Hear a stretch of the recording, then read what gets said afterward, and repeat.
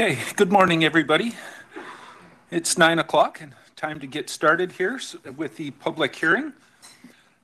I'm Mark Pendergraft and I'll be chairing this morning's public hearing. This is the continuation of a public hearing for proposed Regional District of Okanagan-Smilkameen bylaws number 2800.24/2023. At this public hearing, all persons wishing to speak will be given an opportunity to do so and are asked to commence their remarks by stating their name and address. Written comments may be submitted to the side table before closure of this public hearing. I will now ask Christopher Garrish, Senior Planning Services Manager, to outline the specifics. Please, go ahead, Christopher. Great, thank you. And I've got a PowerPoint with some few slides just to provide some additional context here, so I'll wait for that to come up.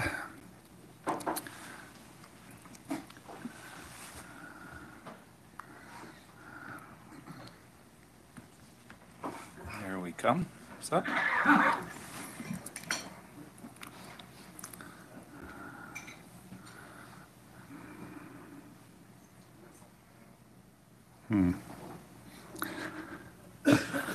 Great. Okay, so just for the board's benefit, some basic background and a quick overview of the property that is the subject of the rezoning. So the civic address is 1313 Greyback Mountain Road, which is in electoral area E. The parcel itself is about 31.8 hectares in area. Currently designated under the electoral area E official community plan as resource area, which is the designation we generally apply to larger parcels with extensive land uses such as forestry, mining, ranching and grazing, etc. And matching that is the zoning, which is also resource area. At the moment, the property contains a modular home, stock corrals, and fencing that was associated with the former livestock operation. And as the board, and I'm sure the public is aware, the parcel is also partially within the ALR, which I'll touch on briefly in a following slide. Again, it's just some more background context. So going back to 2011, the Regional District Solid Waste Management Plan does speak, or does contain an objective of a composting facility. In support of that, more recently, the Regional District did acquire the property at 1313 Greyback Mountain Road for this purpose.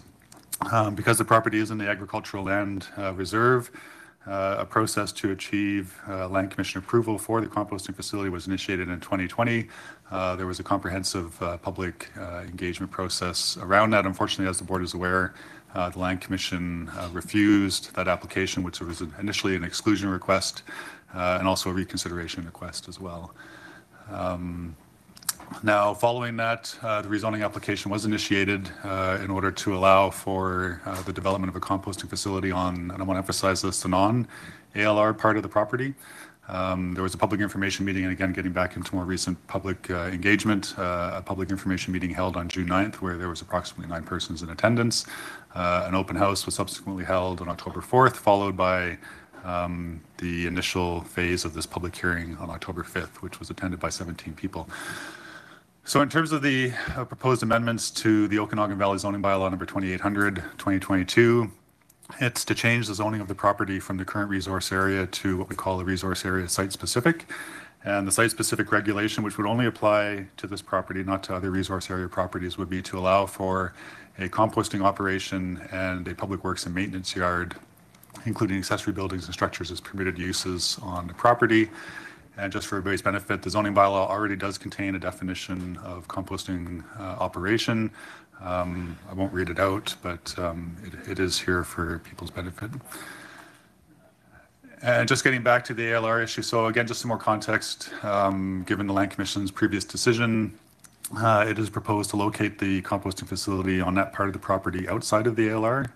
And I just want to emphasize that ALC approval would only be required in future for any phases or subsequent development in the reserve, which isn't being proposed as part of phase 1.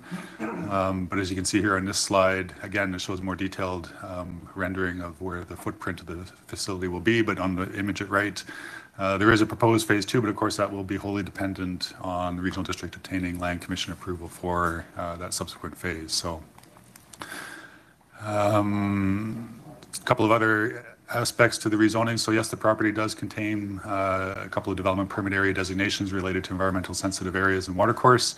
However, under our bylaws, utility work such as this are generally exempt from those WDP and ESDP requirements, but we did want to emphasize too that despite those exemptions from local government bylaws, composting facilities are still required to meet the requirements of the organic matter recycling regulations, so provincial legislation. And finally, not housekeeping amendment or issue, but we just want to flag for the board that after first reading, it was discovered that there was a drafting oversight in relation to the amendment bylaw. There was an important second part that was missed. So at the moment, the amendment bylaw is only proposing to amend Schedule 1 of the zoning bylaw, which is the zoning text. It failed to make reference to amending the zoning map, which we need to do in order to change the zoning from resource area to resource area site specific. So we're going to ask the board to consider addressing that issue at third reading with a minor change to the amendment bylaw. And that's it for my presentation. Thank you. Okay, thank you, Chris. I will declare the public hearing open now and ask if there is anyone who wishes to speak to the proposed bylaws. And just a quick reminder for those that are going to speak to please state your name and address so it can be recorded for us. So anybody wishing to speak, you could raise your hand and come up to the mic. And please go ahead. My name is George Nedry. I live at 1362 Greyback Mountain Road. So I'm just above it and across Greyback Mountain Road. I own some property on both sides of the road.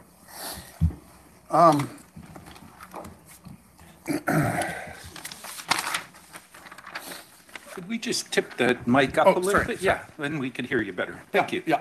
Well, I had some Google printouts, but I'll just speak that way. But there's a red dot I had on my Google Maps, and the modular home that sits on this property that you purchased is basically the high point of the property that you purchased. So the water course also flows east and in a riparian area and then runs south.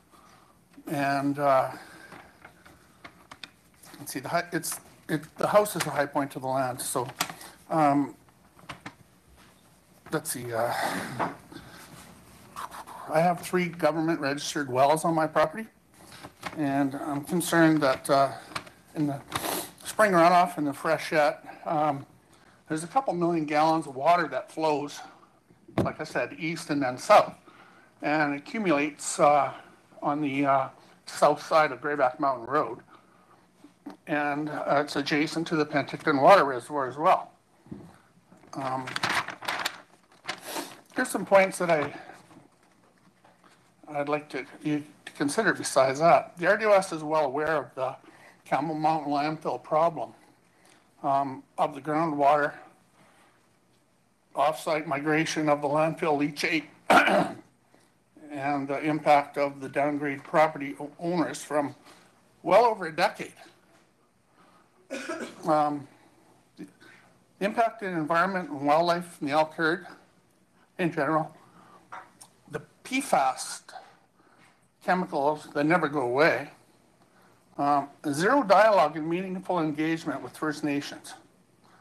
In today's world, after all the historical trauma that Indigenous people have gone through, it should be mandatory. In closing, I fail to see where the RDOS has addressed these points. Thank you. Okay, thank you for your comments. Anybody else wishing to speak? Please, ma'am, come up and go ahead. My name is Victoria Lynn Krasnowski. I have the property on the east side of the 150 acres, and nobody's even looked to see where the water line is, because the properties are all different levels. And I've experienced the leaching from the garbage dump already. You bought 1655 Reservoir Road, which used to be mine, for dirt cheap. So let's put it this way. Are you guys going to pay for my 150 acres when it leaches? Because you can't tell me it's not going to. Because everything is higher and mine's lower, you know, and the elk and all the animals have nowhere to go. I got people hunting that aren't supposed to be hunting, you know. But you folks Why not Brenda Mines? Join in with them. Because if it's all about the dollar, better bring the dollar my way when it's ruined. You know, it's not fair to us. You guys just want to push this through.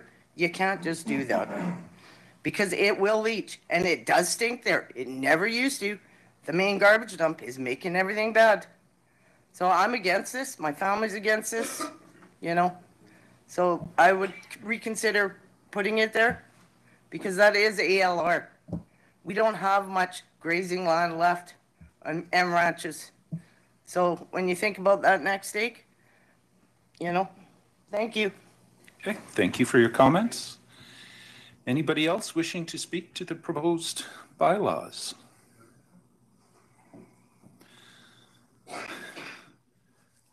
Go ahead, sir. Name's Mark Hubbard, 1400 Grayback Mountain Road. I'm the only masked man in here because my wife's got a double lung transplant and she's got an immunosuppressant condition. So, educate me a bit. What's the makeup of the board here? Is it appointed? Is it voted on? I need an understanding of how this process works. The board are elected officials By the public. the public. Yeah. Okay. The municipal directors are appointed to the board from their councils, but they're elected to their councils. So. Okay.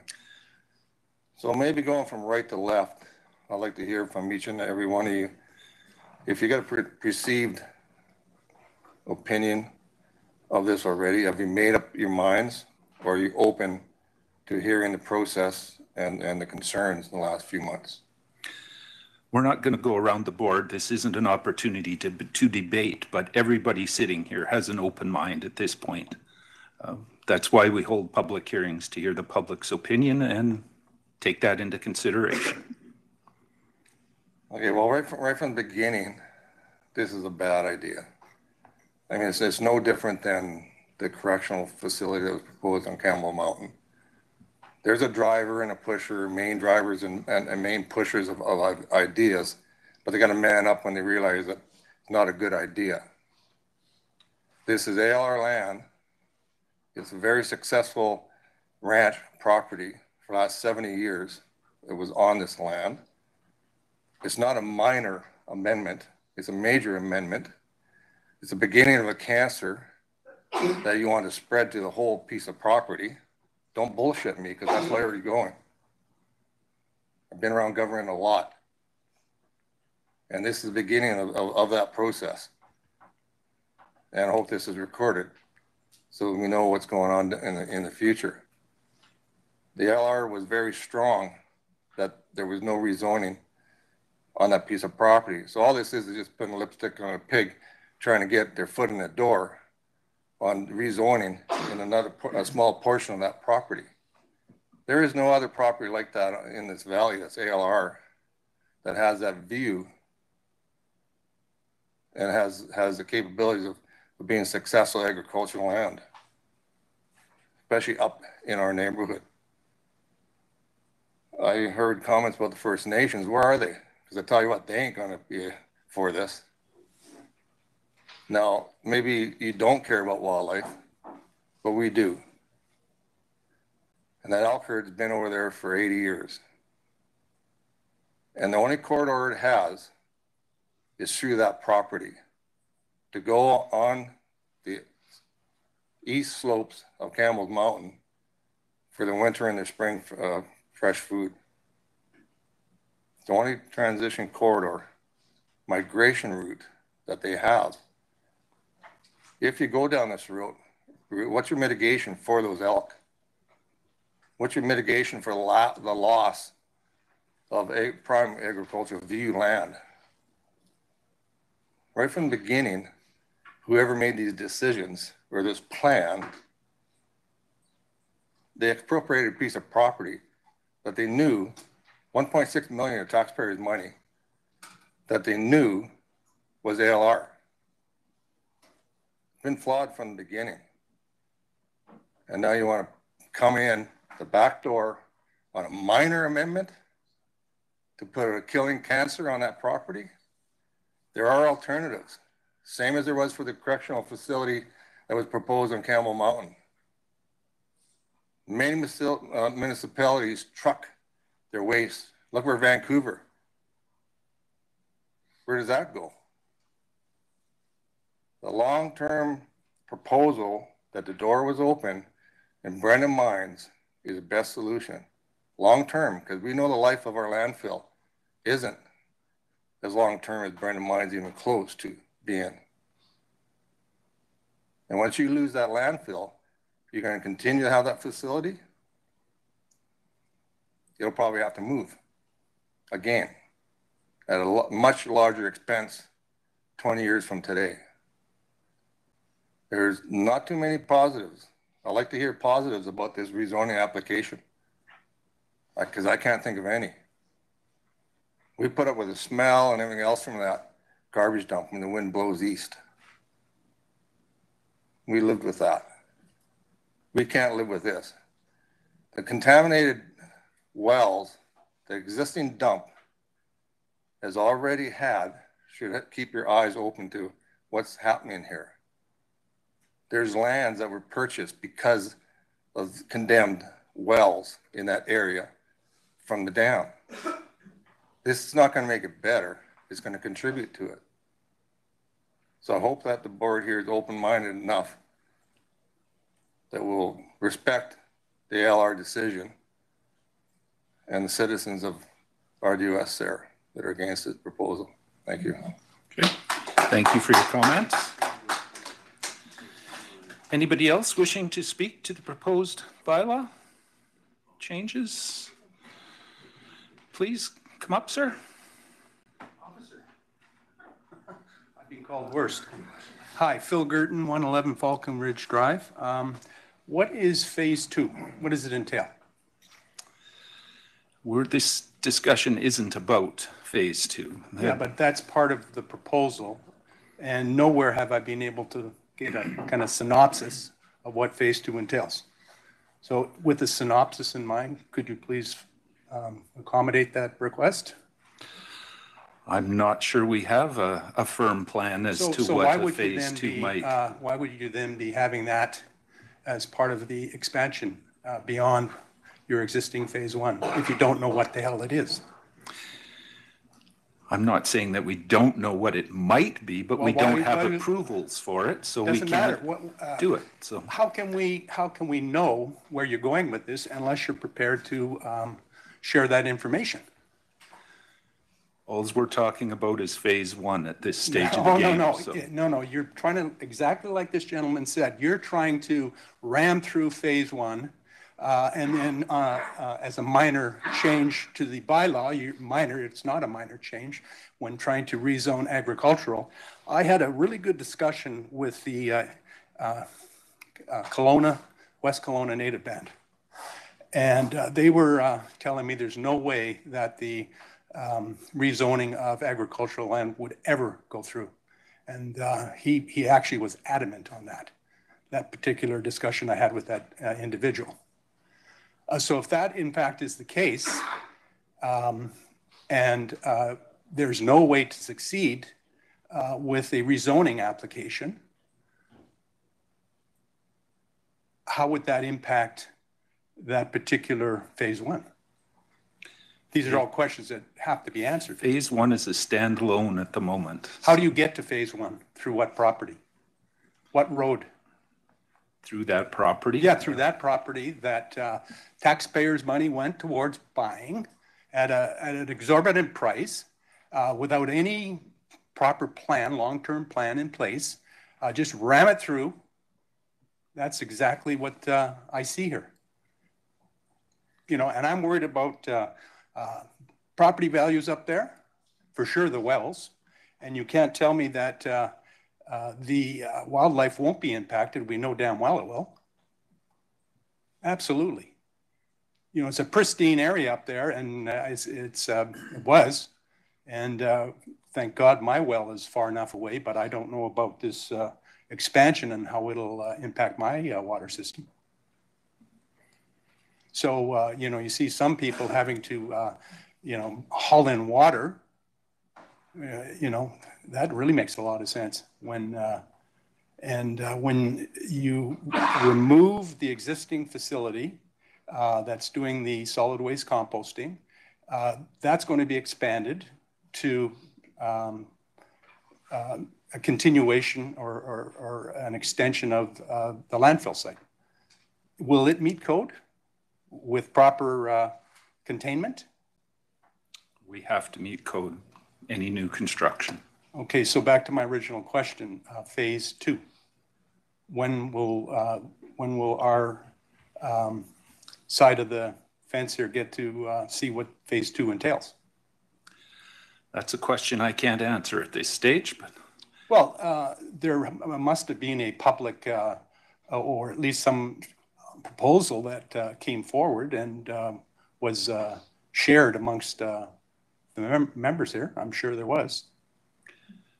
Is that private information coming from a public, a public representation to the taxpayers here?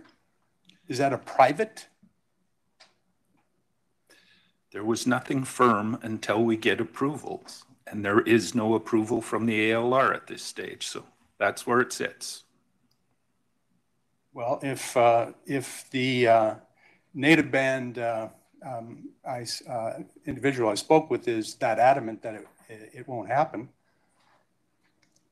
so you're kind of chasing your tail on this one. So the other option for sure would be Brenda Mines. And I think the argument was it's too far from a trucking standpoint, but yet West Kelowna are further away from where Brenda Mines are located, but they're going to be doing the same thing, trucking it through a waste station, collection station. So I'm totally against the expansion. I'm totally, against the notion that it's not going to impact wildlife, because it certainly will. And I share the rest of the residents' concerns about trying to ram it through and pull the wool over our eyes. And that's the way I feel about it. Thank you. Okay. Thank you for your comments. Anybody else wishing to speak to the proposed bylaws?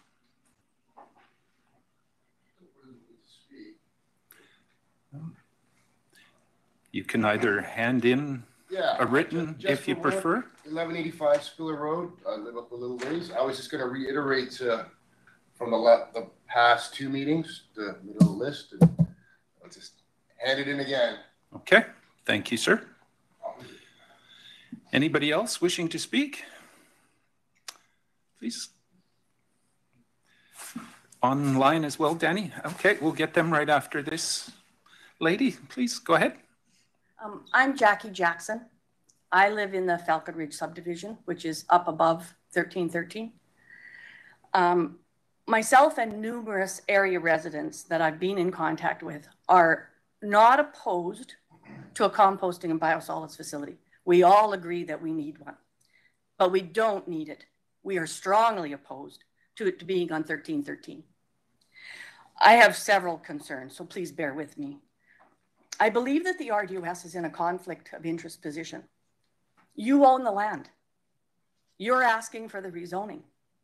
You approve the rezoning. That is a huge conflict of interest position in my opinion, because there's nobody over top you to say, hey, you're not doing this right. And from past experience that we've seen with certain things that the RDOS has done, we're all very, very skeptical that this is being done correctly.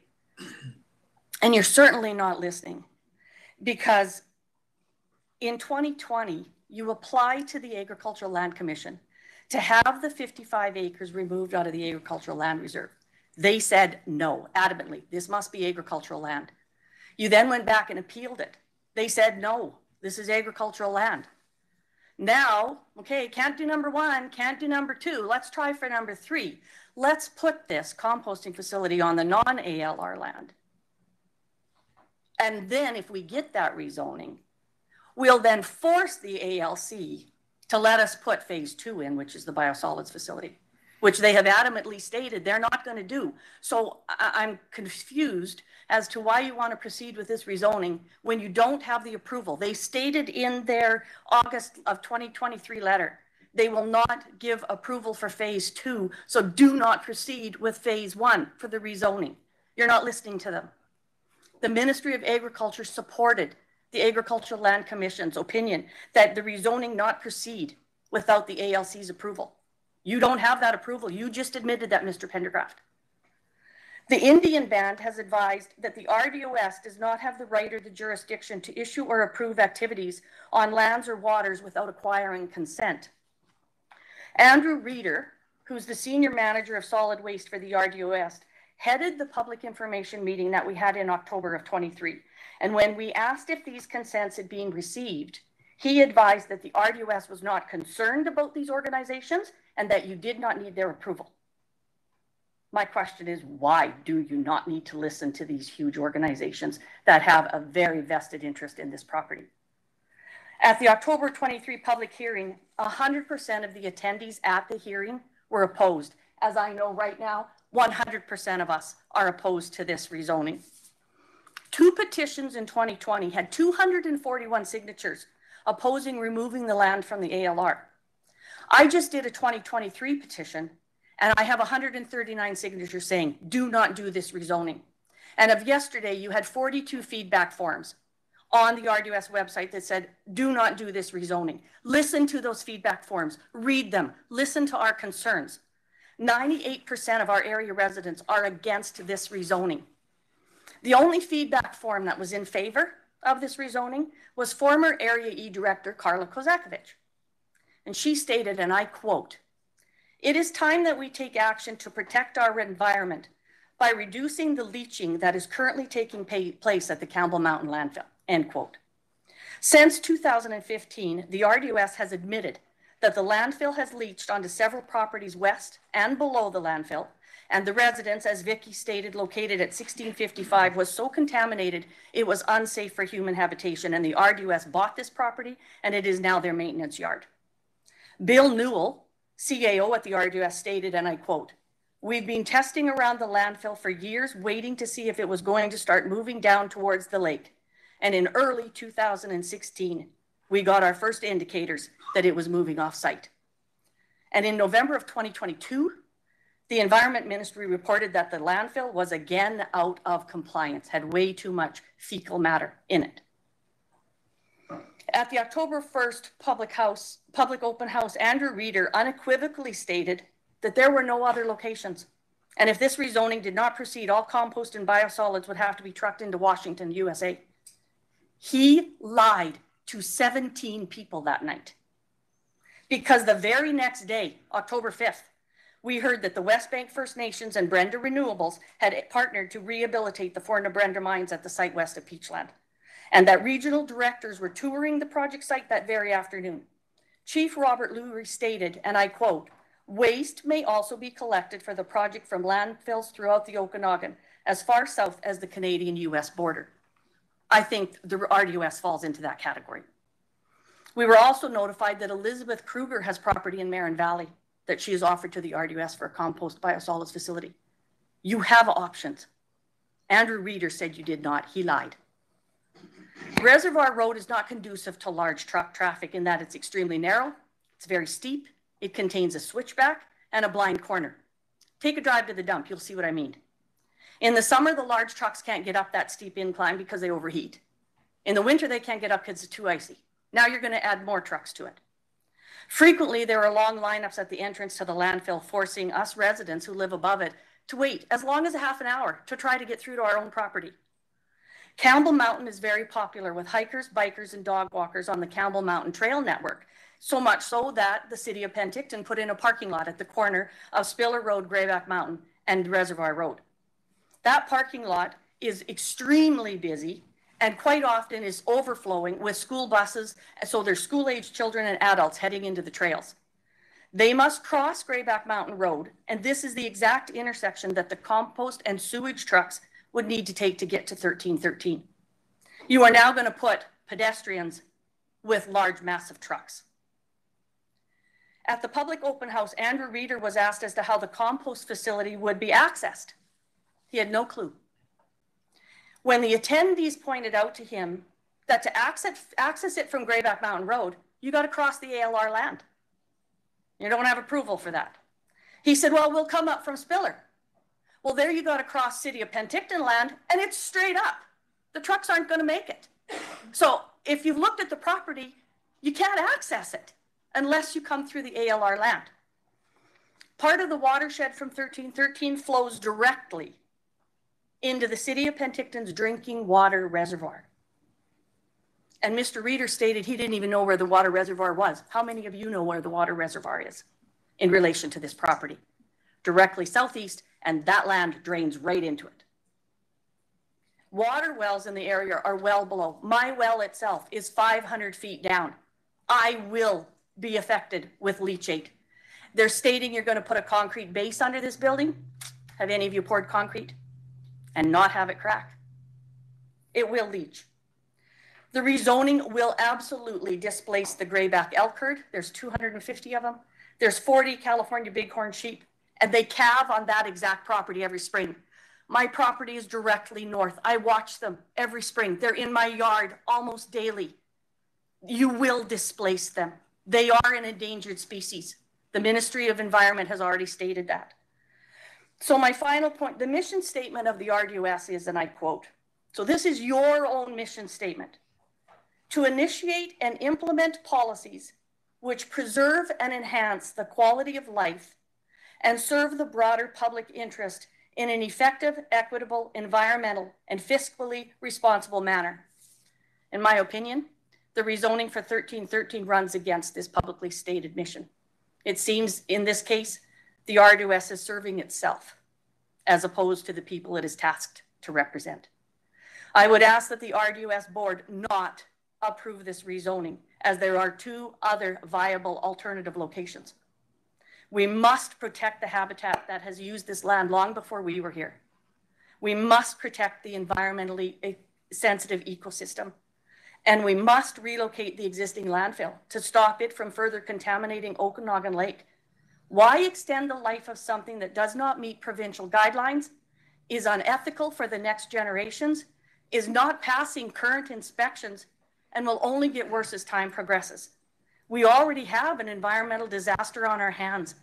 We don't need to add to it. Thank you for listening to my concerns. Thank you for your comments. Is there anybody else online? I can't bring them on. Can you bring them on, please, Danny?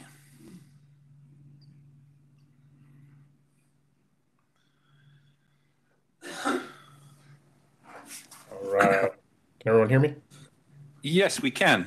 Assuming this is Ryan, please go ahead. Start by giving us your name and address, please, and go ahead. So, Ryan McNichol from 101 Pine Tree Way, so the top of Spiller Road. And I'm wondering, I know this is more of a discussion where we've voiced our concerns, and I think everyone's done an excellent job of voicing these concerns. You know, the elk herd, the lack of foresight as far as Area 2. One thing I would like to know, because you guys have stated that you've hired several consultancy agencies, and that's what's told you that Brenda Mines is not economically feasible. So you guys would know how many trucks will be coming up this hill daily. Somebody have an answer for that? Because the traffic issue seems to, beyond the environmental and everything else, the traffic issue seems to be a massive one that's not being addressed. So how many trucks will be coming daily up this hill? That's not a question I can answer. Do we have? Do you guys know know that's something we should know before we move forward? Chris? I would have to defer to Mr. Reeder on that question. Okay. Is Mr. Reeder available? I do know there was an estimate at one time, but I sure can't remember it. Does the board feel that this is important, like an important number that we should be knowing? I mean, this is, just like Jackie stated, this is a narrow road with switchbacks. Trucks stop, trucks can't make it up. You know, there is the pedestrian aspect, there's the elk. So we should really have clear numbers on how many trucks are coming up this road daily. How many routes will be running? I mean, these are numbers you guys should have pretty clear before we vote on anything like this. Wouldn't you agree?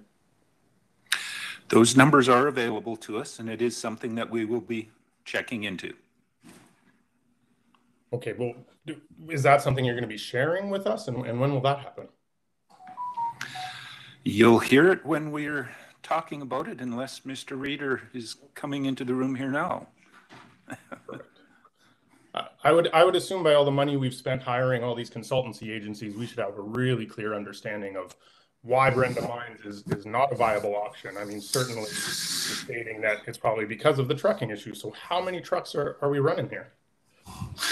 Mr. Andrew Reader, please. Sure. Go ahead. Essentially, there'll be no difference from what we're currently seeing at the landfill. So what's happening is that the waste that we would normally see going to the landfill would go to 1313 Grayback Road. So we wouldn't actually see an increase in truck traffic. What we would see is a diversion. So instead of having our commercial yard waste and food waste go to the landfill. So currently we have our garbage includes the food waste. So that food waste would then be diverted to the new composting facility, and the yard waste is currently going to the landfill as it speaks. Okay, thank you for the clarification.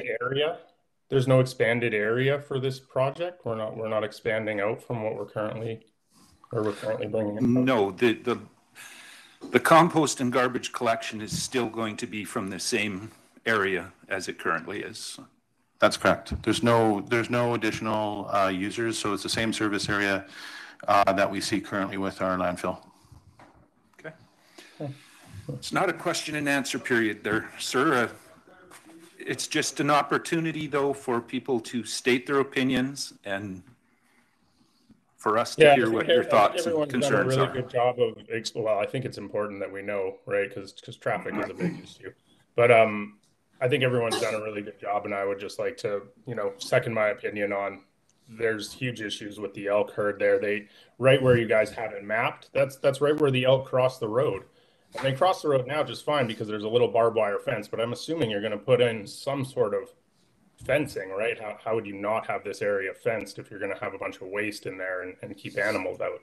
So, in your environmental assessment, it says that one gentleman spent an hour or two there on one afternoon in August. And in my opinion, that's just not enough time and not enough of an assessment to give an accurate feedback as to what kind of impact this will have. Okay, well, thank you for your comments. Is there anybody else wishing to speak to the proposed bylaws? Gentleman in the front row, please come up.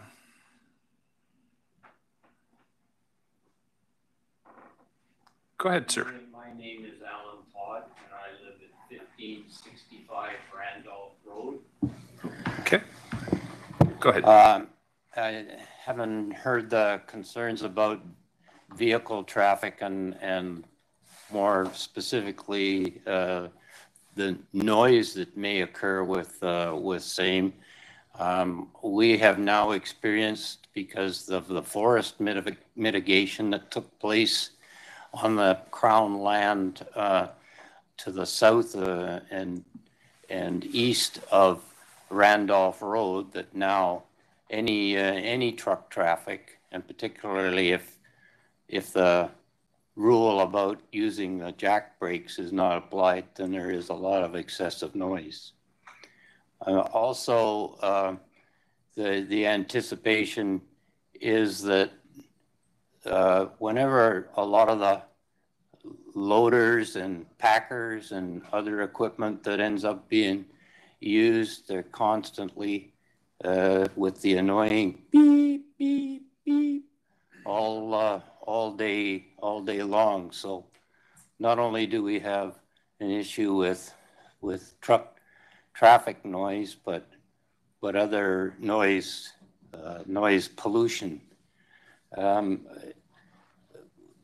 I applaud the move towards greater use of and recycling of our waste, no matter what it is. But I'm thinking that with the location of our property, and I've been there since 1999, but the house has been there since 1966. So I was there first, and our home was there first. And so my feeling is that that landfill, which I couldn't see at all before when I first moved there in 99, is a big, massive mountain that seems to be getting bigger and bigger and becoming a bit of an eyesore. Sweet So, focus on me, brother. I would think that this proposal really needs to take a real harder look at the alternatives. So essentially, I'm certainly not in favor of the current wish for bylaw amendment. Thanks. Okay, thank you for your comments, sir. Anybody else wishing to speak to the proposed bylaws? Is there anybody on the line that I'm not seeing? Danny, or in the room? I see a hand. Come up, sir. Good morning. My name's George McLean. I'm at 1257 Spiller Road. I purchased my property in 1989 when I was advised that there would just be a few years left of the landfill, and then 5 or 6 years later there was a total reorganization. My point today is I want to just give a couple of personal anecdotes on the traffic flow that I've seen since 1989. And I commend the landfill to have cleaned up the road somewhat, so I'm not getting nails in my tires every year like I did for the first 10 years I was up there. But what I've noticed now is there's a way more trucks going up there now, and a way bigger. We're getting these semi-truck and trailer units for hauling sawdust, which are the really long ones. And they can't make that turn on the upper switchback just before going into the entrance of the landfill. And it was just last week was I want to just tell you about this incident. I was entering that switchback, and well, one semi-trailer truck was coming up, and I saw that he was taking the corner wrong, and a lot of amateur trailer drivers do the same. When they're turning, their back wheels and the trailers come into my lane. It's a continual problem that I'm looking for, but I had to stop and back up, and he took my whole lane with his back set of wheels. And that's just one. And the second one that I wanted to share with you was last year in November when we had that early bad weather. I came down the hill again, and there was the same type of vehicle, the long haul or the long box semi-trailers, and he made it to the top. And I turned to the corner just to head down to where I would sight the repair shop there, and he was right in my lane, and he was struggling to get up the hill. So I stopped and I backed up, but he had to stop too, and he lost all those momentum. And I ended up having to get out of my car and stop the traffic from coming down. I actually got out, put on my emergency lights, and I directed traffic for about 15 minutes while he coasted his semi down backwards and then straightened himself out in front of the maintenance yard. So this is a problem that's been growing steadily over the years. And I think unless you guys are really going to focus on fixing that road up and widening it and taking some of these hairpin turns out, you're really asking for trouble. There's going to be a bad accident up there at some time. Okay, thank you. That's okay. Thank you for your comments. Anybody else wishing to speak? Don't believe I'm seeing, sir, a second time? If there's nobody else that wanted to speak for the first, I'll definitely. Is there someone first? Okay, I'll come back to you. Someone online? Danny, can you get them up?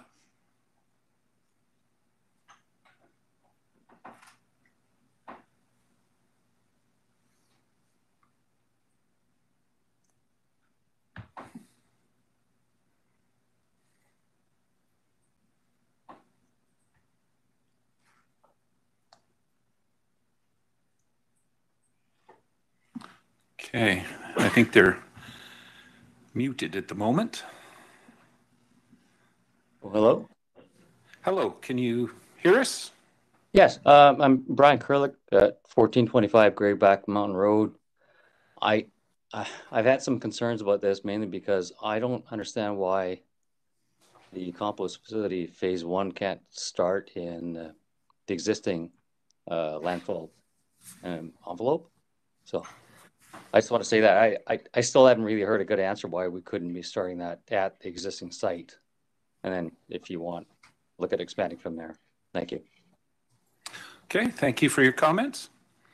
I'll ask again, is there anybody to speak for the first time? Okay, come up, ma'am.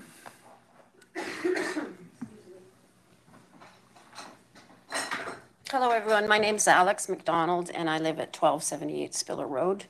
I don't have a lot to say nor a prepared speech, but I just want to say that I 100% agree with all the concerns that have been expressed so far. I don't need to say again how residents deal with the traffic and the accidents that happen all the time and whatever else. My concern that hasn't mainly really been directly expressed is, well, I'll back up a little bit. I am not against composting, whether it's yard waste or biosolids whatsoever. I think it's a fantastic thing. What I don't agree to is the location that's proposed. And the reason is that existing landfill has been, well, its life ended years ago, and it's been extended and extended and extended. And there is known leachate. Someone's talked previously about a property that got so contaminated it had to be purchased by the RDOS because it was no longer habitable. There is evidence of leachate all the way down to Okanagan Lake now. I don't see that adding a compost situation and possibly a biosolid situation is going to address the existing leachate problems.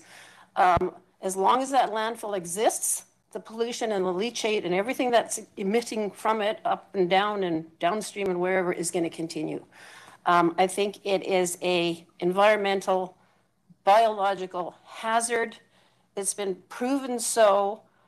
Effectively adding to the dump by removing the compost across the road is not going to address any of the existing problems.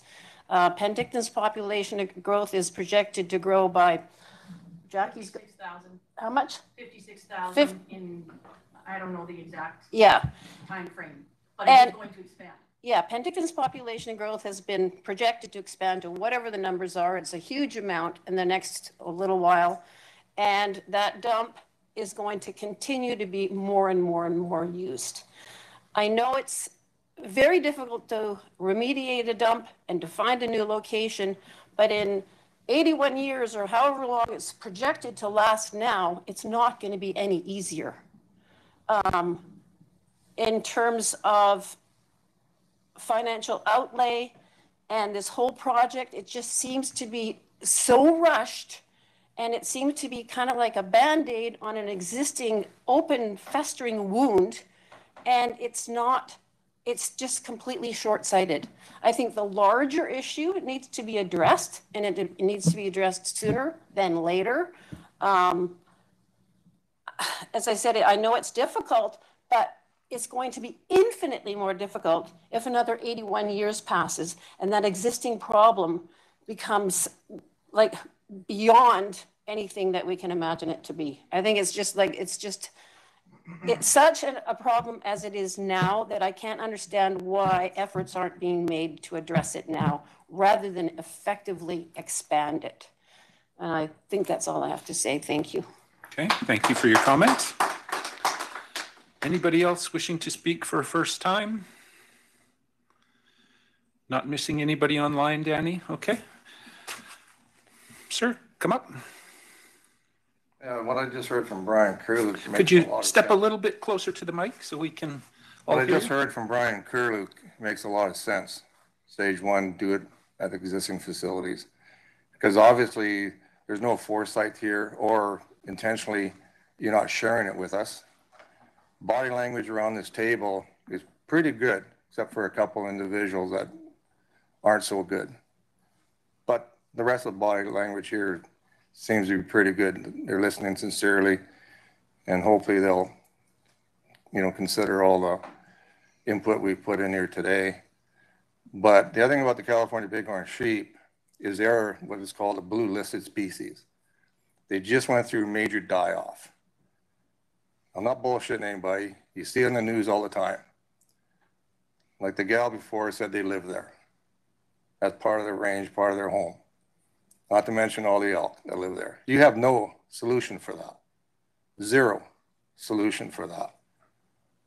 So not only that, tell me the solid bios come from the sewage plant down by the bypass? Is that where it gets trucked up? I believe so. Okay. Well, that's at least a 25-minute drive, those trucks up to Land Hill. I drive it every day. I know how long it takes. You're almost to Peachland. If you drive out of that facility onto the bypass, you're almost to Peachland already. And the other thing is, really disappointed if it's true, but all the different government processes I'm in, which is a lot, reconciliation with First Nations is priority at all levels of government. And here it doesn't look like it. You need to consult. And we need to hear from them. Thank you. Okay. Thanks for your comments. Anybody else wishing to speak to the proposed bylaw changes? I'm not seeing any hands online. Am I missing anybody, Danny? For a third and final time, I'll call. Is there anybody wishing to speak to the proposed bylaw changes? Check with Danny once again. Okay. I believe the time is 9:52. I will hereby declare the public hearing closed and thank everybody for attending and giving their input. Thanks, everyone. If we could take a 5-minute break, I need to get a drink and of water, just so you're clear on that. And we'll start at 10 o'clock. Or juice, that'll work too.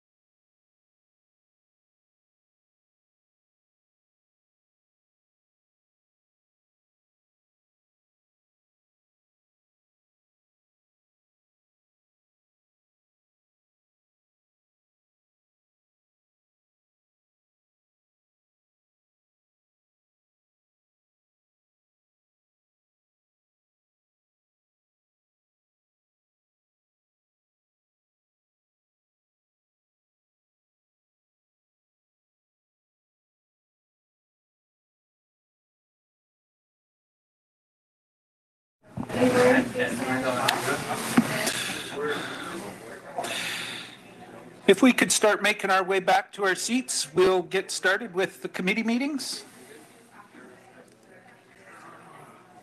Yeah, because do you remember what was the, other than trucking?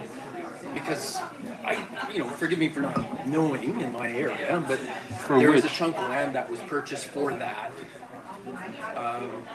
Area B, G in the village, but I for the life of me can't remember the specifics of why, because it was considered not appropriate. But it is, we have like a 50-acre piece. Yeah, I know there's. It's a flat.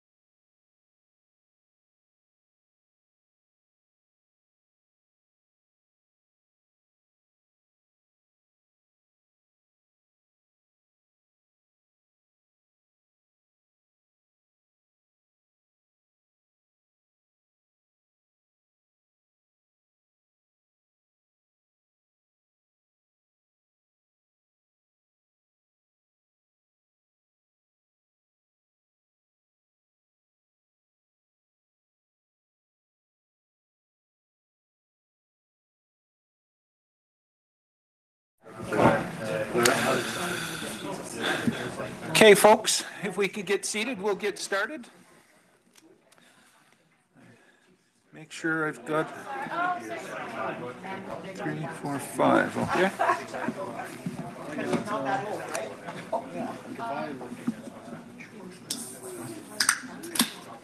Our piece of property in the regional district, or GB in the village. We have 70. Okay, I believe we've got a quorum here, but I'm just going to count. 6, 10, 12, 13, 14, 15, yeah. We're good to start. So we will start this morning with the Corporate Services Committee. We've got a fairly long agenda. Some of them shouldn't take too long, but we may add to the agenda and we're going to have to adjust it slightly. The delegation is proposed to be here around 10:30, so we'll try to time it so that we can accommodate them at 10:30. So we'll bump things around a little bit on the agenda, but looking for a motion to approve the agenda. Moved, seconded, thank you. All those in favor? Great. Any opposed? Motion carries. So we will start right with the item C, third quarter activity report. Mr. Safino, please. Thank you, Chair. So this is a report that's been deferred a number of times. So it is now history. There is a lot of different information on there where it shows the completed activities for the third quarter and what is expected in the fourth quarter. This this specific report for corporate services. Okay, so thank you for the time. If there's any questions? If there's any questions, staff is here to answer them. It does include human resources, legislative services, HR, IT. Okay, I'll check with the board if they have any questions on this. Don't believe I'm seeing any hands. Last look around. Seeing none, we'll move on to D. If I may just ask. Sure, go ahead. Something. This report next year is going to look a little bit different. In the board committee report, there's a recommendation on the Gantt chart system. So the Gantt chart system will give you the board a monthly update on all of the services that are accomplished, and hopefully, if we get to the point, it will be at every meeting. So I want to start monthly. So just give you a heads up. There will be a fourth quarter report for 2023, but going to 2024, it will change where you're going to have more information. Okay. So on to the corporate action plan. CAO. Again, this is something that's been deferred a number of times. It does have the Q3 reports and the action plan for the Q4. All I can say is there any questions on this?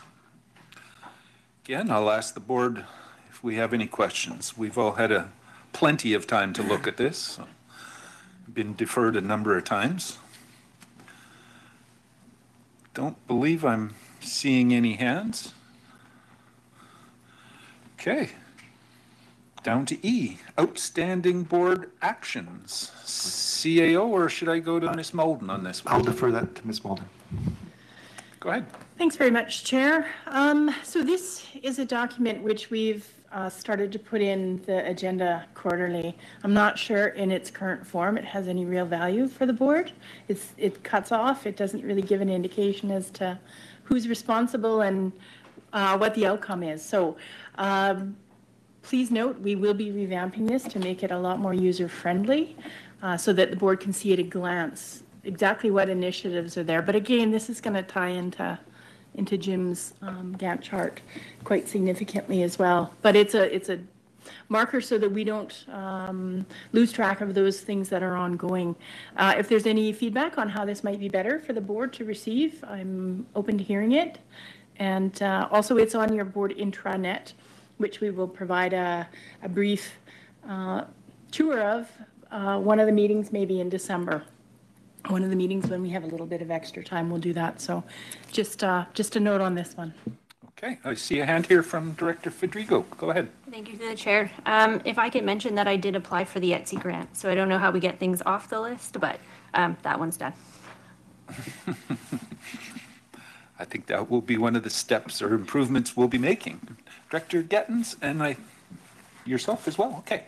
Thank you to the chair. I'm glad that we're going to be revamping these a little bit. I've been working with community service on a document because what I find is that those living documents where you get updates, but we don't always necessarily know the updates as a director until you remember to ask. We don't have a way of seeing a live document to answer our own questions or a citizen question.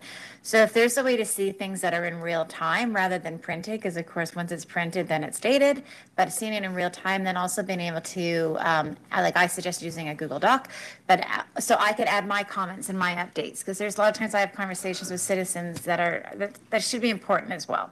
So we need to figure out that two-way communication so it's a little bit more in real time rather than quarterly at a meeting.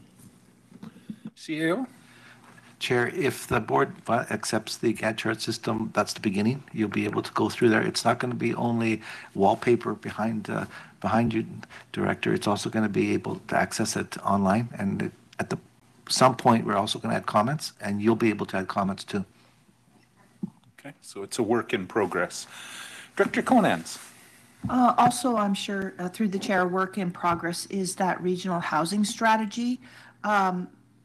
The regional district inviting municipal members to, it's the first one there, to participate in regional housing strategy. And with the major announcements in the last little while from the province, I think it's even more important that we get together and talk about our housing strategy as an entire community and as a region. Yes, thank you. And actually, question: is there anything happening with that particular item? Ms. Molden? I believe that is a Chris Garish question, and he's not here. But we can certainly get that information and send it out to the board. Thank you. Okay. Director Holmes. Just to follow up on that, I think we need to look into that into perspective of what all the municipalities are going to have to do with these new changes. Like we're going to have to do a full OCP review because of the changes that the province has, and I'm pretty sure a lot of municipalities will be doing this all at the same time. So, you know, I think we'll have to decide. Well, is this something we should all be doing together? Is it something, you know, we should be waiting until the municipalities all go through their own OCP processes first, or you know, what order do we do everything? I think we need to sort all that out. Yeah, there's a lot happening that changes. We've got to see how they affect everybody for sure. Director Gettins. Thanks. The chair just confirming, are the municipal directors talking about that Bill 45 from our MLA about the change? Is that what you're referring to? What is like? I think The it's zoning for the single-family changes homes. for The single family zoning. homes So that. are we talking about this at strategic planning coming up? Because I think I agree that it's important. I think there's a number of things that we need to figure out how we're going to proceed. This is like going to be the number one conversation that we're going to have for the next year. So I would like to see us like dedicate an afternoon or a workshop, because I do want to know what municipalities are doing. We did get that letter from our MLA about what now we're doing. And of course, the encampment on Highway 97, which you all have heard about in the last few board meetings, and that actually did end up catching on fire, and they are still camping there. So I think we need to look at our parks as well. Like, I know it's two different issues, but it's all about ensuring people are housed. And we need to dedicate some time to talk about this as a board with some experts, because this is very fast moving. And with a provincial election coming up, I think we're going to see a lot of things flying all over the place. So we better know what direction we're heading. Okay. Did CEO want to comment? Strategic priorities is coming up to the board for November 30th, and that's one topic that you can add on. It's your strategic plan. So as a follow-up then, sir, when you say that, because we've done that before where we talk about different priorities and we list out a priority and everything, but I want information to make decisions. So that's what I'm looking for, is like an actual workshop on it. I think there's actually going to be needing some time probably for staff to come back to us with some reports as to how and what we might have to do to accommodate this. So that will be in the works for sure. I'm sure they're thinking of it. I do see a few hands online. I'm not sure who was first, but I'm just going to start with Director Coyne and then over to Director Knodel. Thanks. Would it be possible to see if somebody from the province can come and give us a breakdown on the new legislation? I mean, I think this is one of the problems. I mean, we've done the technical briefing and all that, but there's still a lot of questions and things seem to keep changing. So if we could get them to come and actually explain this to us rather than us trying to figure it out on our own, would probably be a lot more beneficial. And then to Director Holmes's comment about the municipalities participating in regional housing, I think we have to. The municipalities are doing this kind of on their own, and we need to know that there's some areas in the regional district that can work, or what the growth patterns there are, because it's impacting.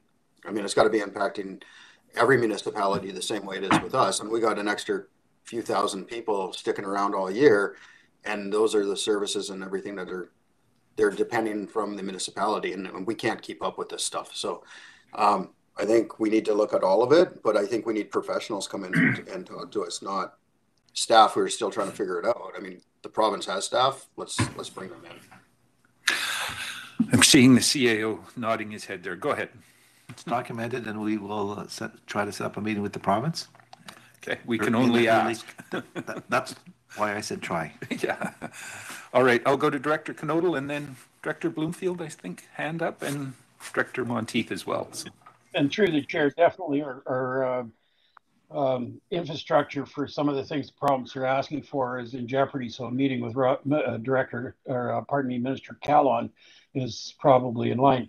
I was just going to update on the two properties on Fruitdale Road, and I can't remember which one it was that we sent forward to the ALC for acceptance of, or a decision on farm labor. That came back as accepted, but they set a very high bar for the assurance, I'm going to assume due to historical behavioral patterns for that property owner. So it was a $1,000 assurance that the farm labor property was used as they said would be. Yeah. So it doesn't get misused. So I just thought the board might be interested in that. Thank you.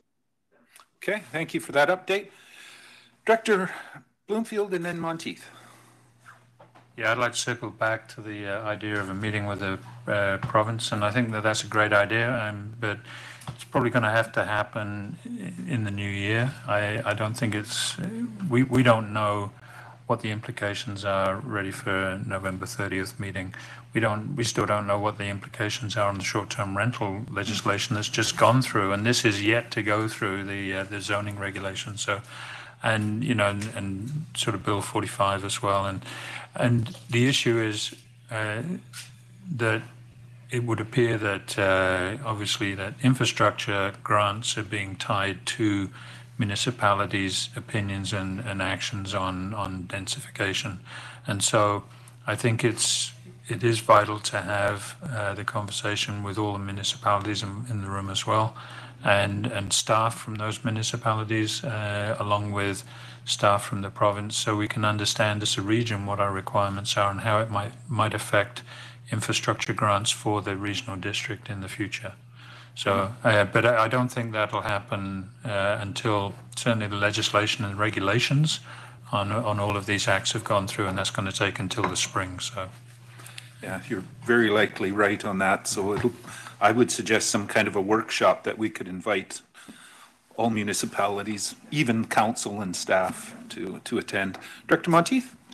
Through the chair, are we going to have a conversation about the vacation policy, the vacation rental policy and the impact on the rural communities? I guess I'm looking for, is that in staff? I think that's on staff's radar at the moment, but I'll just check with the CA. That's correct. There will be something coming to the board. Yeah. Okay, so they're just working through it, I'm sure, but go ahead. Yeah, we were recently in Asuyas, and I had a chance to have a conversation with the Premier, and he mentioned that we'd have to opt into the rules. Since then, I've had several calls from people wanting to purchase properties in Caledon exactly for rental properties. So I guess if we're looking at doing that, getting that message out sooner than later, because if municipalities can't have vacation rentals, it's going to push it all into all rural communities. And yeah, I'm really scared for that. So if we're, as a board, going to look at that, I think we should do it sooner than later before people start investing in properties. Good thought.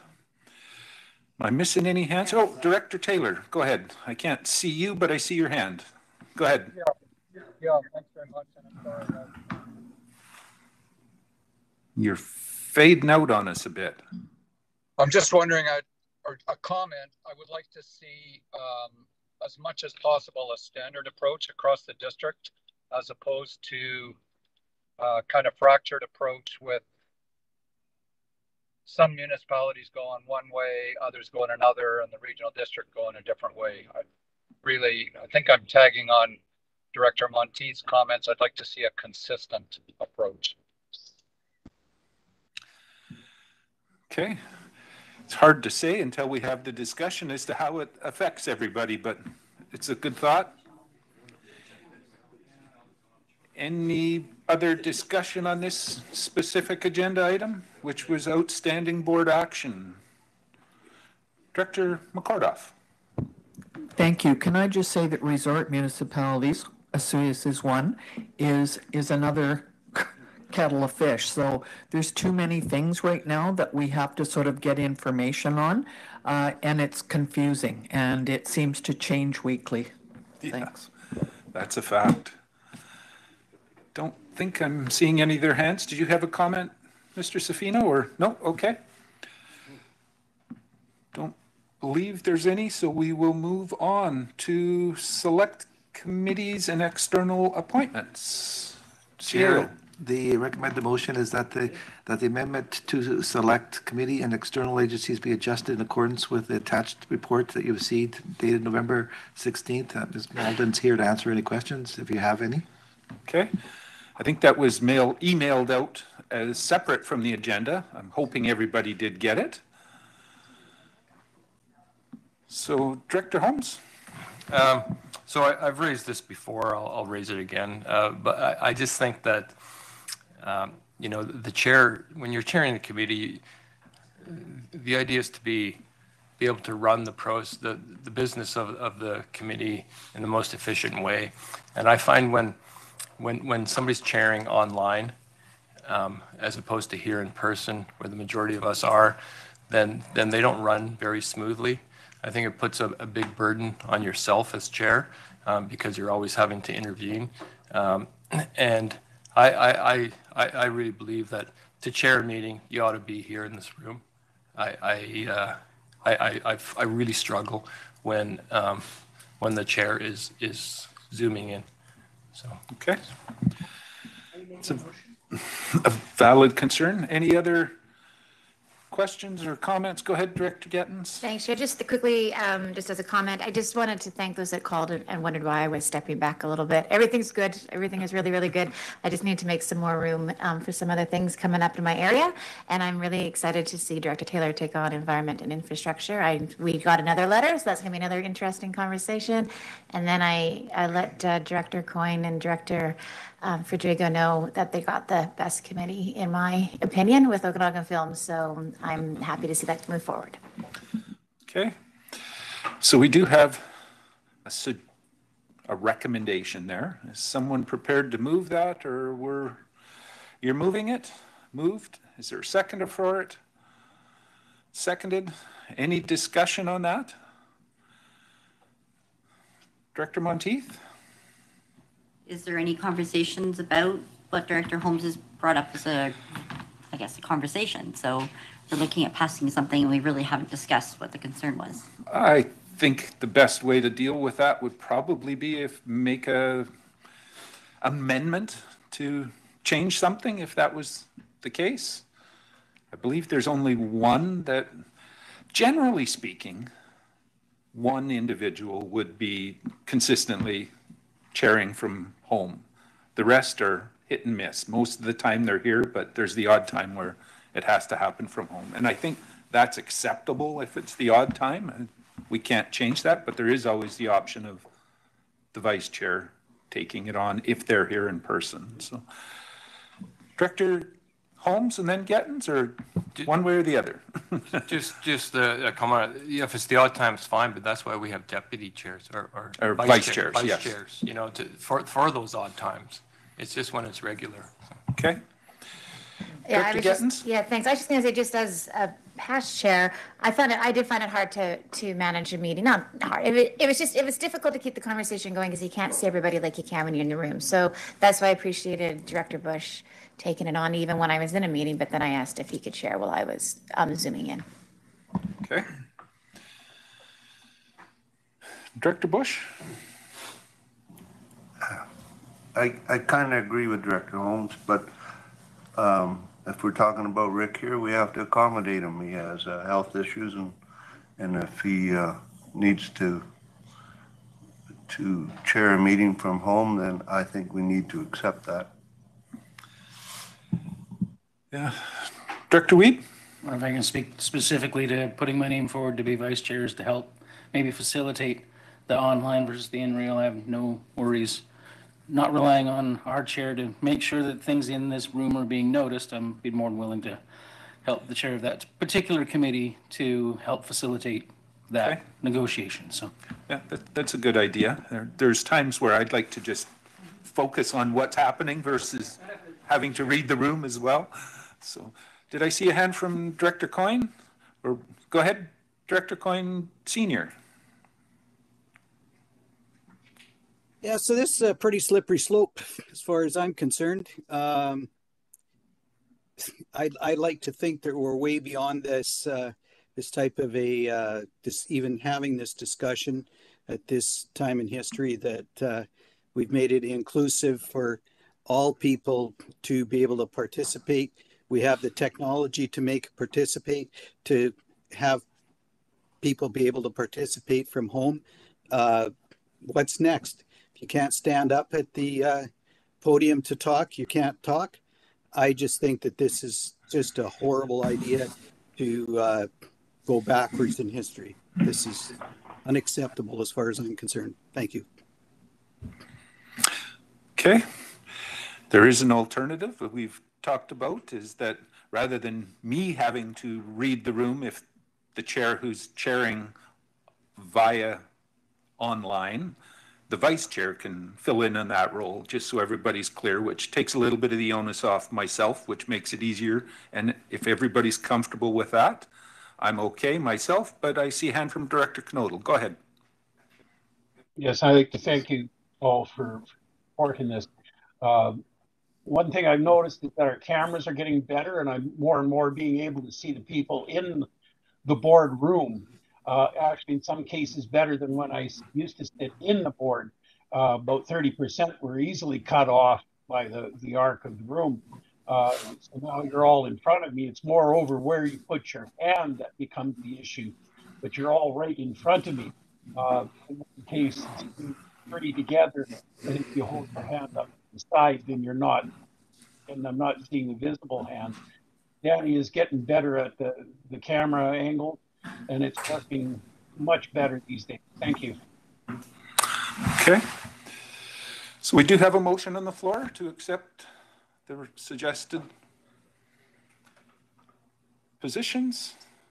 Any more discussion?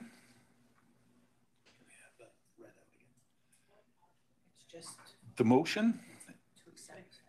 Could you read it out to us, just so we got it clear?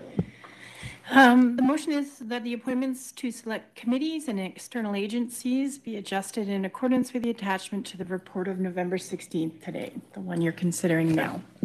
And is that just a question for that would go to this afternoon's or today's regular board meeting for being confirmed at that one as well? Okay. So seeing no more hands, I'll call the question. All those in favor? Thank you. Any opposed? Motion carries. And I believe we're awfully close to the time where we could check and see if our delegation is here. They are. So if we can invite them in, and we will.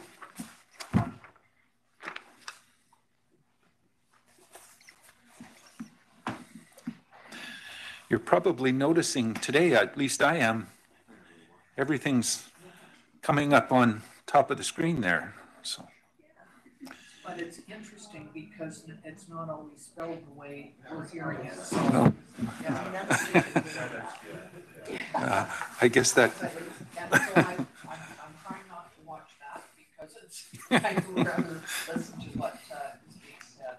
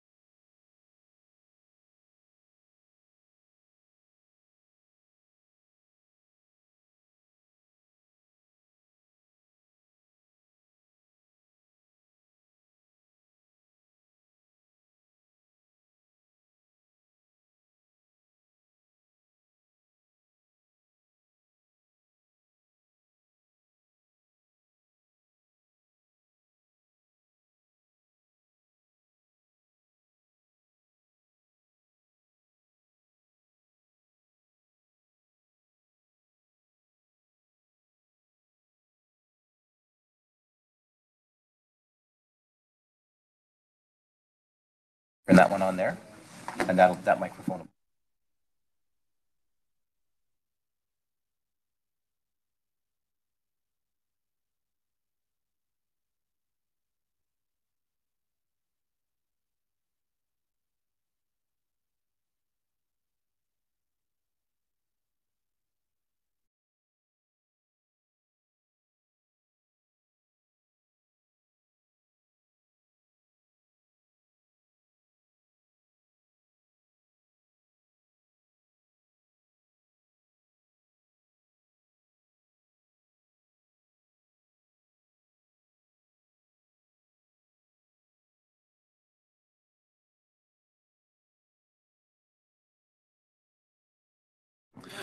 Okay, we've got the delegation almost ready to go here, so if everybody could get seated.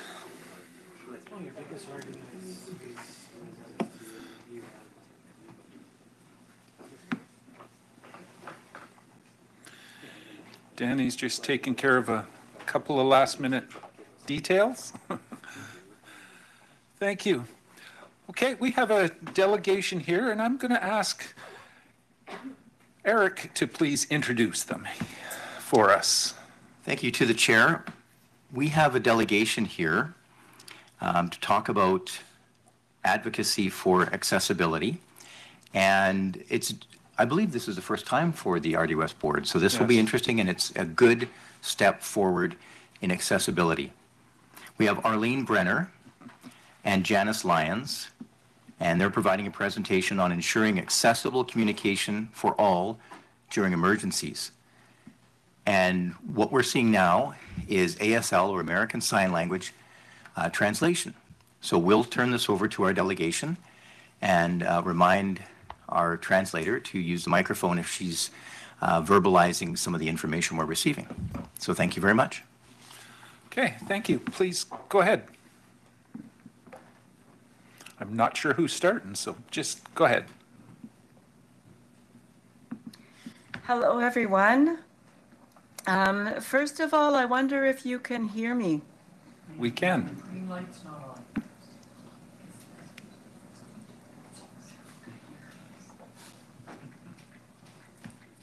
Huh.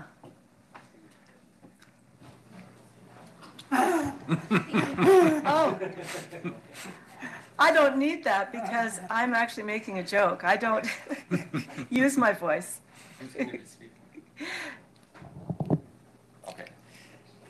Our interpreter's voice is the one that you're listening to. So I'm wondering about turning this up or down, making this work. Danny will help with that. I'm just making sure that all of you can hear, because I know that for hearing people, it's very important that you receive communication auditorially, so you can hear the voice of the interpreter okay? Can you? Yes. And is there closed captioning? Yes. We have captioning? Where is that? The closed captioning is located at the top of your screens.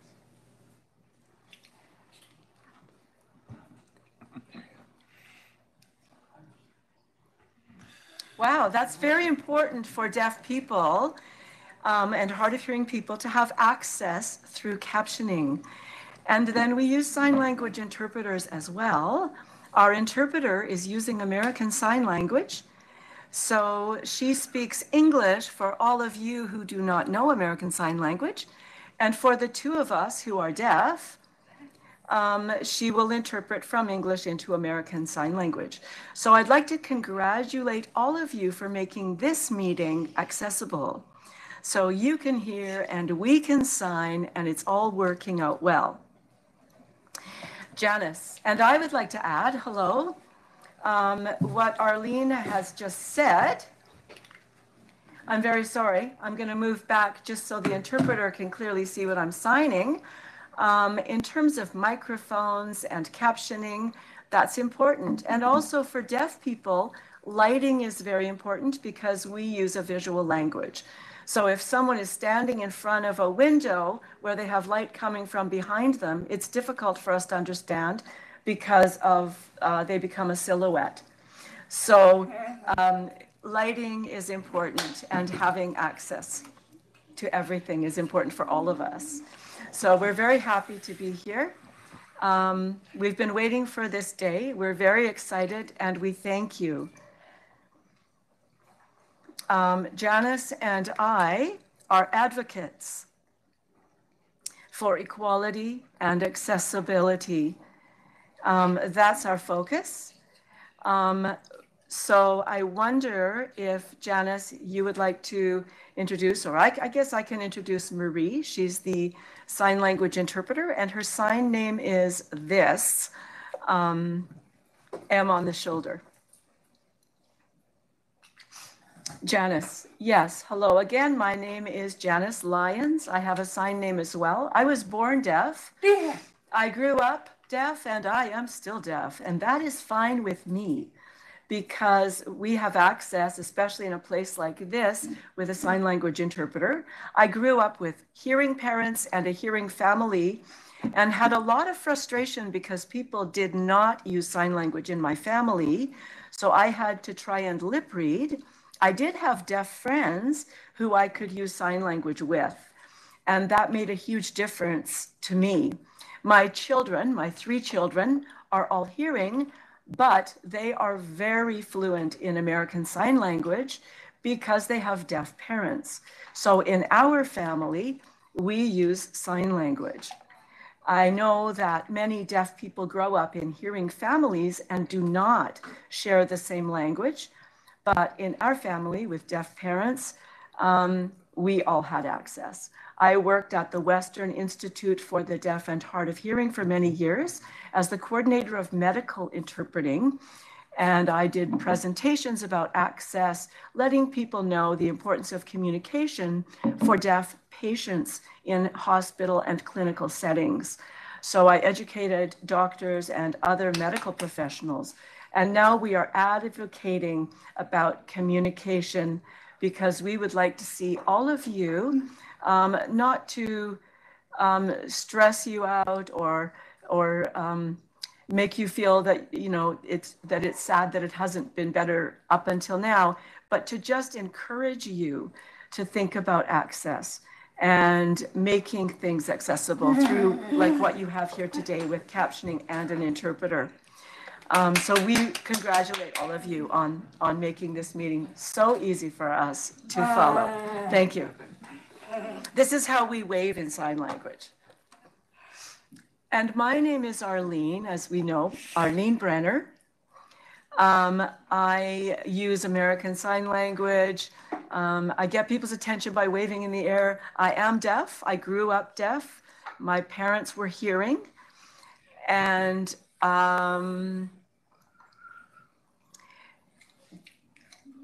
the language was really taken, like there was no captioning at that time. There were no interpreters that I had access to when I was growing up.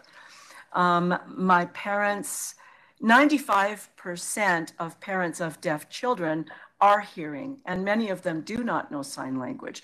So I grew up without access to interpreters. If you can imagine going through my early years, growing up without having communication. I mean, there is wonderful technology now, so things are certainly coming together for us as deaf people, but that was my experience. Janice, can I add just something else now? For all of you, you use your ears. The interpreter speaks in English, and sometimes our sign message is more concise. American Sign Language can be very concise. It's a visual language, but for the interpreter to take that and move it into English to provide a message equivalent interpretation takes some work in order to analyze both languages and produce an accurate interpretation. So you can see here, there is a petition here, a list of names that have signed. My goal is that we get at least 1,000 names. We were in Penticton yesterday, and we got some names. Over 80 people signed the petition, which is amazing for your community here to offer us that support. The petition is for the purpose of getting hearing people and deaf people and hard of hearing people and all people really to be educated about the importance of sign language captioning, because it doesn't only provide access for hearing people, for deaf people, but for people who've moved into our country from other countries and may benefit from written language. Captioning helps them as well.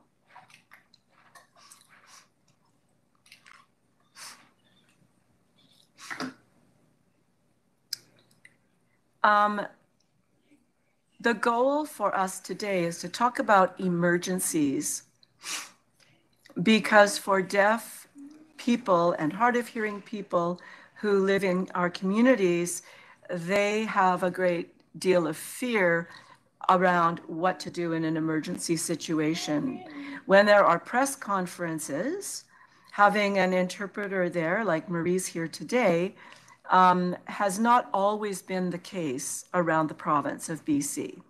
So the goal that Janice and I have today is to address that issue.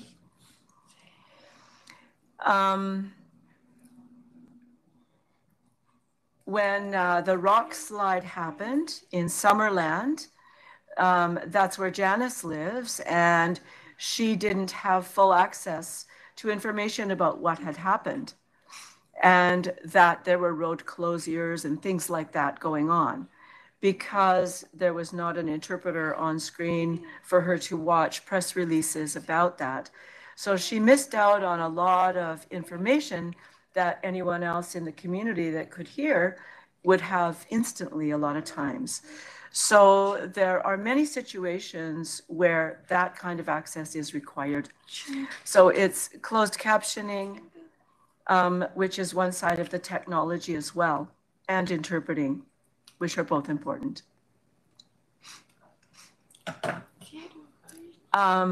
This is about research. And in terms of human rights, in Ontario, they've made some strides. In BC, I can show you a bit of a video.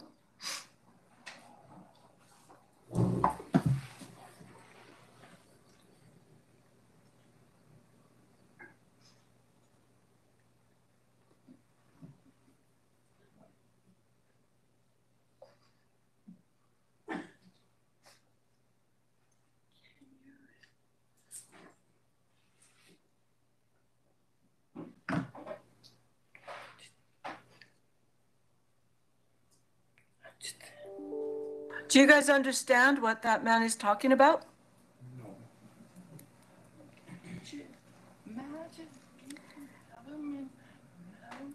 Imagine watching a speaker like that, passionate about his message, and not being able to understand anything.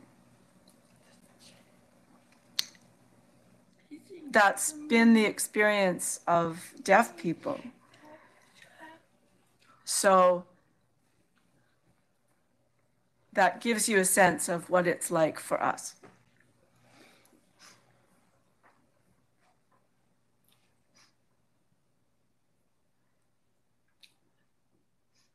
And then the last one, please.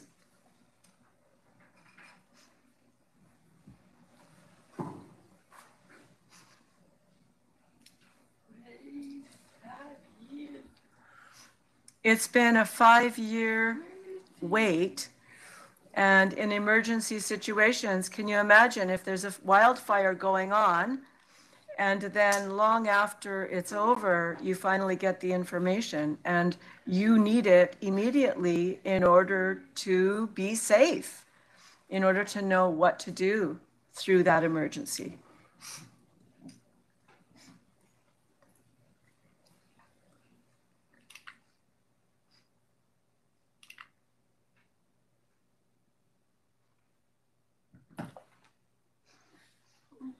So these are proposed measures, examples, captioning, sign language interpreters, and everything that's included here today.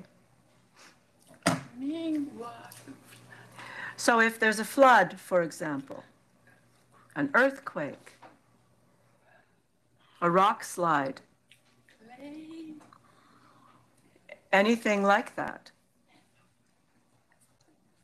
we need to have quick access to interpreting services in the press releases and media explanations of what is going on, so that deaf people are able to get the same information everyone else has in a timely manner.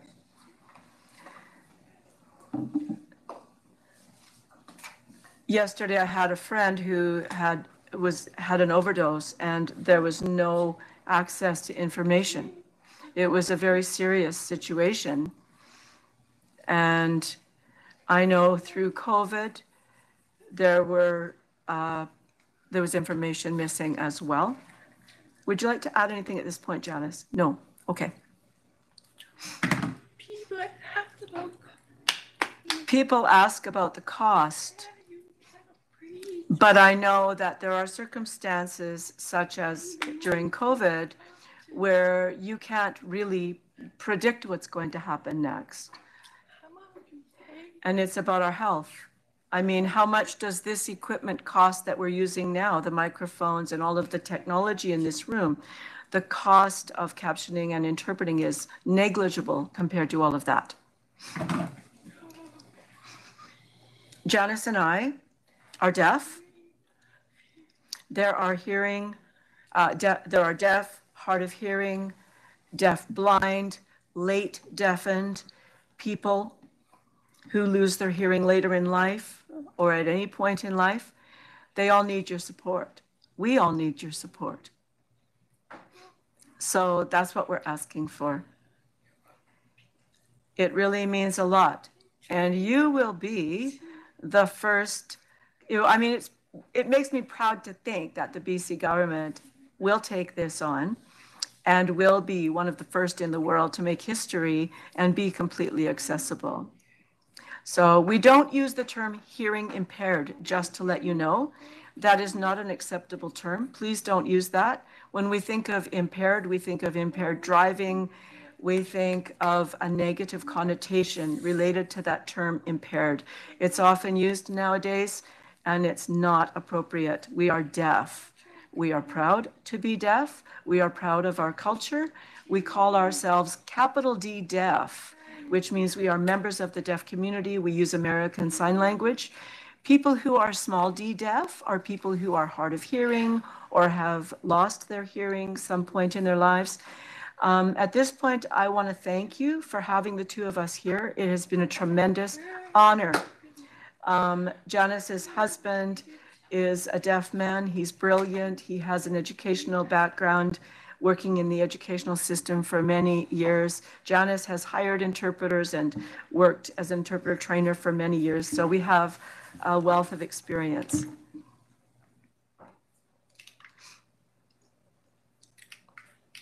And I just want to, I have to find something else here. Yes, thank you.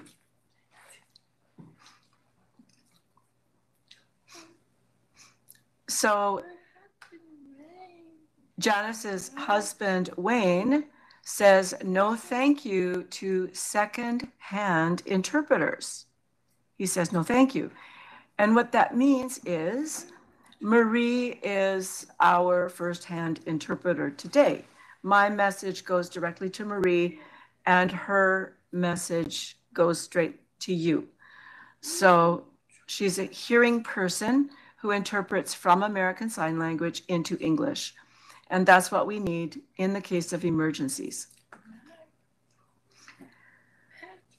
So I find that to be the best in terms of access. Sometimes we find a secondary interpreter, and that's not, in my opinion, as effective. Do you want to explain that a little bit more, Janice?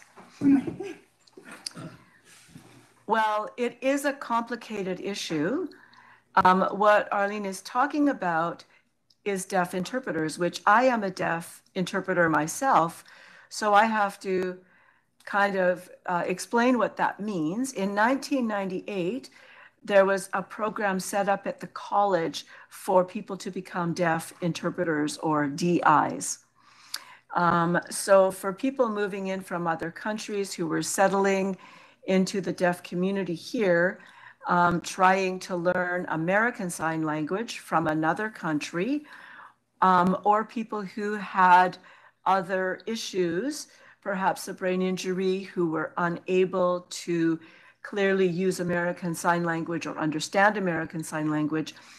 An interpreter like Marie, who is hearing, would work alongside a deaf person who's an interpreter, such as myself, to provide a link to that deaf person so that they would have access through a deaf person. That was a fairly new field at the time. The education and training was not the same as what hearing interpreters would obtain in order to become quality interpreters. So to have a first-hand interpreter on the news who can interpret quickly, like Marie is doing now, is what we are talking about. So that the interpretation is not broken down by passing through an interpreter like Marie and then to a deaf interpreter and then broken down further. So the interpretation is more simultaneous if it's a hearing interpreter who is providing that message. So the interpreter is not, the hearing interpreter is not having to interpret it to a deaf person and then have the deaf person interpret it on the media. So my husband's quote was, "No thank you to secondhand interpreters, please," meaning that he does not want to see a deaf interpreter when it comes to television and media announcements.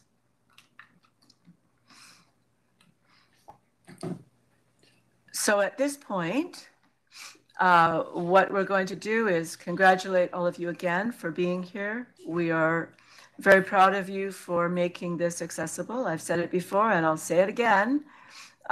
This is the kind of access that we need. So we welcome your questions at this point.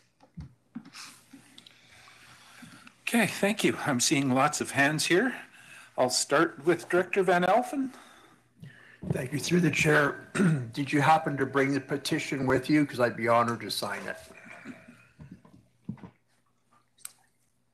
That's lovely. Thank you. Yes. Okay. Director Taylor, and then I've seen some other hands over this way. Okay, continue on. Oh gosh, I'll start a list. Go ahead, Director Taylor. Quick comment. I think society has come a tremendous way. I remember growing up across the road from the institute you referred to. I think it's the same one in Vancouver. And, you know, if you go back 60 years, how society interacted with deaf people was not always pretty at child age. And I think that's really changed significantly. And I think that's positive. I think this is a positive move. I'd like to clarify, when you say, I think your motion calls for ASL and closed captioning. And I'm wondering. Yes, yes, yes. Could you just explain why you need or prefer both? Okay. The reason is, and I think we had something up about that, but that's a great point. Yes. Just go down a bit. Right.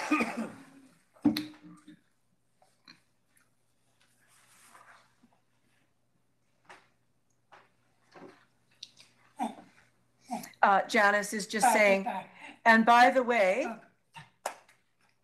I went to that school. It was Jericho Hill School for the Deaf.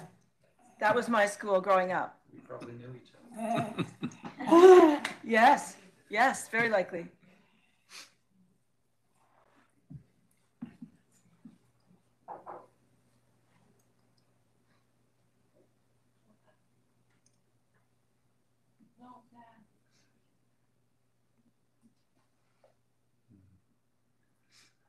Wow.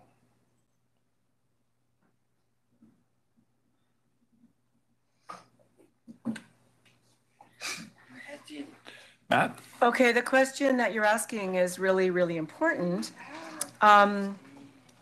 Here we see it's our BC no captioning on this one.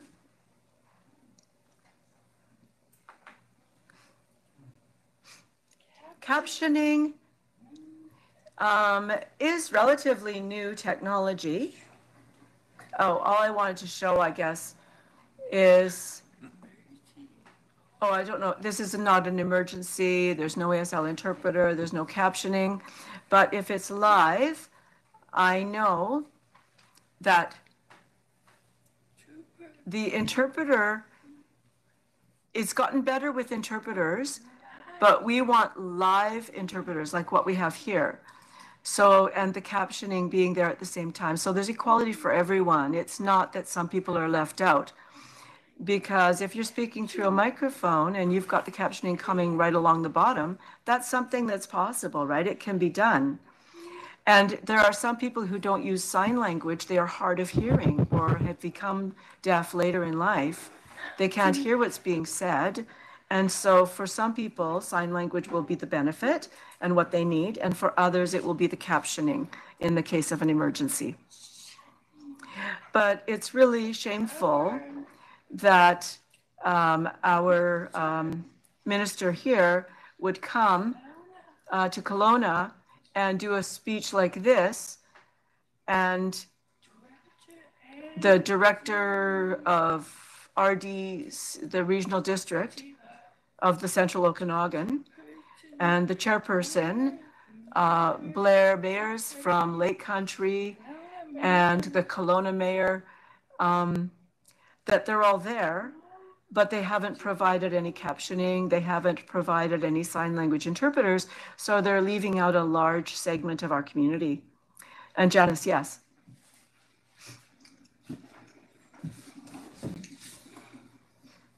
And you're asking the question of why we are asking for both interpreters and captioning.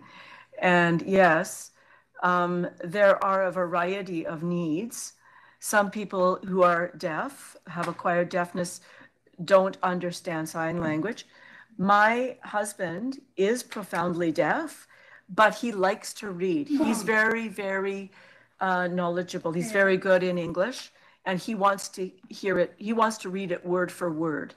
Some people prefer an interpretation. So for people who either are hard of hearing and don't use sign language, or people who are profoundly deaf but prefer to read the English, they have the option. Because the structure of American Sign Language is very different from English, and the message might be equivalent, but some deaf people prefer the exact wording. And so that gives people the option, and having both is full accessibility. So they've got the written word and American Sign Language. I'm looking at the captioning right now, and I'm looking at the signing, and I'm seeing that the captioning is very good. It's capturing the message. It's lovely. I have got chills. Okay, I'm just going to go around the room here, seeing so many hands, so I'll just move to Director Holmes. Okay, this kind of follows up to Director Taylor's question. I just have a couple questions about American Sign Language. Are there different types of sign language that other people would speak? And if so, are you able to communicate with those people who speak a different type of sign language? And also, can you interpret American Sign Language into any language? Like, could you have a French interpreter, for example, and or any other language?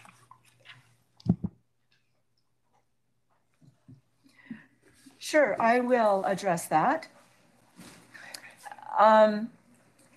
It would be nice to have a global language, and wouldn't it be nice if everyone in the world spoke English? But we don't. We have a variety of spoken languages. We have a variety of sign languages. In America, North America, there is American Sign Language, the United States and Canada.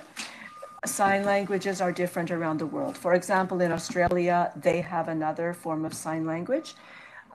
We have different dialects across the country as well. In different regions, they use the language a little bit differently. There's Japanese Sign Language, Chinese Sign Language. So globally, there are a variety of sign languages.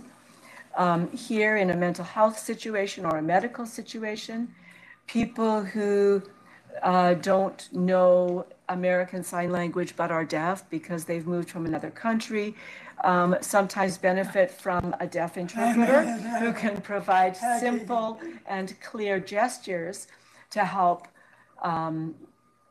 communicate the basic messages. Are you in pain? Where does it hurt? Are you going to eat something? What are, and so just sort of that kind of basic level of communication is possible with deaf interpreters in those situations. Okay. Sure. Can you interpret American Sign Language into any other language?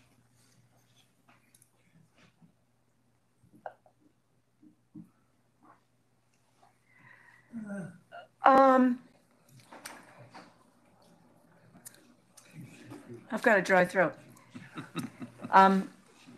Anyway, first of all, there's ISL, International Sign Language, which is a gestural system that deaf people use who are experts in that. It's called International Sign Language, and what it really is a place of kind of common gestures that will convey messages to people who may be Spanish or, from other parts of the world.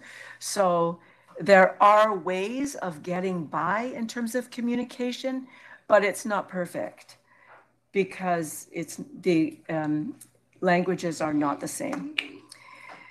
Arlene, really, it's like English, French, German are completely different languages. And so trying to communicate in different spoken languages provides those kinds of challenges as well. There is a langue de signes Quebec, which is French Sign Language, which is very different than American Sign Language. So there's a difference between ASL and LSQ, langue de signes. So if we're at a conference, thank you very much for bringing water. And one for the interpreter as well, thank you. So in Quebec, they will use a langue de signes Quebec similar to, and there's spoken French, just as there is a French Sign Language. Thank you for the water. Okay, Director Wiebe, you have a question? Well, just maybe a quick question.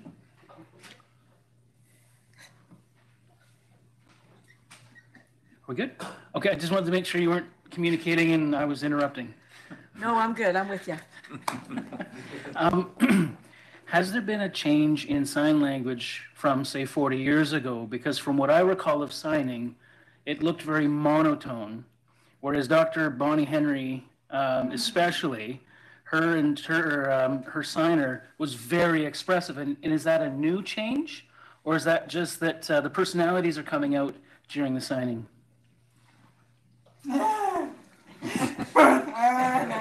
Oh, we both have answers to that one. Arlene, yeah, that interpreter does not have any formal training. I'm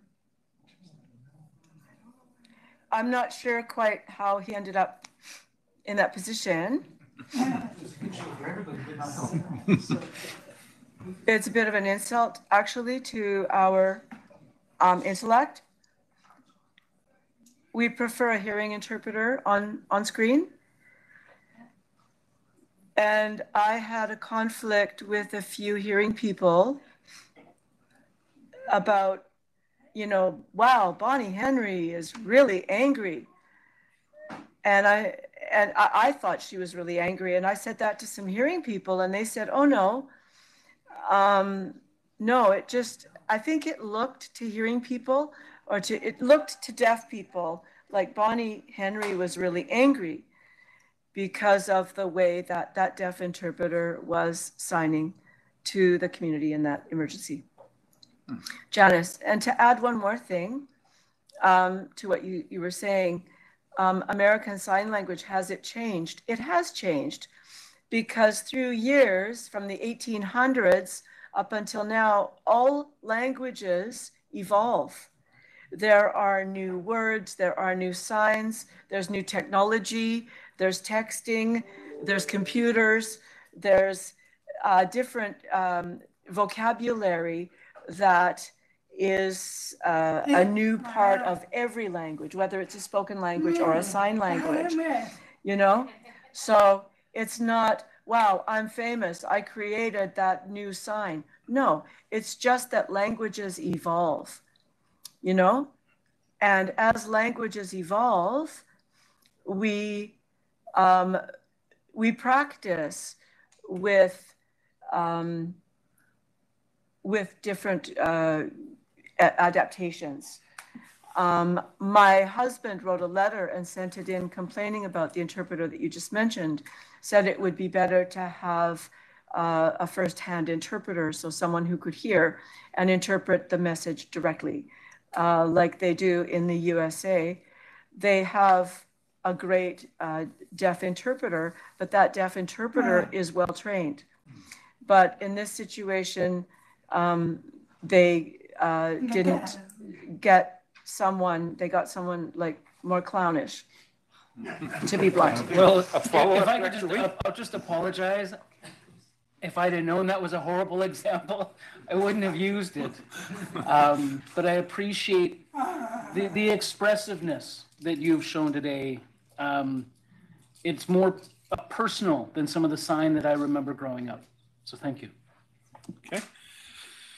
Dr. Bloomfield? Yeah, thank you. And that kind of leads into my question quite nicely, because I was wondering, what are the recognized qualifications for a sign interpreter? Janice, I can address that. I am a qualified deaf interpreter because I went through the same training as hearing interpreters do. So for anyone who wants to become an interpreter, they have to start at the beginning, learning the language first.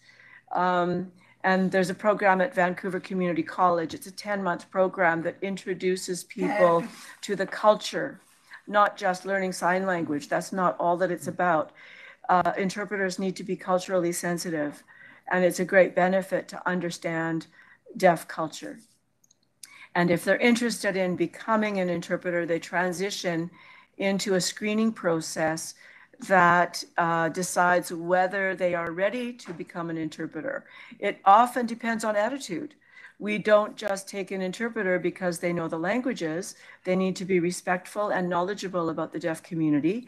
They need to have a willingness to be involved in the deaf community, and they need to have a good attitude and a strong work ethic so that they can begin working in the community. Someone like Marie that we have here today, I've been working with her for many, many, many years. And she works in the courtroom, she works in hospitals, she works with the police, and that requires many years of interpreting experience in order to qualify. I could go on and on, but that's all I'll say for now. Okay. But to emphasize that proper interpreter education is important. Maybe just one more thing I can add that I forgot is that there is a Canadian Association of Sign Language Interpreters, CASLI, and that is a Canadian professional association which interpreters who are qualified must be members of. And there is a grievance process if there are issues with interpreters, that there can be a professional or a protocol for grievances and so on to be managed. And a certified interpreter is at the highest level. And it's a process. Thank you. Director Gittins? Thanks to the chair. I don't have a question, but just thank you so much for bringing this to our attention. I was just surprised to see our premier there without any closed captioning. So thanks for highlighting what seems really obvious now. So thanks, and good luck with everything. Director McCorduff? Thank you. I have seen a few people who I assume are totally deaf have actually spoken in English, and I'm wondering if that happens because they were able to hear at some point so they understand what that is, or is it possible, and I don't know how common it is either, is it possible for someone who is deaf to be able to actually speak or not? Thank you. Either one of us could answer that one, but we'll let Arlene start. Go ahead. That's a great question. Hearing people love that question. They're always interested in that. I did grow up oral, so I did learn to speak as a young girl. My parents at that time, sign language was not so popular. In fact, a lot of parents didn't want their children to learn sign language, and they really just focused on the clinical aspect of deafness, which is the ear and the mouth. And I had to sit in classrooms, you know, but if someone's got a mustache and a beard, I can't lip read them. So I failed courses in universities because of not being able to lip read. So, you know, in English and science and all these things, I'm a survivor. So I persevered and finally did get my degree. But I'm very proud of that I got my BA in communication arts at university. But it took a lot of time and it was quite a struggle because everyone around me was speaking and, you know, my parents taught me to speak some, but sign language is my language. That's my preference, is American Sign Language. And when I'm using sign language, I feel like I can relax. When I'm struggling to try and speak or understand what someone else is saying, it's a challenge. So having captioning, having interpreters is very helpful. Okay, Janice, my turn. When I went into Jericho Hill School for the Deaf, they said sign language was not allowed. They would make us put our hands behind our backs and try to speak. They put big earphones on us and turned them up, but as loud as they turned them up, I could hear nothing. The instructors, if you have a piece of paper there, I can show you, would do this.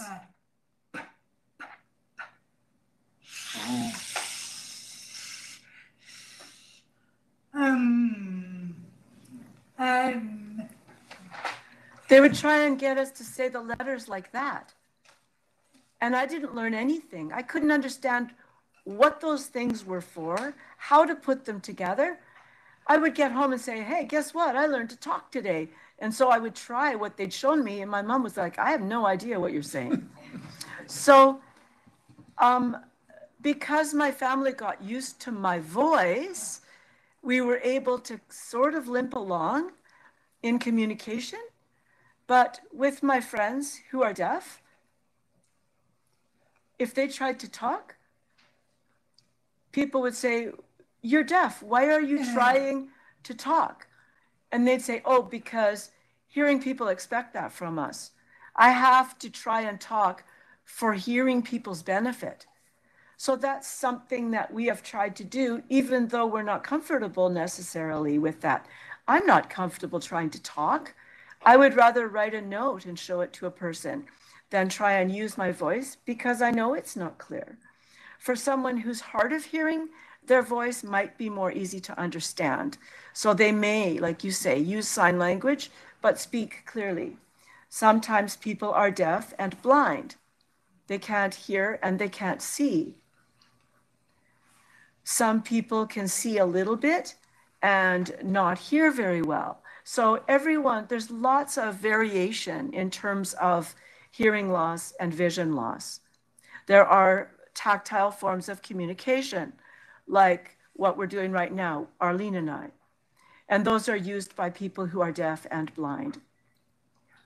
And there are color contrasts that help people who have low vision, things like that. So, thank you. Director Conans, anything there? I'll go to Director Knodel online. You had a question? Thank you, and through the chair, I'm more, shall we say, concerned with our emergency services and communications And I think that we have kind of fallen down there. The ability for captioning is available. And I am sure that, knowing our information officer, it's probably going through his head, but that years and years of training to learn sign language. The only person I know that knows any sign language at all is my wife, who does work with some children who are hearing impaired. And she knows two types of sign language, one that she uses exclusively with me, though. And I don't. But that being said, I would never want to see a delay waiting for a hand language person if captioning is available in an emergency situation. So it, I think, falls to us to make sure that our emergency situation has captioning available as soon as is technically possible. Finding a hand language person qualified, I think, would be a bit of a challenge on a short term. But by all means, make your petition available to all of us, please. I'm very interested in this topic. Thank you. Okay, thank you. I appreciate your comments, Rick. And also, I want to help you a little bit with a couple of things. One of them is it's sign language interpreters. That we're aware that in an emergency, the captioning might be there, but we emphasize that both are required. For example, if we can go up to Maine. Did you hear about the shooting in Maine? We've got a video of that.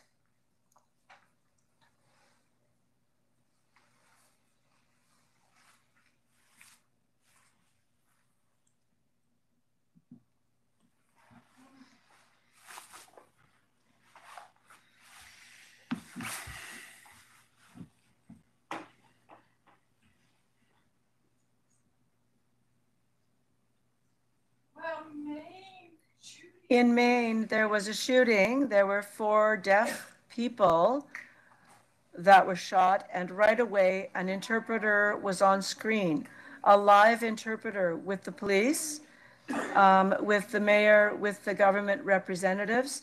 They had an interpreter on screen immediately, and that interpreter was very, very skilled, and was there with the delegation. You can see the video coming up now.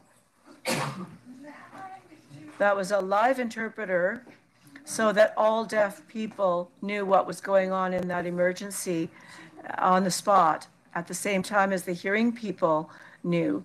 So the captioning doesn't benefit everyone. People who are deaf and don't read English well don't benefit from the captioning. Janice, for deaf people who are skilled readers of English, it's good, but for people who do not, a lot of deaf people who use American Sign Language have a grade 4 or grade 5 English literacy ability. So reading word for word is not helpful for a person who is prelingually deaf or born deaf. So they require the American Sign Language interpreter to be there. We need both. Like, if I'm trying to talk to her and she's trying to talk to me and we're using the same language, that's all fine. But when people use different languages to communicate, they need to have access in their own language. The captioning is for a different set of people who are fluent in English, reading English. But for us who are profoundly deaf or born deaf, we really need American Sign Language. The structure of the language is very different from English. So we respect all of those who prefer captioning, and we want to be respected as a community of people who prefer American Sign Language. That is our language.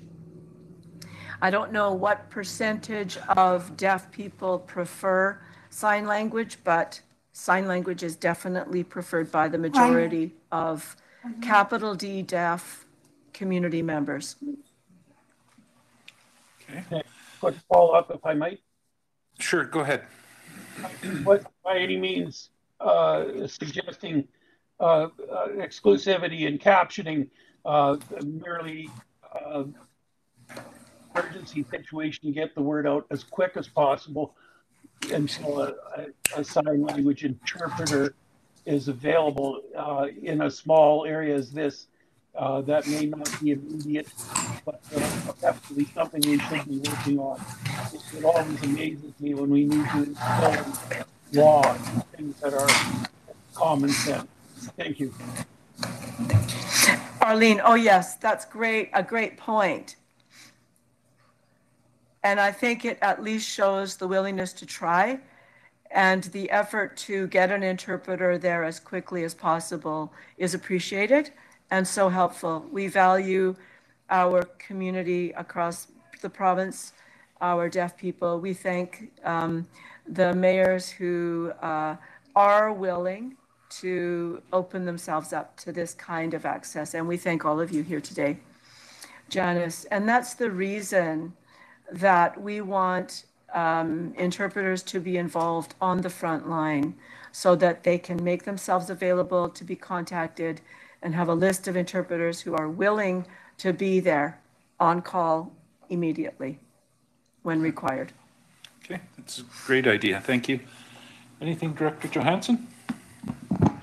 No question, but just thank you for coming here today and sharing some of the challenges that hearing impaired and deaf people have, and brings awareness to how we should be communicating with our, through our emergency services and things like that. So thank you very much. Okay. Go ahead, Director Roberts. Thank you. I just want to make one point. Please don't say hearing impaired. It's deaf or hard of hearing. Thank you. Okay. Director Roberts. Thank you. I really appreciated your presentation. This has been very worthwhile and look forward to carrying on this conversation. My question is, in regards to the capital D deaf, what is the size of the population, let's say regionally and then provincially?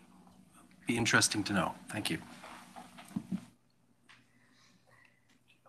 Janice, I think around 6,000 or 7,000. I know last time there were about 10 or 15 years ago, there might have been, I think we said 5,000, but we've had an expansion in our community just because people are coming in from different provinces moving to BC.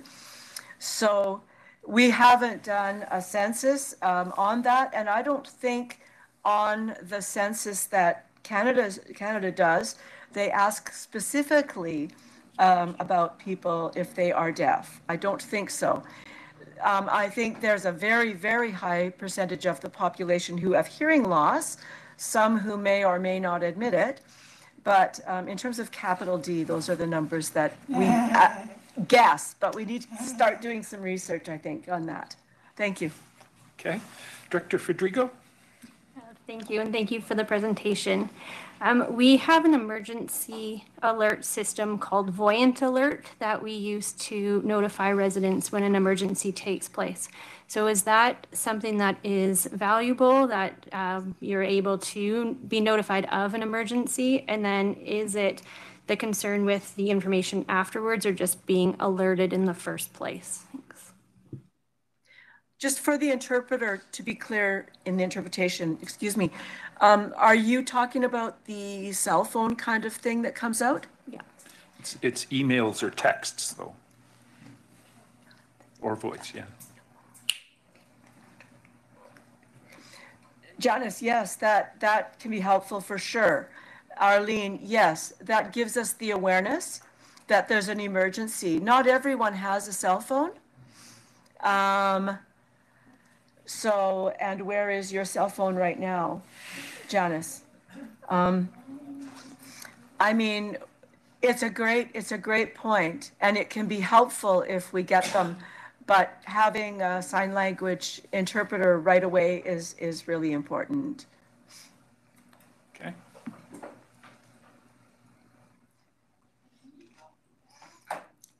Like, if I'm out of the room, going to the washroom or something in a big building, I need to let somebody know. If there's an emergency and the alarm goes off, I come out of the washroom, everybody's outside and the place is on fire.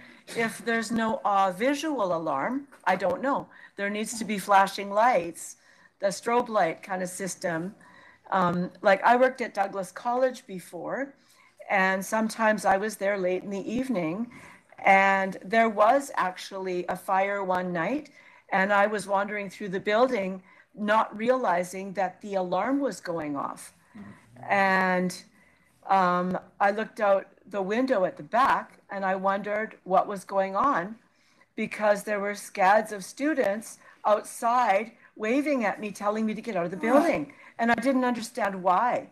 And then the fire chief came up to the window and said, "Why are you not out of the building?" And I'm like, "I'm deaf. I did not know there are no strobe lights in Douglas College to alert deaf people." They did put them in place afterwards, but it was not in always a position where they could be seen in an emergency. So equal access means in the washrooms, in other areas that might be dark, and, you know, so that deaf people can see the strobe lights the same as hearing people can hear the alarms ringing. So that's what that kind of access is about in emergencies as well. Okay. Arlene, yeah, so the BC Building Code, that's another thing to discuss. That's another topic for another day. Okay, Director Bush. Yes, and thank you for coming, and thank you, Marie. You do an awesome job of interpreting. I was fortunate to have. Sorry, just trying to figure out who's talking. If you put your hand up when you're talking, then we can identify you. Thank you. Sorry, and I should know better. I've been fortunate to have a deaf person as a tenant at my place, which is a suite where I live.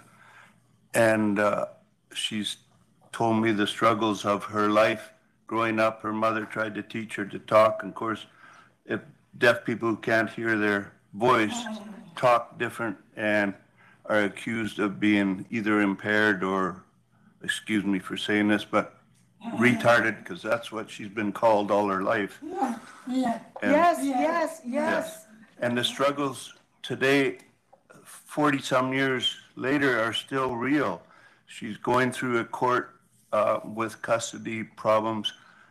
They won't give her closed captioning in a court, in today's courts. It's unreal. And when it was during COVID, everybody's had a mask. She can't read lips. It's just horrible what she's going through. And not only just in the courts, it's also the same if you're trying to cross the border. You get pulled over by a police, they think you're drunk because you talk different. It's just, the struggles every day are just so horrible. And I'm glad you're here, and glad you're here telling us more. Thank you. Just 1 sec. Awesome, thank you. Okay, go ahead. Yes, by all means, go ahead. Okay, thank you. I have two questions. My first one is, through interpretation, is it sometimes difficult to pick up on tone of voice, such as in the case of sarcasm?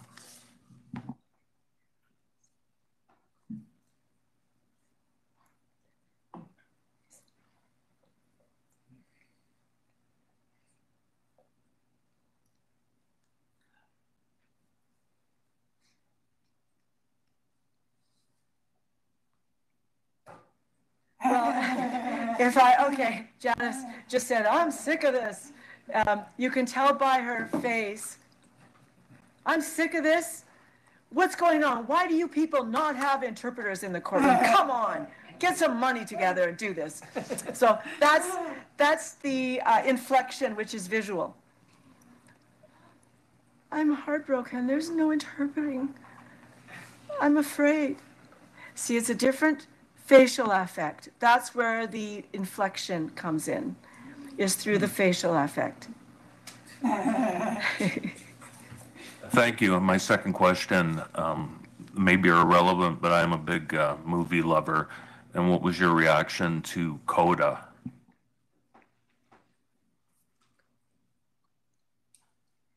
Awesome. Loved it. Loved it. Loved it. CODA was great. It was so good. Yes, because they had deaf actors. My 3 children are CODAs. They are children of deaf adults. And that's what CODA means. So I thought they rocked it in that movie. That was great. Did your kids like it?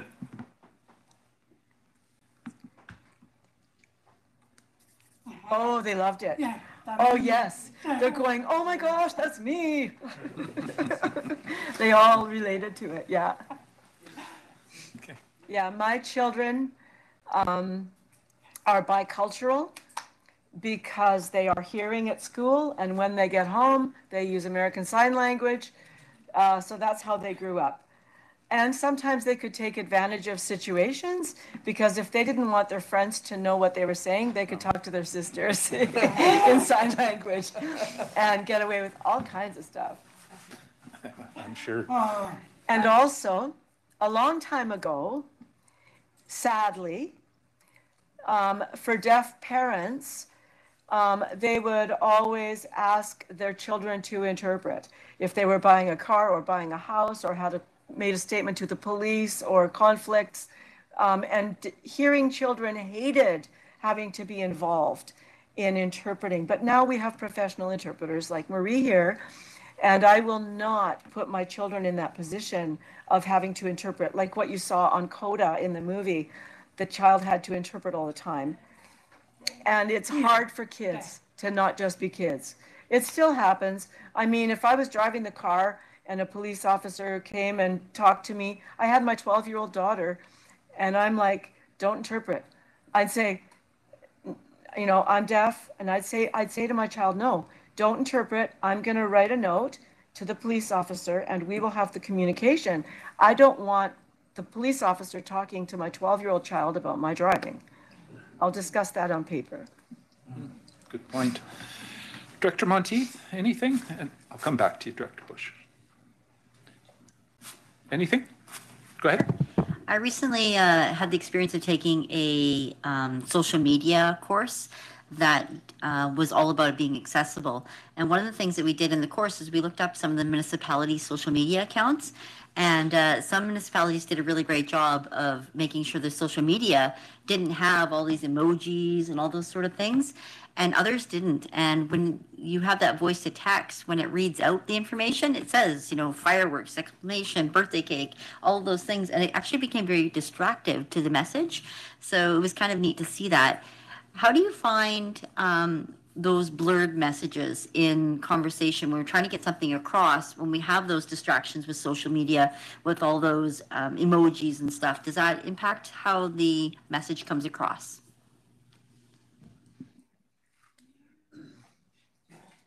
Oh, that just happened a couple of days ago. I sent you a message, and all of a sudden these fireworks went off. Oh, right. Yes. There's the iOS. And so if I'm calling someone or my children, we can talk through FaceTime using sign language. And if I put a thumbs up, then a thumbs up comes up. That came up the other day, and I was like shocked. And then all of a sudden there was this big balloons and stuff because I used my thumbs up and fireworks, and this little hearts come up, and it's really weird. I thought, where did that come from when I was on a FaceTime call? But I know what you mean. When I'm texting, there a little emoji will come up for something. That's what you're talking about, right? Oh, yeah. But it's annoying, yes. And I find it, Arlene is saying, I find it distracting. Yes, I don't like it. Janice says, I'm sorry you're not impressed with all that. But I can text a little heart to my husband, or I use the emojis. I do. But they can be disruptive if they just show up. Arlene says, I don't really use the emojis so much. Okay. Thank you. Director Watt, anything? Through the chair, thank you. Thank you for coming in today. Thank you for the educational piece. And I'm not sure if I've actually lost or not yet, but just in case I am, and I'm trying not to be inappropriate, but is there a way to show us how to say thank you appropriately for your time today?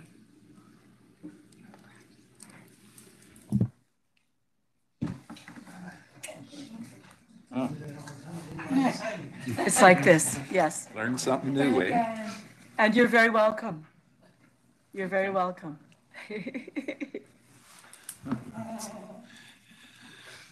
I've got a couple here. First, Director Bush, and then back over, and I'll go to the folks online yet too. So go ahead.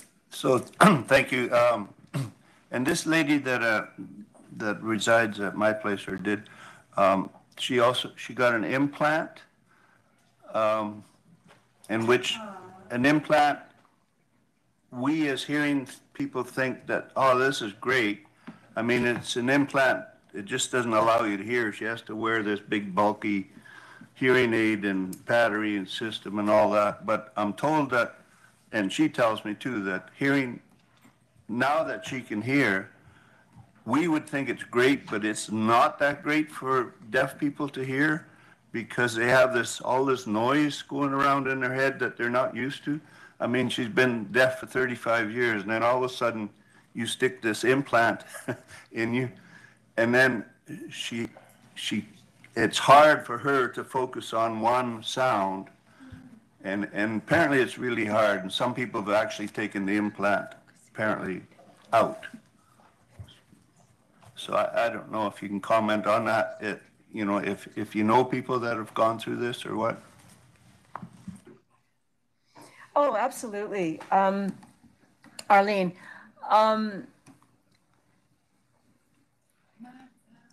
my family, like my brother can hear, and he strongly believes in cochlear implants. Around the age of 16, he wanted to buy a cochlear implant for me. And I'm like, what? I was an athlete. I was a skier, a runner. I did shot put and volleyball and all these things, track and field things. And I thought, to have something on my head, I disagreed completely. It created a division in my family because he really believed in cochlear implant. And I feel, what about respect and love for the way that the person wants to communicate? So the cochlear implant was not great. And having babies implanted with cochlear implants, I really don't like the idea. I think a deaf person needs to grow up and make their own decision about that. I wish that we could let deaf people with hearing parents make their own decision about it, rather than imposing a cochlear implant on them. That's my opinion, because I understand it's a big topic and it's a complicated one for sure. Janice, yeah, you were talking about that woman who went for 35 years and all that and then got a cochlear implant. I think that's very difficult. I have friends as well who are maybe married. The husband is hard of hearing, but his hearing is going down, and the wife is profoundly deaf, and they might worry that they should get cochlear implants at the same time so that they can continue to do the best they could. And they got cochlear implants in both ears, and it didn't help the woman at all. She was profoundly deaf. The husband did quite well with the cochlear implant because it allowed him to hear some things. So really there's a lot of variance, and it depends on the individual. For some it's successful, for some not. But like she talked about babies being implanted, their little delicate bodies going through that. I know it happens, and then 5, 6, 7, 8 years later, you know, the child is profoundly deaf. Their hearing loss is progressive, and they're no longer able to benefit from the cochlear implant if it was ever of benefit to them up until that point. So really, it depends on the individual, and like Arlene was saying, it's often not worth it. I mean, it's certainly not worth it for me. I have no hearing aids. I'm happy. I'm profoundly deaf. No hearing aid or cochlear implant or anything else is going to help me. I mean, I can't hear a fire alarm. I can't hear an airplane going overhead. I don't hear anything. So for me, nothing's going to make, hearing people can't make that decision for me as a deaf person. Okay. I've got Director Holmes first. Just a quick one, if I may. Is there a list of local ASL interpreters, and do we have that list? I believe staff is shaking their head. Yes. Yes. Yes. Okay. Good to know. Director Miller? I should add, sorry. Go ahead. Yes, we do. There is a list of, there's a pool of interpreters, but if it's last minute, sometimes we have difficulty because there aren't enough interpreters. It would be nice to have frontline interpreters who are willing to do this kind of stuff, even 3 or 4 who say, I'm going to be on call for emergencies, so that list could be given to you, because we don't have that at this point. Okay. Director Miller? In the interest of etiquette,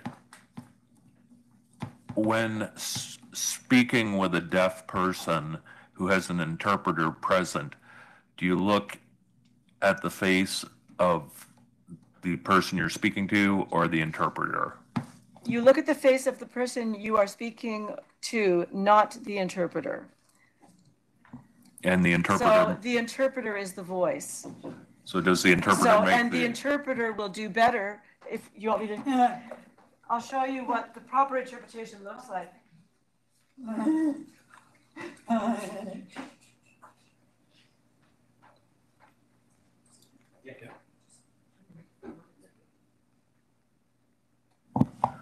So the interpreter makes the adjustments herself? Yes, that's right. The interpreter will make the adjustment.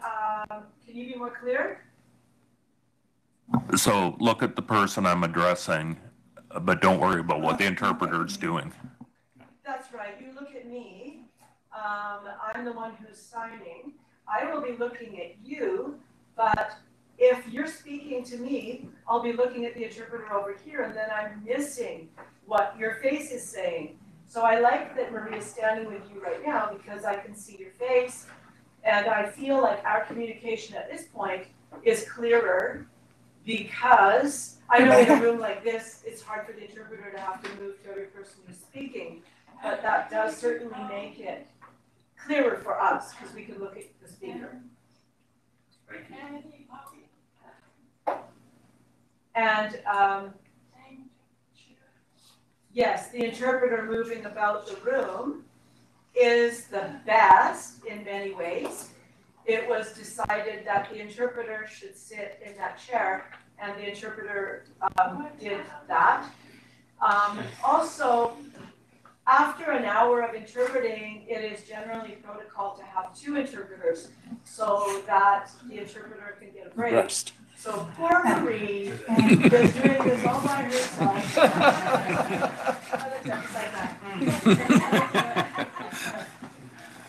The interpreting code of ethics says that if something goes more than an hour, there should be 2 interpreters in order for the interpreter not to get fatigued and to continue to provide an accurate interpretation, rather than, because of fatigue, losing the ability to provide a message equivalent interpretation. So today we only have 1, but we didn't expect it to go this long. So thank you to Marie. Okay, I don't believe I've seen any hands online, so we will just say thank you very much for coming in. Ms. Moulton, you have a hand up? Go ahead. There was a request for letter of support. So in the presentation, and I came in partway through. I don't know whether the committee captured that or not, or if there was a desire to put a motion on the floor to offer a formal letter of support. I was going to request that in a moment. So I'm seeing a hand up. I'm assuming you're moving the I'll move motion it. Thank to you. provide a letter of support. Seconded. It's on the floor. Do we need to have any discussion on it? I suspect not. All those in favor? Thank you very much. Any opposed? Motion carries.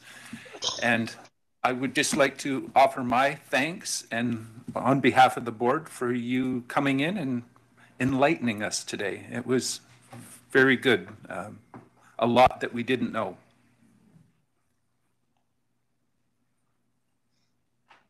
So. Thank you. Thank you. And if you need us to provide a workshop about awareness of the deaf community, anything like that, we would be very proud and honored to represent the Okanagan-Similkameen community. Get things going better all the time. Yeah, so you guys are number one. Thank you. No, thank you.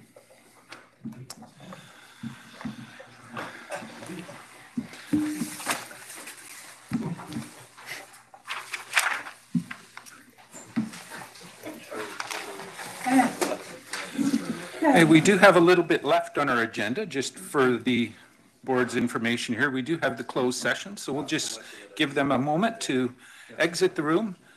We just have some minutes to receive, so it won't take very long. I believe so.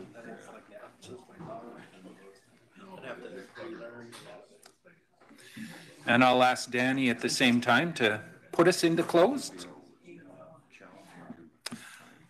Thank you. Just leave it there. Thank you. See ya.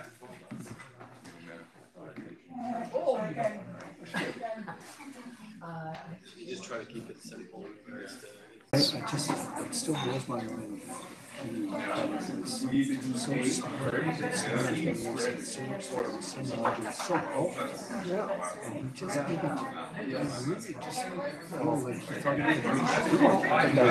Operationally, but he's a control. Didn't see the reliability itself. To take all those roles on and not have the faith in your senior staff to, be the role director, it's almost, it is to the staff. Hey, Marty, I can hear you talking.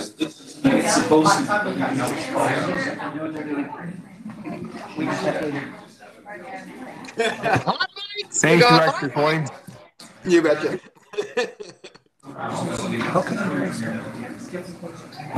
Just check with Danny. Are we online and ready to go? Getting a thumbs up. So we will start the hospital district meeting. So over to Director Johansson.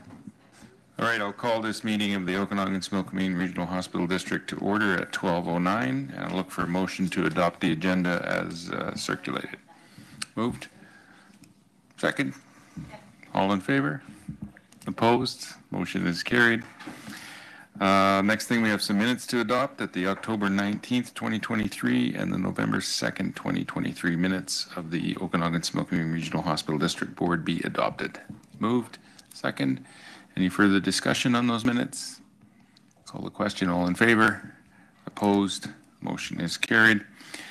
And the next item is the meeting dates, the 2024 Okanagan-Similkameen Regional Hospital District Board meeting dates. Now, the recommendation is that the 2024 meeting dates, as provided in Schedule A of the November 16, 2023 report from the CAO, be approved. And I'll just go to the CAO on this one.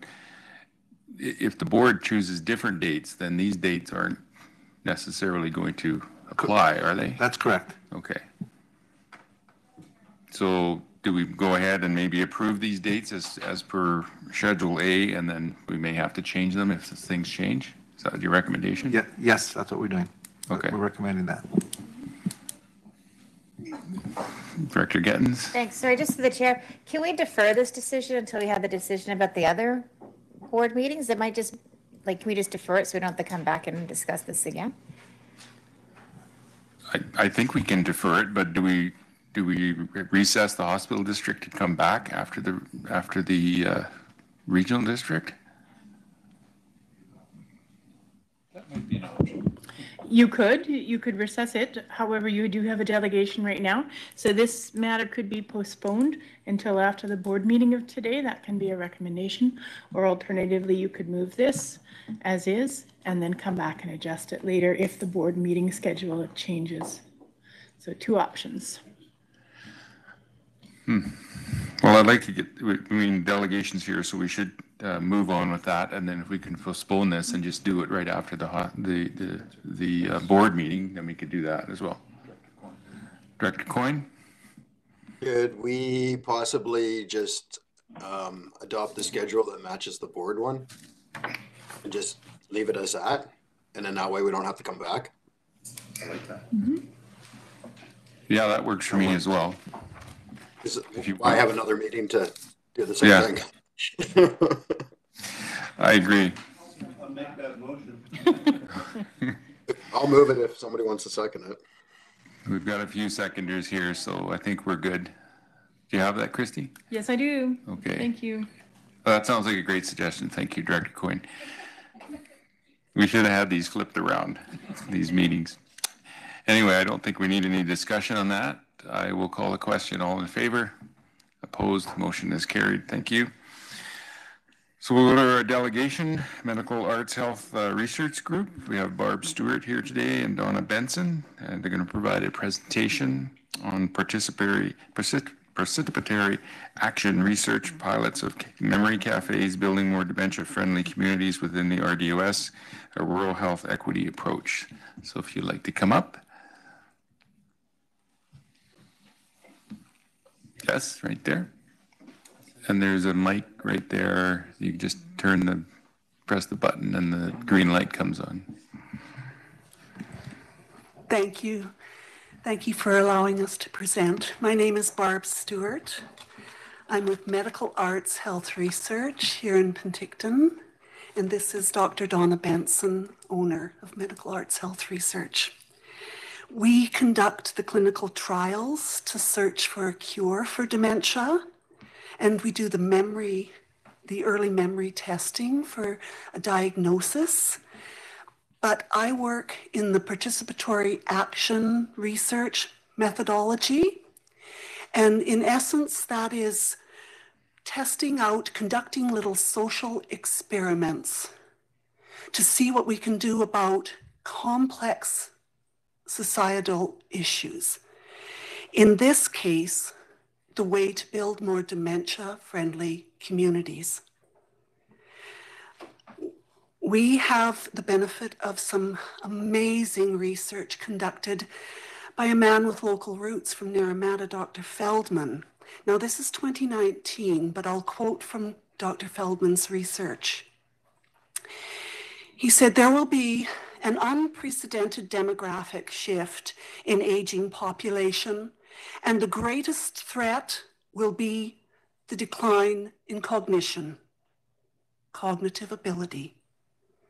750,000 people in Canada today, now this is 2019, there are 750,000 people in Canada with dementia, predicted that by 2038, 1.1 million.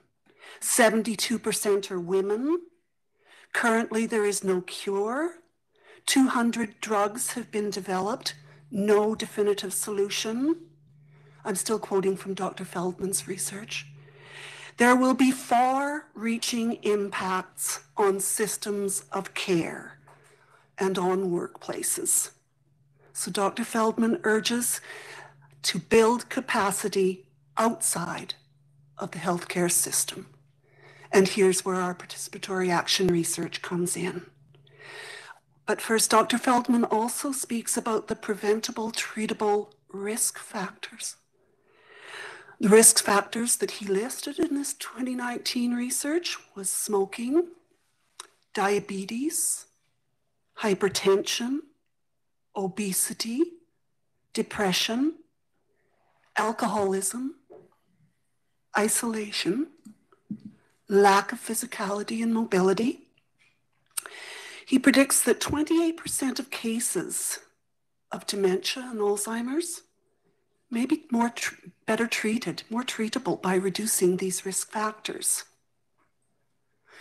And so, as a way to address these risk factors and the stigma and isolation and depression and caregiver burnout that is all too often associated with the dementia journey, we are piloting memory cafes. And this is a suggestion that came directly from the community, from Sarah Martin, the CEO of the Lower Similkameen Community Services Society. So memory cafes are really popular in Japan, in the UK, in the Netherlands, and they're showing strong outcomes for addressing this stigma, isolation, depression, caregiver burnout. There are many, many urban models in research, but very few rural models. And so we are working with UBCO's Rural Health Equity team. Memory cafes, what they do is they bring together people with dementia, but also their entire family, their whole care system, and community members who care also attend the memory cafes.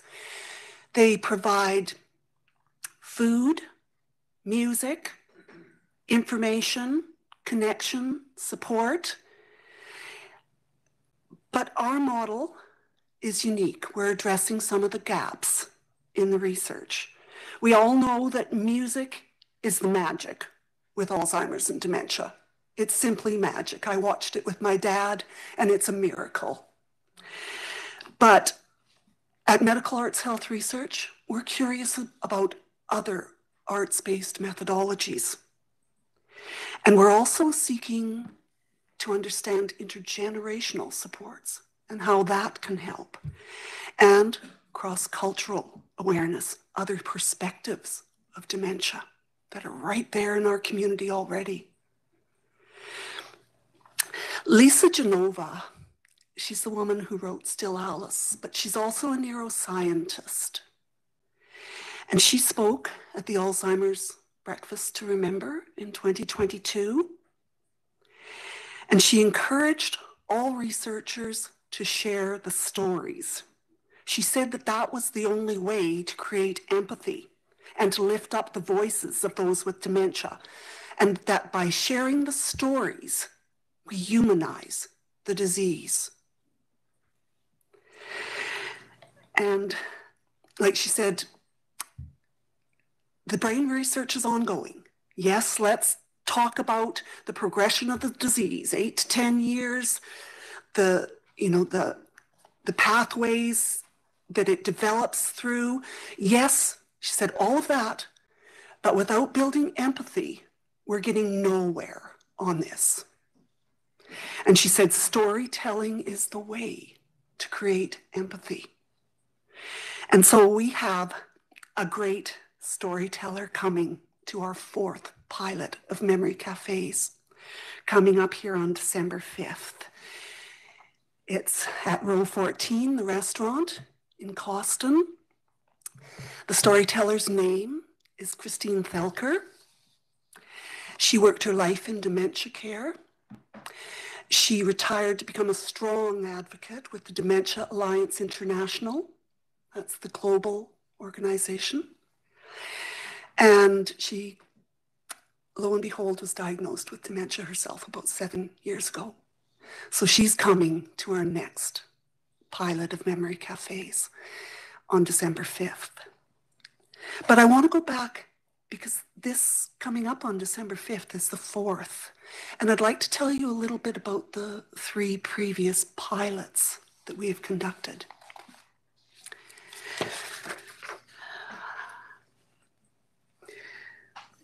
The first was at Coston Community Hall. We had the Barry Beecroft Band. In fact, Barry Beecroft Fuel donated a lot of the money for that, as did our local community foundation of the South Okanagan Smilk Main. I've got it down to about 1,000, 1,500 to put on one of these community events. So at that first one at Coston Hall, we served a lunch. There was 25 people. The second one, we got funding from Community Foundation of the South Okanagan Small Neighborhood Grants, and we held it at the rec center. There was outstanding response to that. People said just what we want. We want to live well with dementia. We want a less medicalized model. We want these arts-based methodologies. We played around with improv games. There was really good feedback on that. And then the third one, September 21st here at Coston Hall, because we're playing around with different venues, different times and that, I did a dinner event. And that's when I took up Lisa Genova's challenge and got storytellers. And there was 65 people present. Now that counts also the 5 people that were working in the kitchen and the 3 greeters at the door. It brought in some grandchildren, which I found amazing. Their grandparents are going through it and they wanted to know what to do, how to better respond, how to be helpful. So that was the third at Coston Hall. And now here, row 14.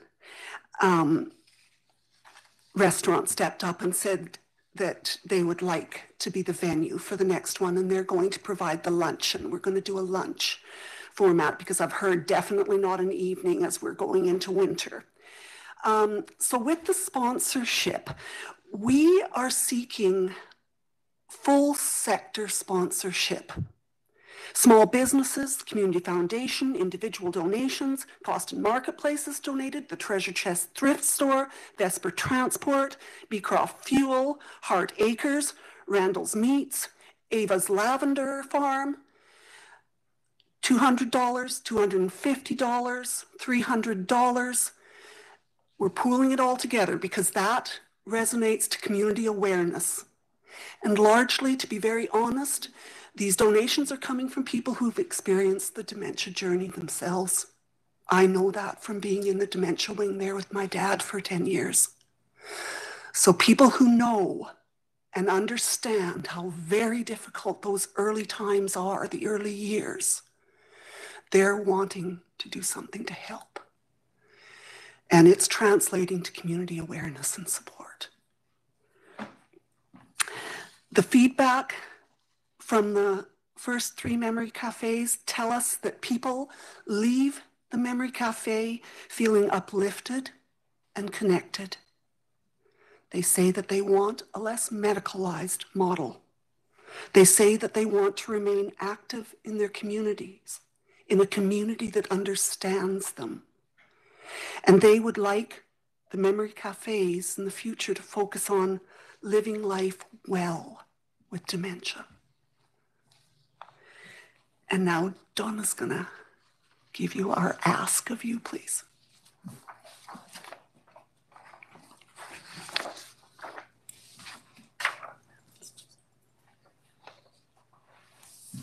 Thank you for inviting us to come and share what we're doing. So the ask, that's always the question. What do you want? We want to take up Dr. Feldman's challenge to make Canada dementia friendly. There is an initiative to create dementia friendly communities, and a number of communities around British Columbia have done this. I think Vernon is working on it now. West Van last year won the Canadian award for the most dementia-friendly community. We think we could be the dementia-friendliest community or region in Canada. We certainly have the population base. So in Dr. Feldman's work, he says he challenges us and actually says it's our responsibility. So what we're looking to do, the next stage, is to do the 12 in our region and share that data with folks in West Van, in Kamloops, in Vernon, and in Kelowna. We are going to do that under a participatory action model, which involves iterative planning, review of the data, and then a continuous improvement. With our communities, each community in our regional district is different and unique. Yet, what we learn can be shared then across the country, across the province. So the cost of doing this is about $50,000, just in broad terms. We know we can get 25 in kind. And what our ask is that RDOS would be able to provide 5,000 for the year. And that would be a wonderful leverage point that we could then use for grants that we're applying to. So as like a awesome would be if there was $5,000 that could be contributed. Worst case scenario, a letter of support. We certainly have letters of support from so many community partners, but coming from RDOS would be quite meaningful for the other grant applications. So Barb and I are happy to answer any questions you have. Sure, I'll open it up to the board to see if anybody has any questions. I'll first ask the CAO though, as far as the request goes, is that something that should be coming through the grant need program budget, or? That would be the appropriate place. We can communicate after this meeting. Okay. Director Holmes? So my experience with people dementia, my father had dementia, and so it was both very extensive and personal, and at the same time very limited because it was limited to that one person. And my father was in denial till the day he died. And something like the Memory Cafe, he would never go to. He would have said, no, that's not for me. I'm not one of those people. He was in complete denial. So my question is, how many people with dementia accept their condition, and understand that, have accepted it? My father never accepted it. And so how many people who, how many people were more like my father, and how many people who, accepted it? And how would you cater to those people like my father who just said, this isn't me?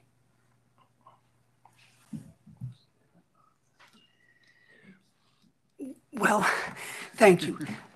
Absolutely. And knowing most everyone in Coston, the denial is huge. And I have received that as I've extended invitations to people in Coston and Kearmias. I have heard that probably a quarter of the time. Oh, my loved one, no, complete denial. Now, what I feel will happen as this comes out of the closet and as stigma is reduced, denial will lessen. It will be something that we can talk about in our communities. It'll be something that'll be understood. I know my mom was in denial for a long, long time. And it helped when she was able to talk about it. but there wasn't a lot of people in the community that were aware, that were dementia aware.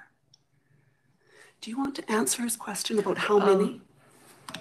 I don't know the exact number. Is it working? There you are. Yeah. There. I can't say the exact number, but over the years in the clinical work I do,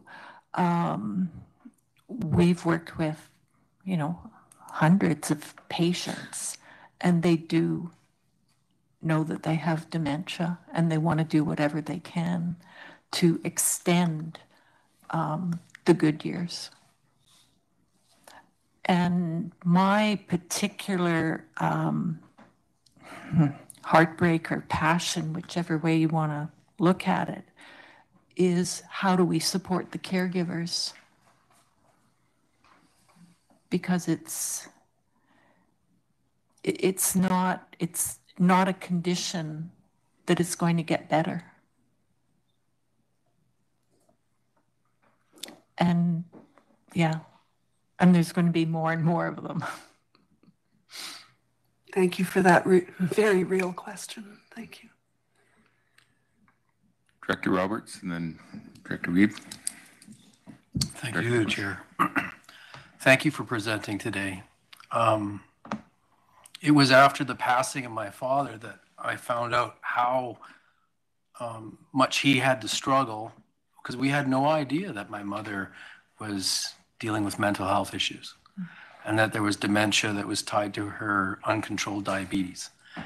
And it was a huge eye-opener and very scary for the family after my father passed away, coming across this new reality with our mother. And I'd like to thank you again for what you're doing in the Memory Cafe.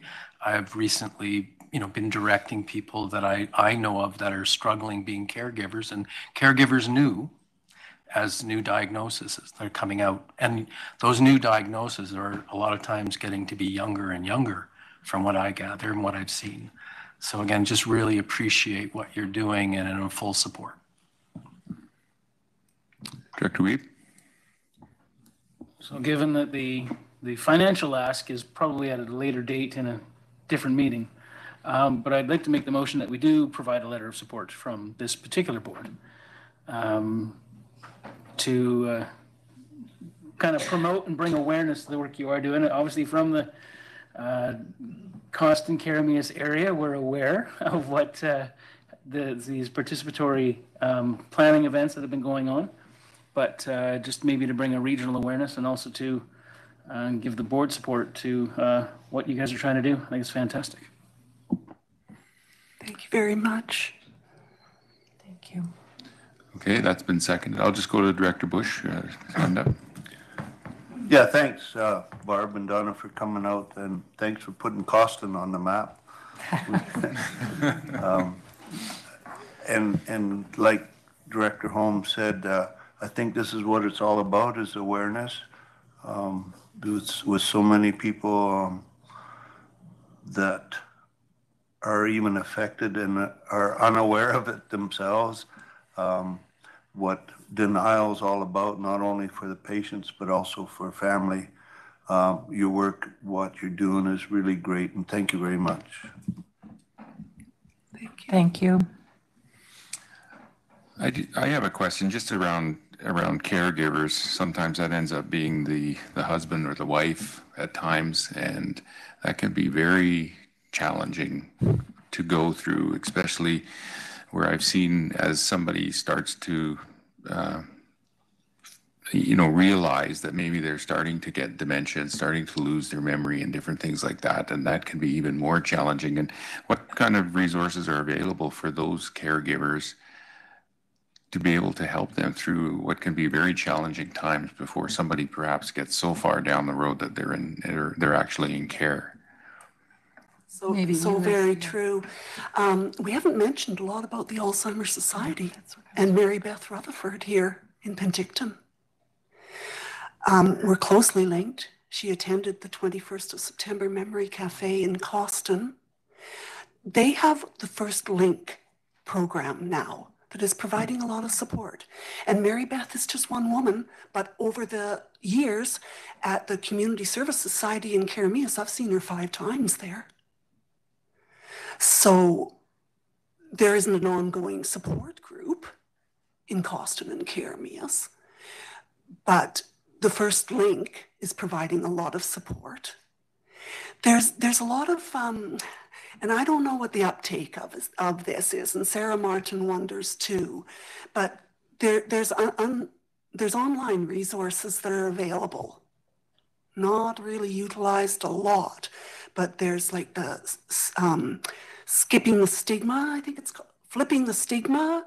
There's different toolkits that caregivers can go on, and now this may become better utilized in future as more techie aware people are caregivers. But right now, Sarah's estimation is that those online resources aren't used a lot.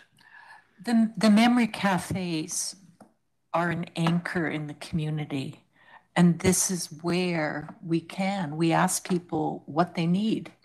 And so it's a segue to us being able to figure out what's needed and make those connections.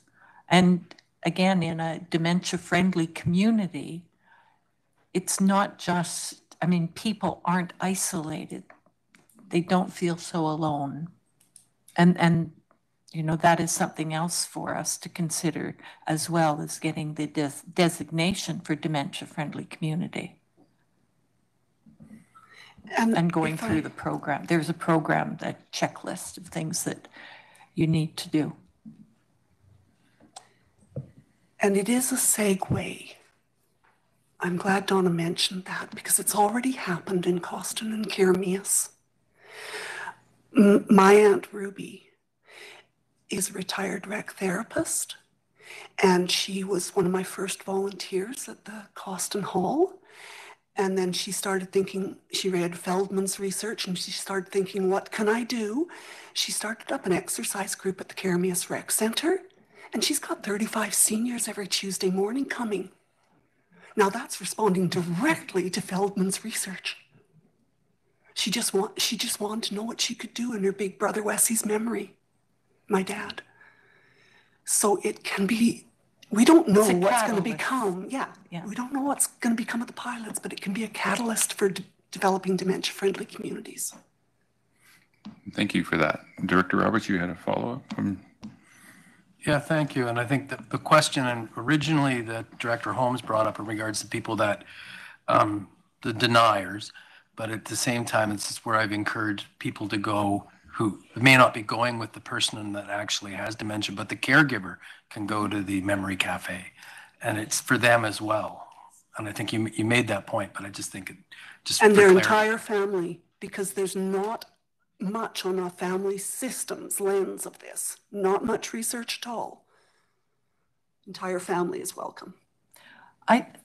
We haven't mentioned it yet, but Barb, maybe you could bring in how Kelly and our other colleagues. The First Nations people have a wonderful perspective to lend. And in each one of the pilots, my dear friend Kelly Trabasket has offered her skills. She is the owner of an organization called Indigenize, and she brings embodied games into the mix. It's all uplifting. We're not heavy at these memory cafes at all. And so she plays these perspective-taking games, these games that help people to be in the moment, because that was one of the skills that took me the longest time to get with Dad, to just be present in the moment with him. When I got that, it became so much easier. He'd say, Bobo, take me upstairs in our little bungalow. Okay, Dad, let's go upstairs. Instead of arguing with him that there is no upstairs, you know. And so Kelly plays these indigenized games, things like that. So we are really blessed to have ONA, Okanagan Nation Alliance on board with us. Pauline Trebasket, one of the first on board. She was one of our storytellers. We're so pleased to have this Indigenous perspective from our Silk people here. Thank you very much for coming and talking to us today, Barb and Dr. Donnie Benson. We got a motion on the floor. If there's no further discussion or comments on that, I will call the question. All in favor? Opposed? Motion is carried. So again, thank you very much for coming and talking to us today and sharing some really valuable information. And I will leave invitations. If any of you know whose lives may be touched currently, here's an invitation to hear Christine Thelker speak. I'll leave them right here if I may. Thank you so much. Awesome. Thank you. I will look for motion to adjourn. Move second. All in favor? We are adjourned. Okay, I believe lunch is in the room next to us here, so. Probably. Yeah, we start again at 1 o'clock. So.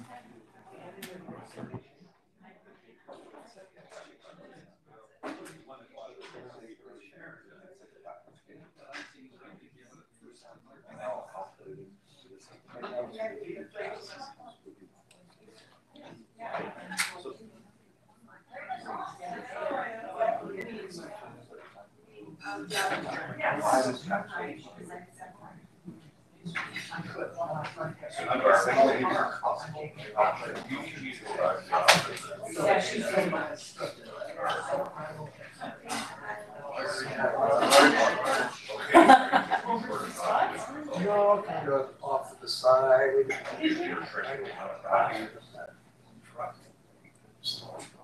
Then they go around. Yeah. Okay, but. But she, you know, I also in the meter. 2 hours. I know. No, I sitting there. I didn't block it. Perfect. Okay, thanks for helping me out.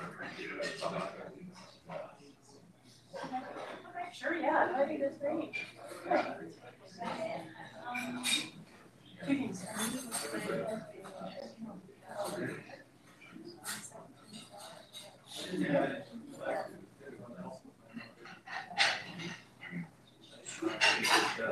Anyways, I'm gonna send it to you.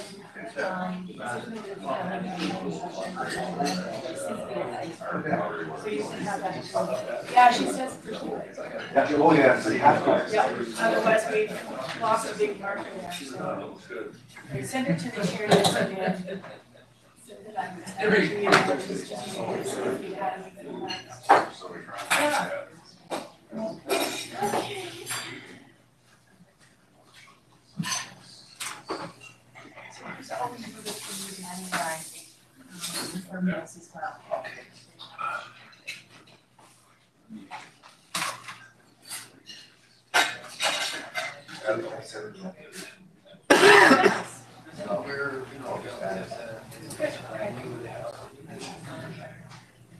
I don't know.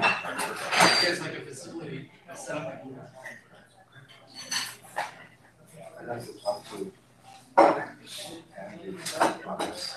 Put your deep bottles in there, Matt. Making it. Oh, okay. Thank you. Just making it. Serious.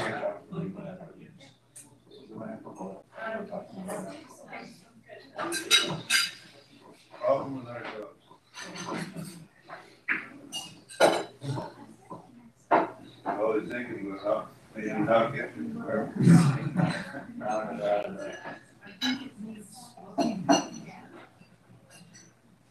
So one of you guys particularly have 2 hours of work.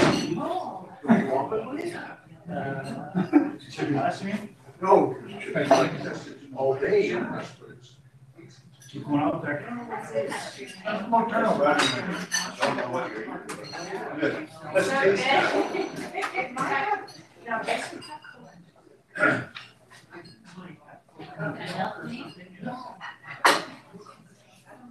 taste No idea. Like mystery soup is on. And not in a bad way. It's there. Okay.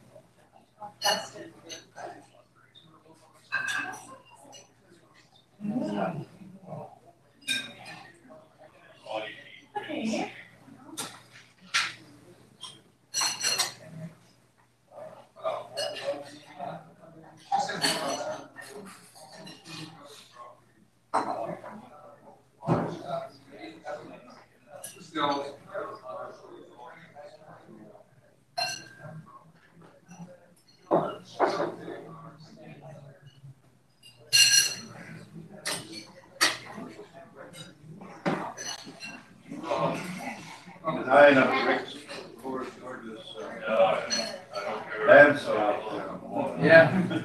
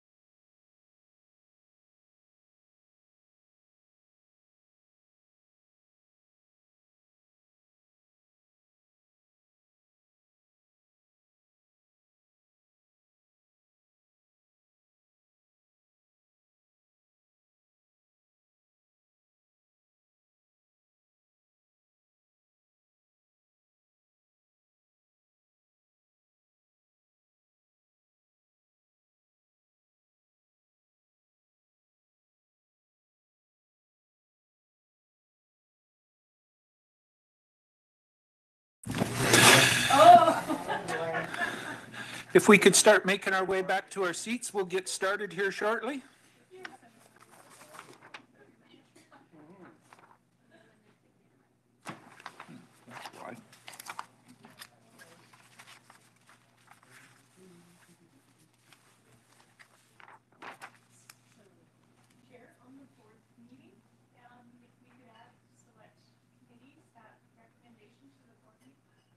And where were we going to stick that?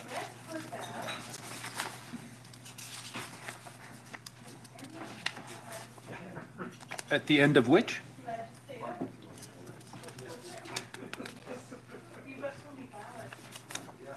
Wow. F2? No worries.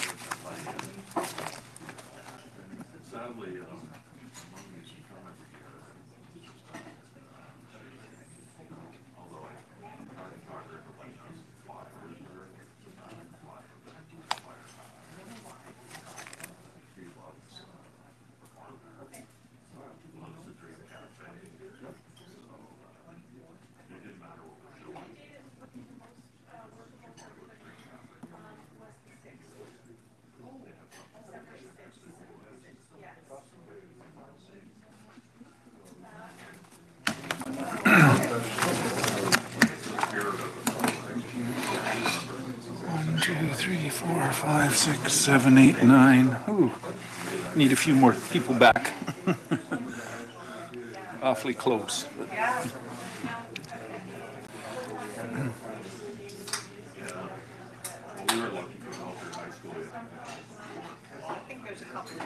Yeah, they'll be here in a minute.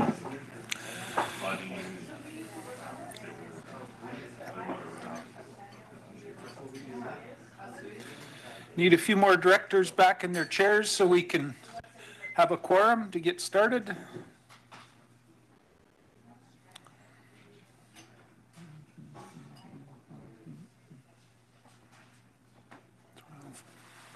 We're awfully close.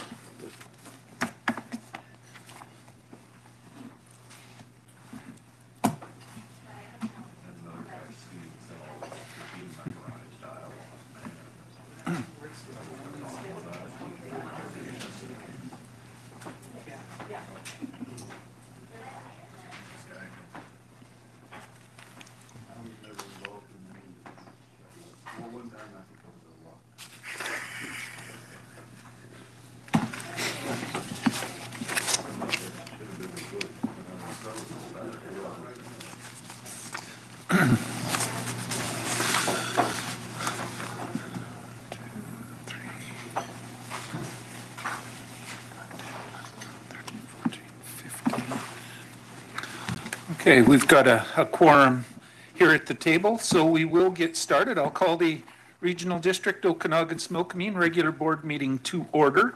This is a reminder on the consent agenda, any items that anybody wants to be removed off the consent agenda and into the regular session, now's the time to do that. Not seeing any hands.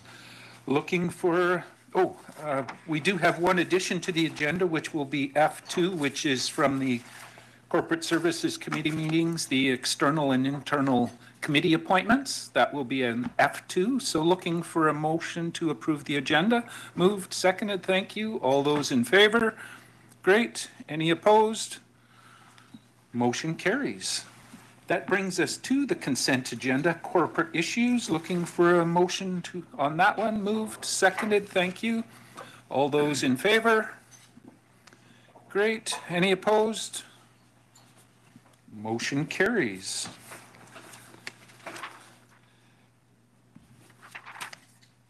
There is no consent agenda development services, so we come to development services B1. Electoral Area Planning Commission schedule of meetings. I'll go to the CAO.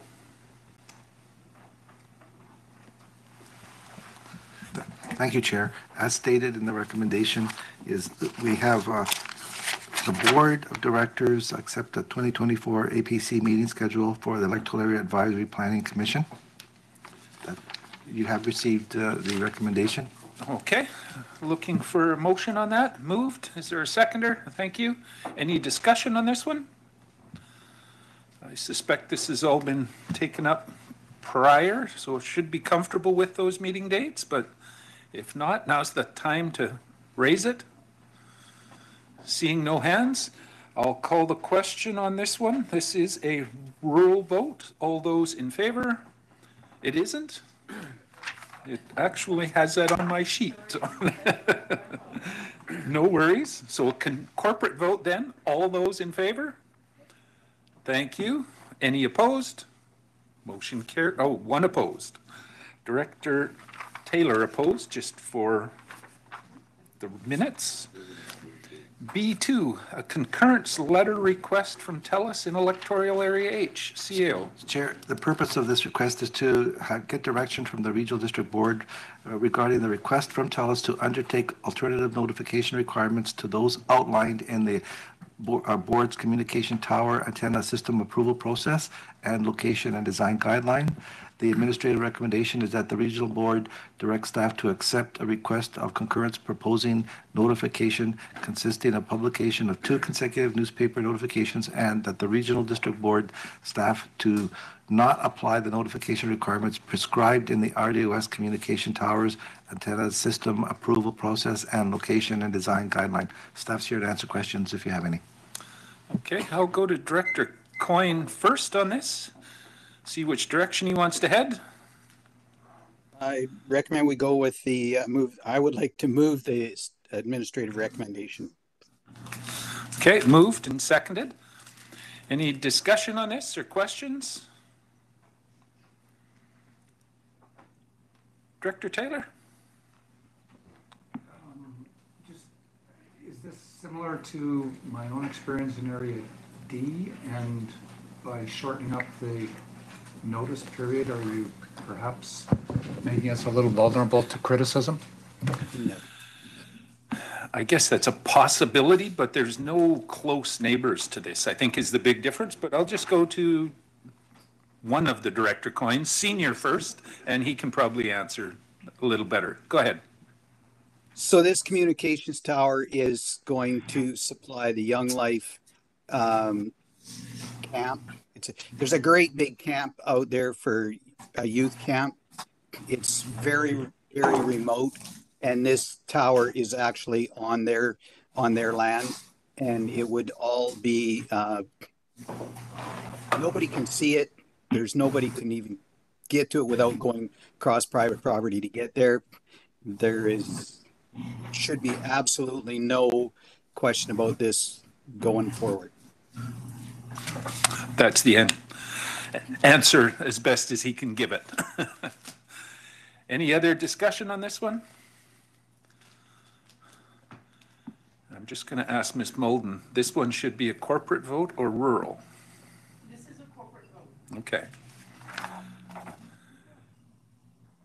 Seeing no more hands, I'm going to call the question. All those in favor? Thank you. Any opposed? Motion carries. Yeah, what I've got written is not what it's supposed to be here. B3, Parkland Dedication on Electoral Area D, CAO. Thank you, Chair. As part of the proposed 21-lot subdivision of the subject property, the property owner is proposing to make a payment to the regional district in the amount that equals the market value of 5% of the land being subdivided, and the recommended administrative recommendation is that the Board of Directors require the owner of the land described in Lot B, Plan KP 22642, District Lot 551, accept Plan EPP 34540 and accept Plan EPP 86797 to provide cash in lieu of the parkland in accordance with Section S10(1)B of the Local Government Act, and that the amount of $372,500 be paid to the regional district as fulfillment of the requirement of the Section S10(1)B of the Local Government Act for the subdivision of the property described in Lot B, KAP 22642. It's a good thing I'm good at numbers. District Lot 51, SOYD, except for Plan Key EPP 34540 and accept Plan EPP 86797 within 6 months. Staff is here to answer any questions you may have. Go to Director Taylor for direction. Yeah, the proponent has discussed this with staff at length. It's been through the Parks and Rec Commission. I'd like to move the administrative recommendation. Okay, so on you're both counts. All right, moved, seconded, thank you. Any discussion on this? Director Bush and then over to Director Gettens. Okay, thanks. So is this part of what used to be the lumberyard? The warehouser land? Okay. Yeah. And so I'm thinking this might have came up years ago, but it was a different group trying to do a subdivision there and it was turned down, and I'm just wondering what has changed. Will there be a loss of industrial lands?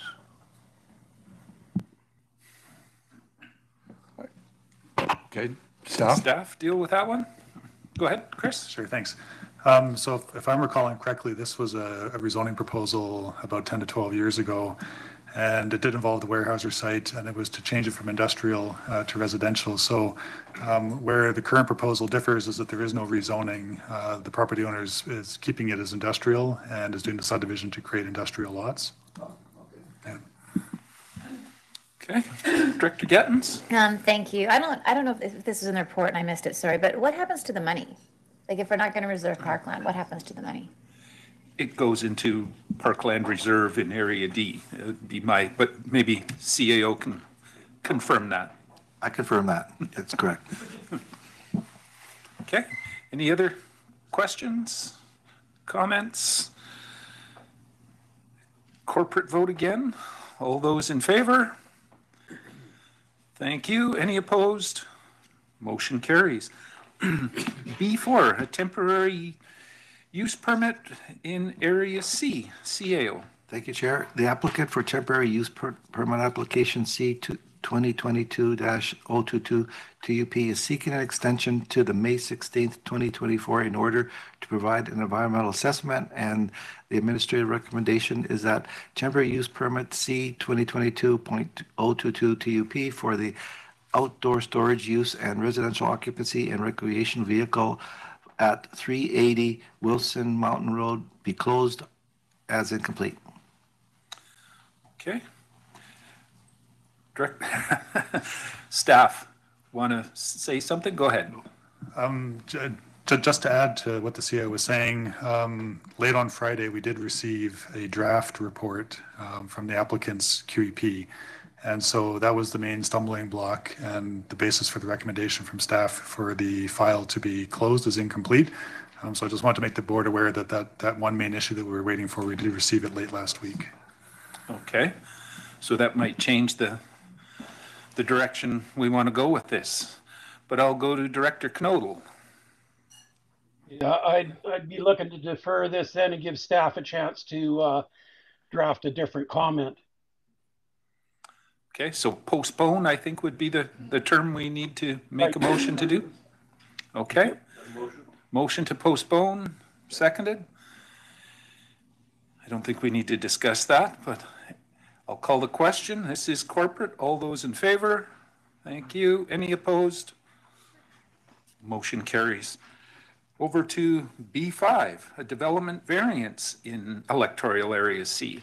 So this application is seeking a variance to the interior side parcel line setback and the maximum height of the accessory building that applies to the subject property in order to formalize the construction of the accessory building in the form of the pole barn and workshop. And the recommended motion is that the development variance permit C 2023.036 to allow for the formalization of an accessory building at 204 Greasewood Avenue be approved. And staff is here to answer any questions you may have.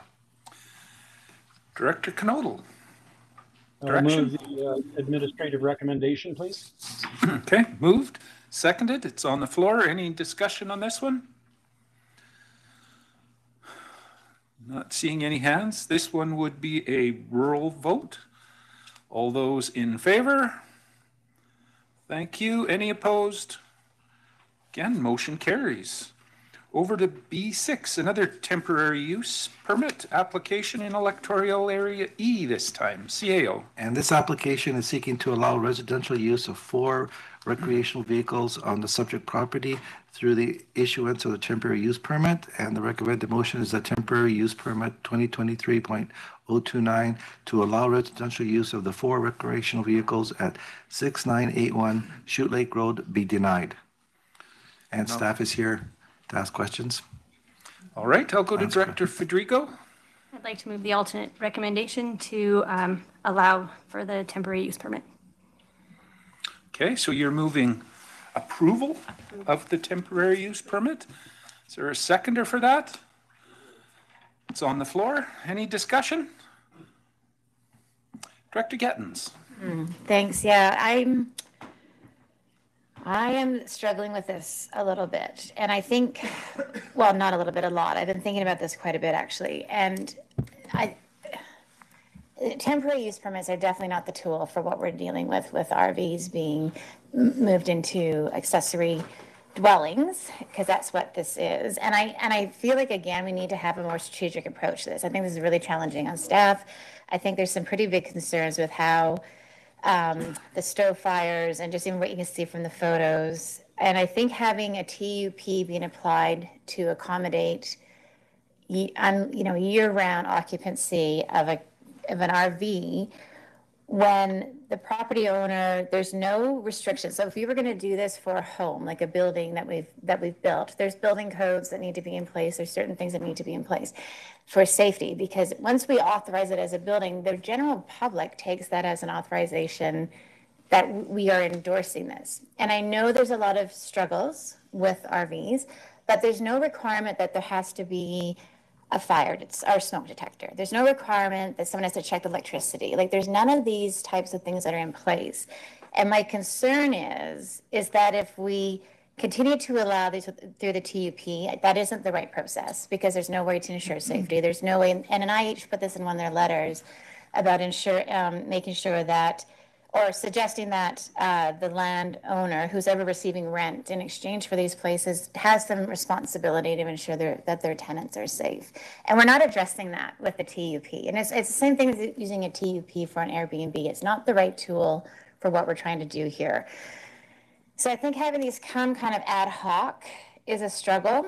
I recognize, and with the letter NIH saying, you have to weigh out what's more troublesome, having somebody face homeless or having somebody live in an RV. I thought that was a really difficult comment, because how do you measure either? So that's sort of how that works. So this is sort of what I'm struggling with. So I would like discussion about this and go from there, and we'll see where we go. Okay, Director Taylor. Echo a lot of the comments from Director Gettins. I am supportive of RDOS finding a way to approve RV living.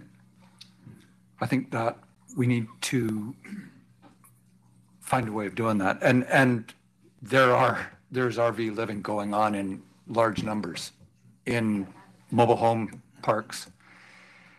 But in this case, there's no sewerage, and there's no, I look at the fireplaces and I'm pretty concerned. And these are facilities that have been there for a number of years as I look at those things.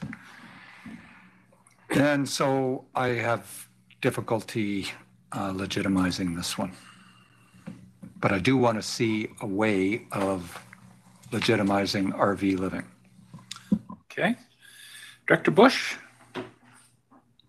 Okay, so yes, I agree with both Director Taylor and Director Gettins, but also, on the other hand, to me, we can't be kicking these people out at the beginning of winter. The options for them are way worse. So as a temporary fix until we figure out what we're doing, I would approve this. Okay, I'll go to Director Federico and then Director Knodel and Coyne. Thank you, through the chair. So an RV has a CSA standard. It means that it has to be inspected for it to be an approval use. Now, they are not for year-round use, but they still go through an approval inspection. It's not just walls slapped together on a flatbed. These go through an inspection process. So although it may look different than a brick and mortar home in the BC building code, and I get that, but they are still an inspected vehicle, essentially. So they will have those safety measures in place. Granted, the materials are not wonderful, but again, they do have a standard that they follow. Now, for this one, I get that, you know, there's concern because there's multiple, but Chute Lake is fairly remote from the rest of the community, and they are larger parcels. I will also bring your attention to that there were 79 people who signed a petition in favor of these guys being on their parcel. These guys in their homes, okay, this is a home for these guys. They're farm workers, they're provincial employees, and they're entrepreneurs. And there is nowhere else for them to go in our community. There just isn't. And so now you're going to start impacting our workforce, and you're going to start impacting people's livelihoods. And is it an ideal situation? No. Some choose this lifestyle because that's, you know, they want to live minimalistically and this is how they want to go. But the reality is in today's climate, you can't afford it. And so we're impacting lives of not only these guys in their homes, but our businesses and other economic factors. And so I implore that you guys, you know, look at this holistically.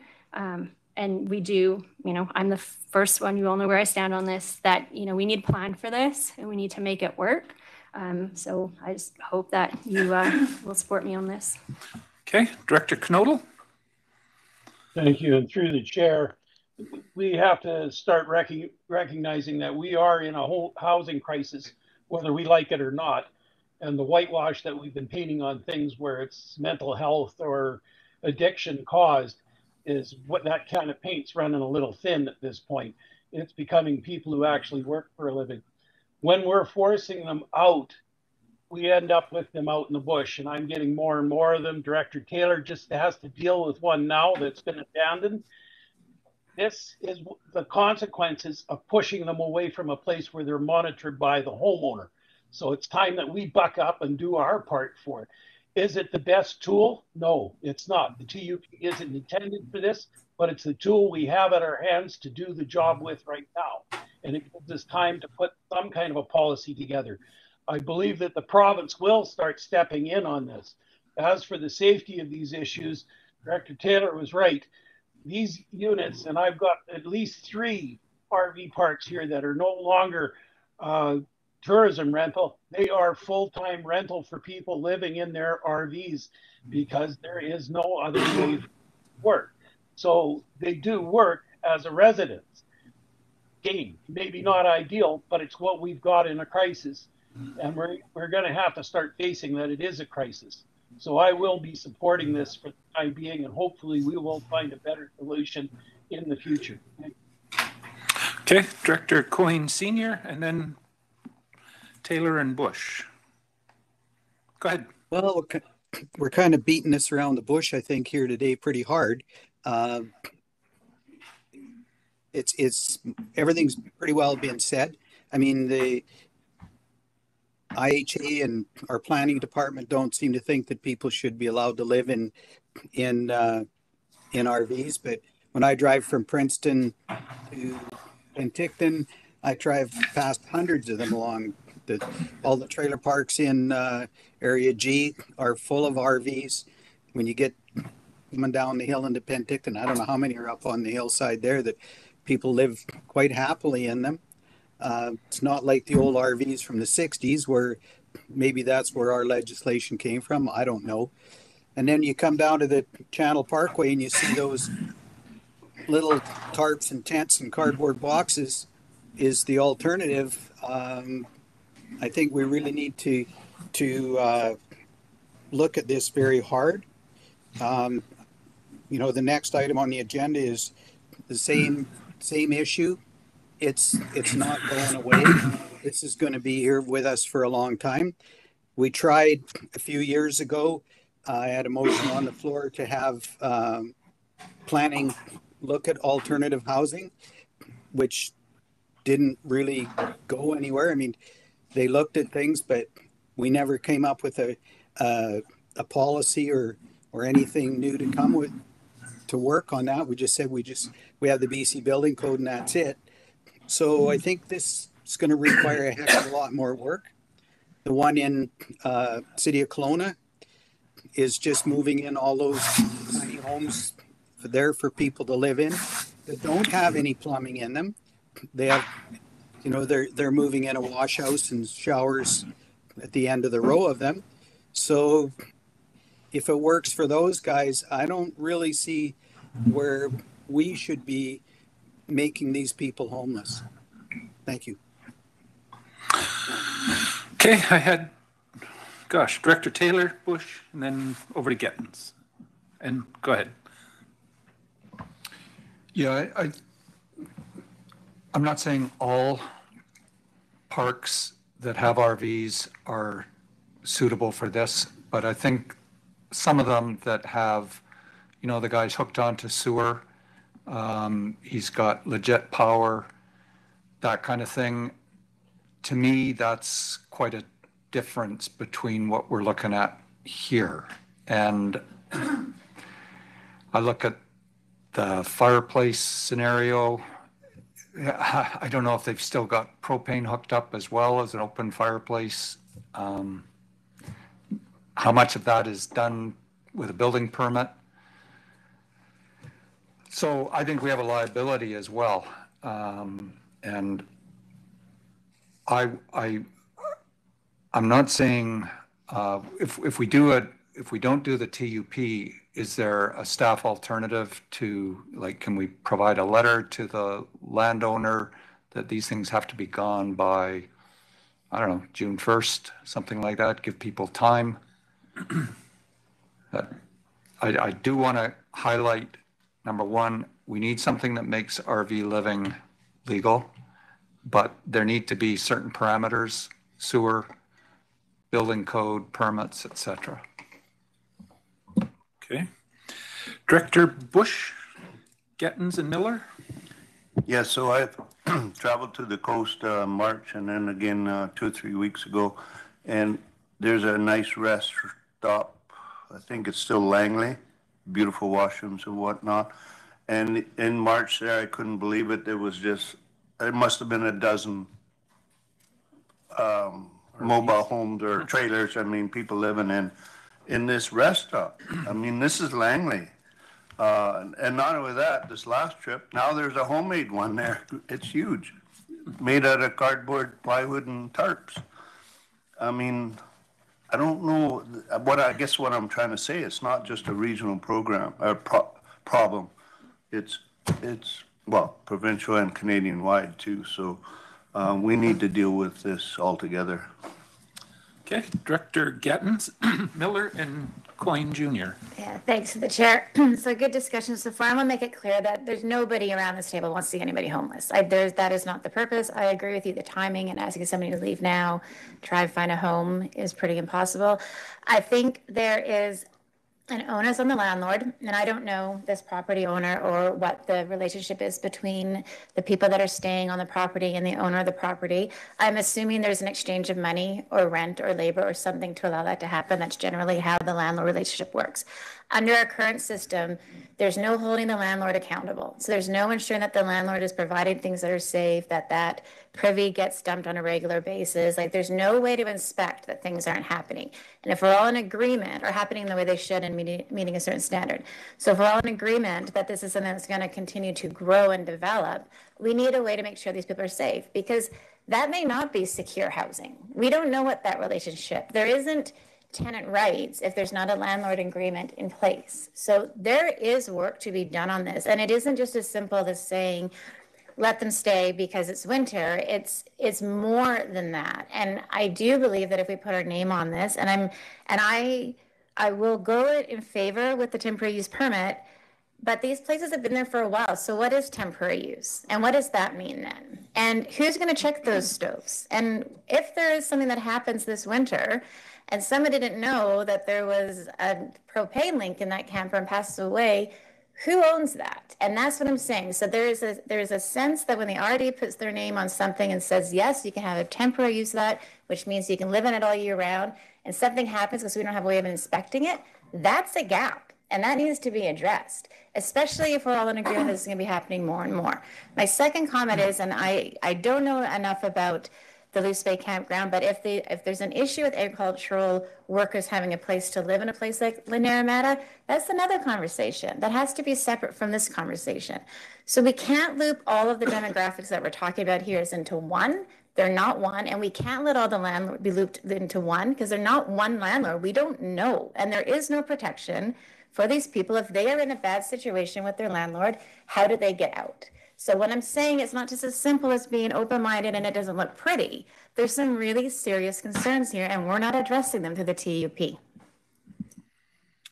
Okay, Director Miller? Thank you, Chair. Yeah, I'm going to vote with the motion. Oh, we don't? This one is a rural vote, so. Oh, okay. You're off the. Well, if I was a rural director, I would vote. My only concern, though, would be precedent setting, but being the resident film critic in the room, I encourage that if you haven't, to watch Nomadland with Frances McDormand. It's on Netflix. It's about people who choose to live out of RVs, and it's a very, very powerful film, and it's a fake documentary, so she was the only one who was actually an actress, so it certainly gives a perspective on just even something as simple as the utilization of the space that you have. So thank you. Okay. Director Coyne Jr. and then Knodel. Yeah, I just wanted to point out that most of the community is in favor of this. As Director Fernigo said, there's a petition in favor of these people staying there. And there's also a note from the fire chief saying that this isn't going to impact them. So I think this needs to be considered as well when we move forward, that this isn't one of those situations where the community wants them out of their backyard. I believe there's only one objection to it. The rest of the community is just in support of this and letting these people stay there right now. Okay, Director Knodel. And through the chair, at Loose Bay, when we had the opening with the Minister of Agriculture there, I asked the manager what percentage was homeless as opposed to agricultural worker. It was 30%, according to him, that were local homeless. That included single parent, some seniors. So this problem is growing exponentially over the time.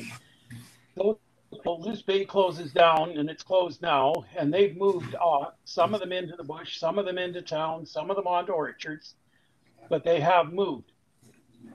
What will happen with this one, if you close it down, they will move off into the bush, and there will be no one looking for where the garbage goes. It'll just get dumped in the side of the bush.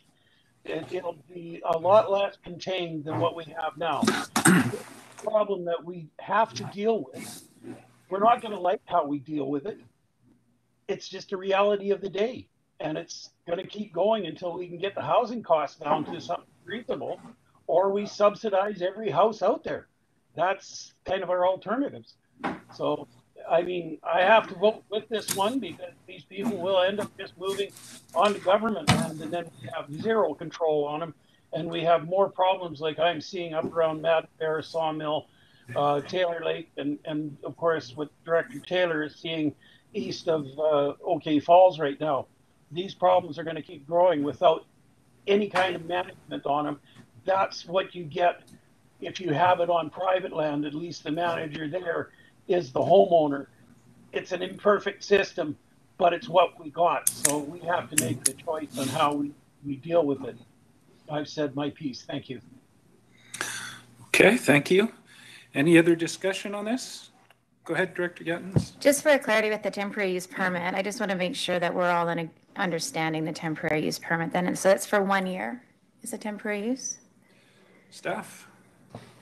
Go ahead. This application was submitted for 3 years. So for 3 years. Okay, so the temporary use is then for 3 years. And so at the end of the 3 years, then, hold on, I just scrolled too fast here. The vehicles are going to be removed. No more recreational vehicles are permitted on the property over the number 4. Electricity will be provided. can I just get a clarification on the portable water, the washing facilities and cooking facilities? Because my understanding from the report, unless I'm mixing up with the previous one, is that there's an outhouse and that the RVs are holding gray water. So is there stipulation that the outhouse is removed and they now use the main house? Go ahead.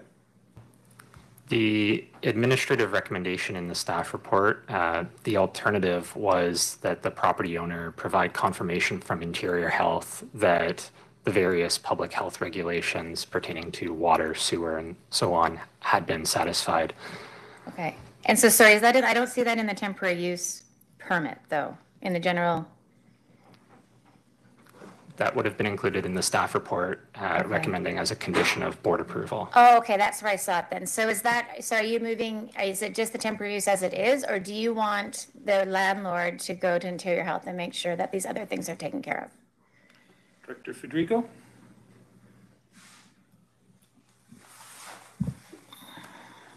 We do need to be clear on what we're voting on, so just for confirmation.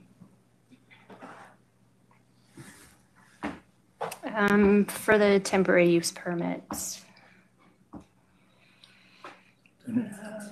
No, so sorry, what I was remembering to see here, so you've moved the temporary use permits as a 3-year temporary use, and that what the staff are recommending is that the applicant, so alternate 1 or 2. So 1 is the temporary use permit as it's stated, 2 is the temporary use permit plus the applicant, which is the landowner, who I'm assuming is getting rent, submit a written confirmation from Interior Health indicating that the proposal complies with the Sewage System Regulation, Drinking Water Protection Act, and the Health Hazards Regulation. That's the sticky part. So that's, like, I just want to make that really clear. I'm not here advocating to kick people out and having them face the difference between staying in an RV and a house. I get it. And if we can make this in a way that's going to make sense and make it safe for exactly the target or the audience you're talking about, like those families that may not have the skill set to do the stoves and the electricity and all the rest of it that we see here, that's the sticky part for me, and that's where the heavy lifting is. So I guess that's my question, is removing alternative 1 or 2? Director Federico? Number 1. It was 1? Yep. Okay, so it was just the temporary use permit as it stands for 3-year term.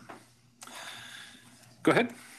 Thank you through the chair. I think just based on photos, we're painting a very broad stroke that these people are filthy and that they don't live well.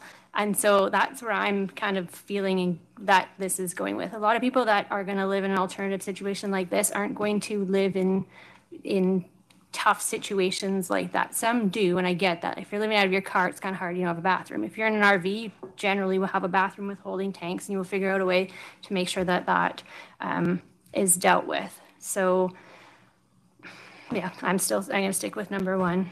Okay.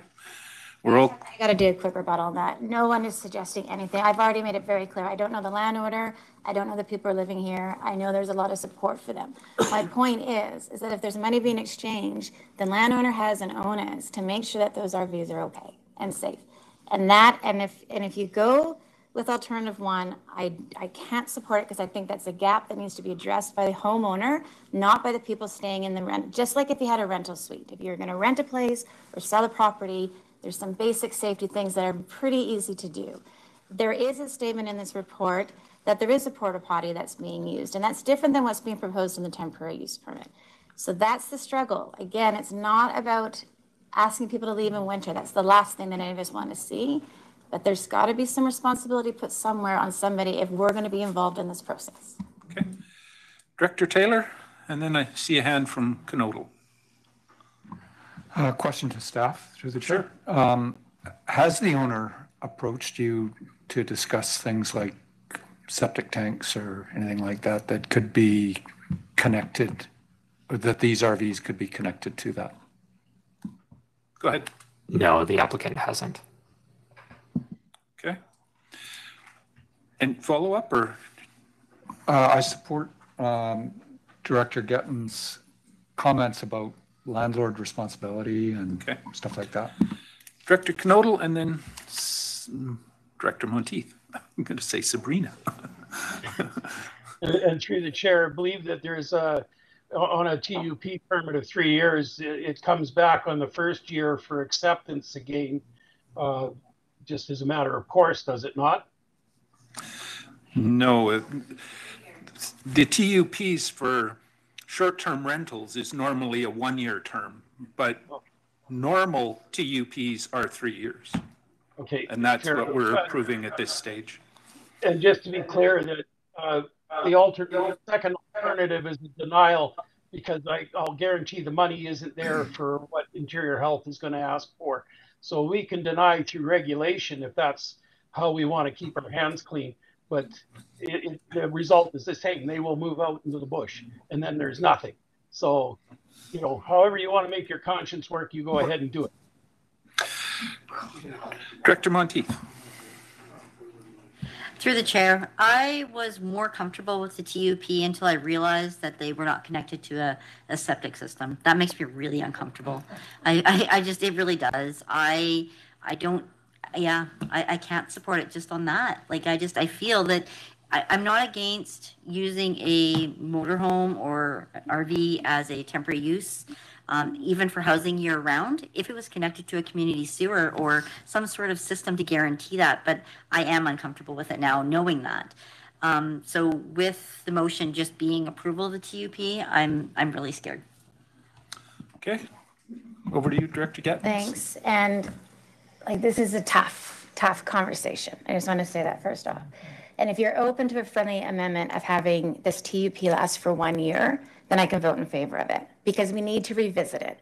Having this much of a gap owned by the landlord, and if there's not enough money for the landlord to make sure that people who are staying on their property and exchanging money for that, we need to talk about that and figure out what is. We already are seeing this in the IH letters, that their stand is going softer. Everybody's trying to figure out how to wrap their head around this.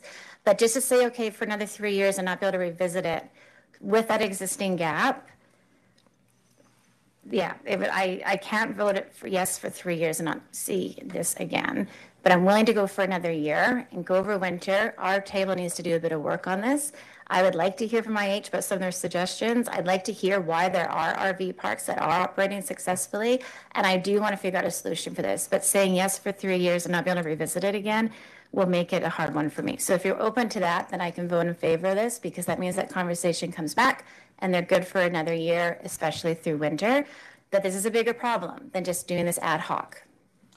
I would just say that I'm not sure that would be a friendly amendment from 3 years down to 1. It could be an amendment, but not necessarily a friendly amendment. So, Director Bloomfield.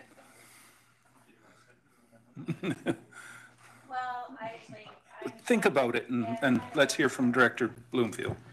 Thank you, and I have no vote in this, and so I've got no skin in this game, but listening to the conversation and taking a look at the staff report and the proposed amendment, the alternative number 2, where it talks about the sewerage system regulation. Do you know what the sewage system regulation is for this type of application?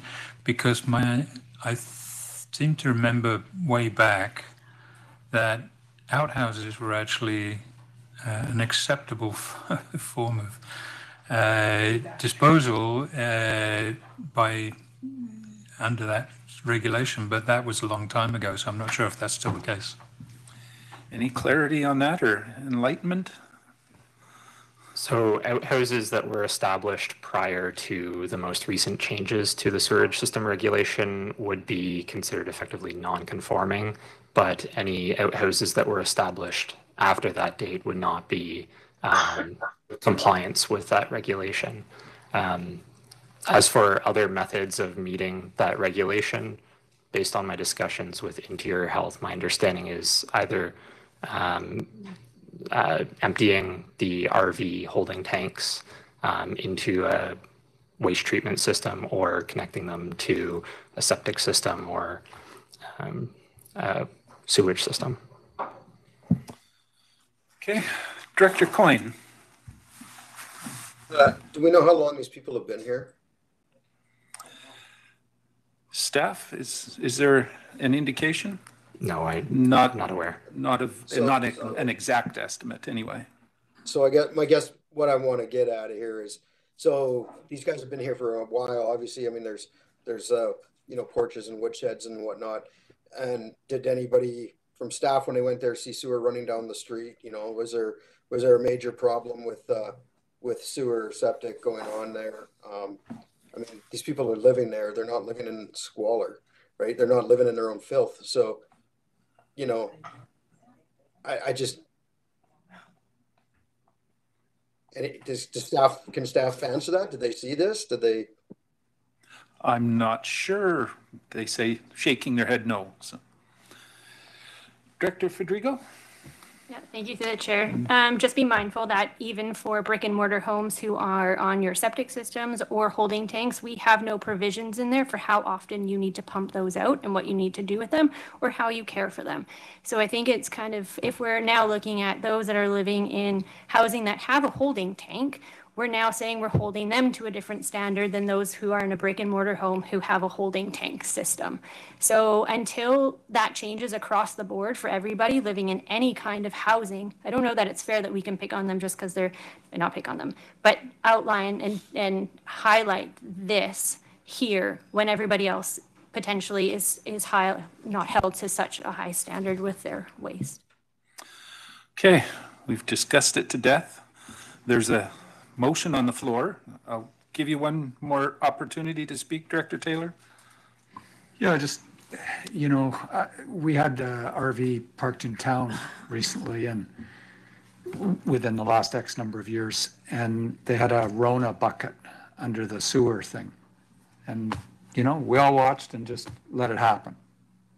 And that's what we're talking about. I mean, if people have a potty in their toilet, in their RV, they're gonna use it at -20, right? And it's gonna go in the bucket. And then where does it go? And just lastly, I've been a landlord for 30 years, and when you rent out, certain classes of facilities and incidents happen, read the Calgary newspaper, 5 years ago, and they really started ratcheting up basement suites because a few people got fried.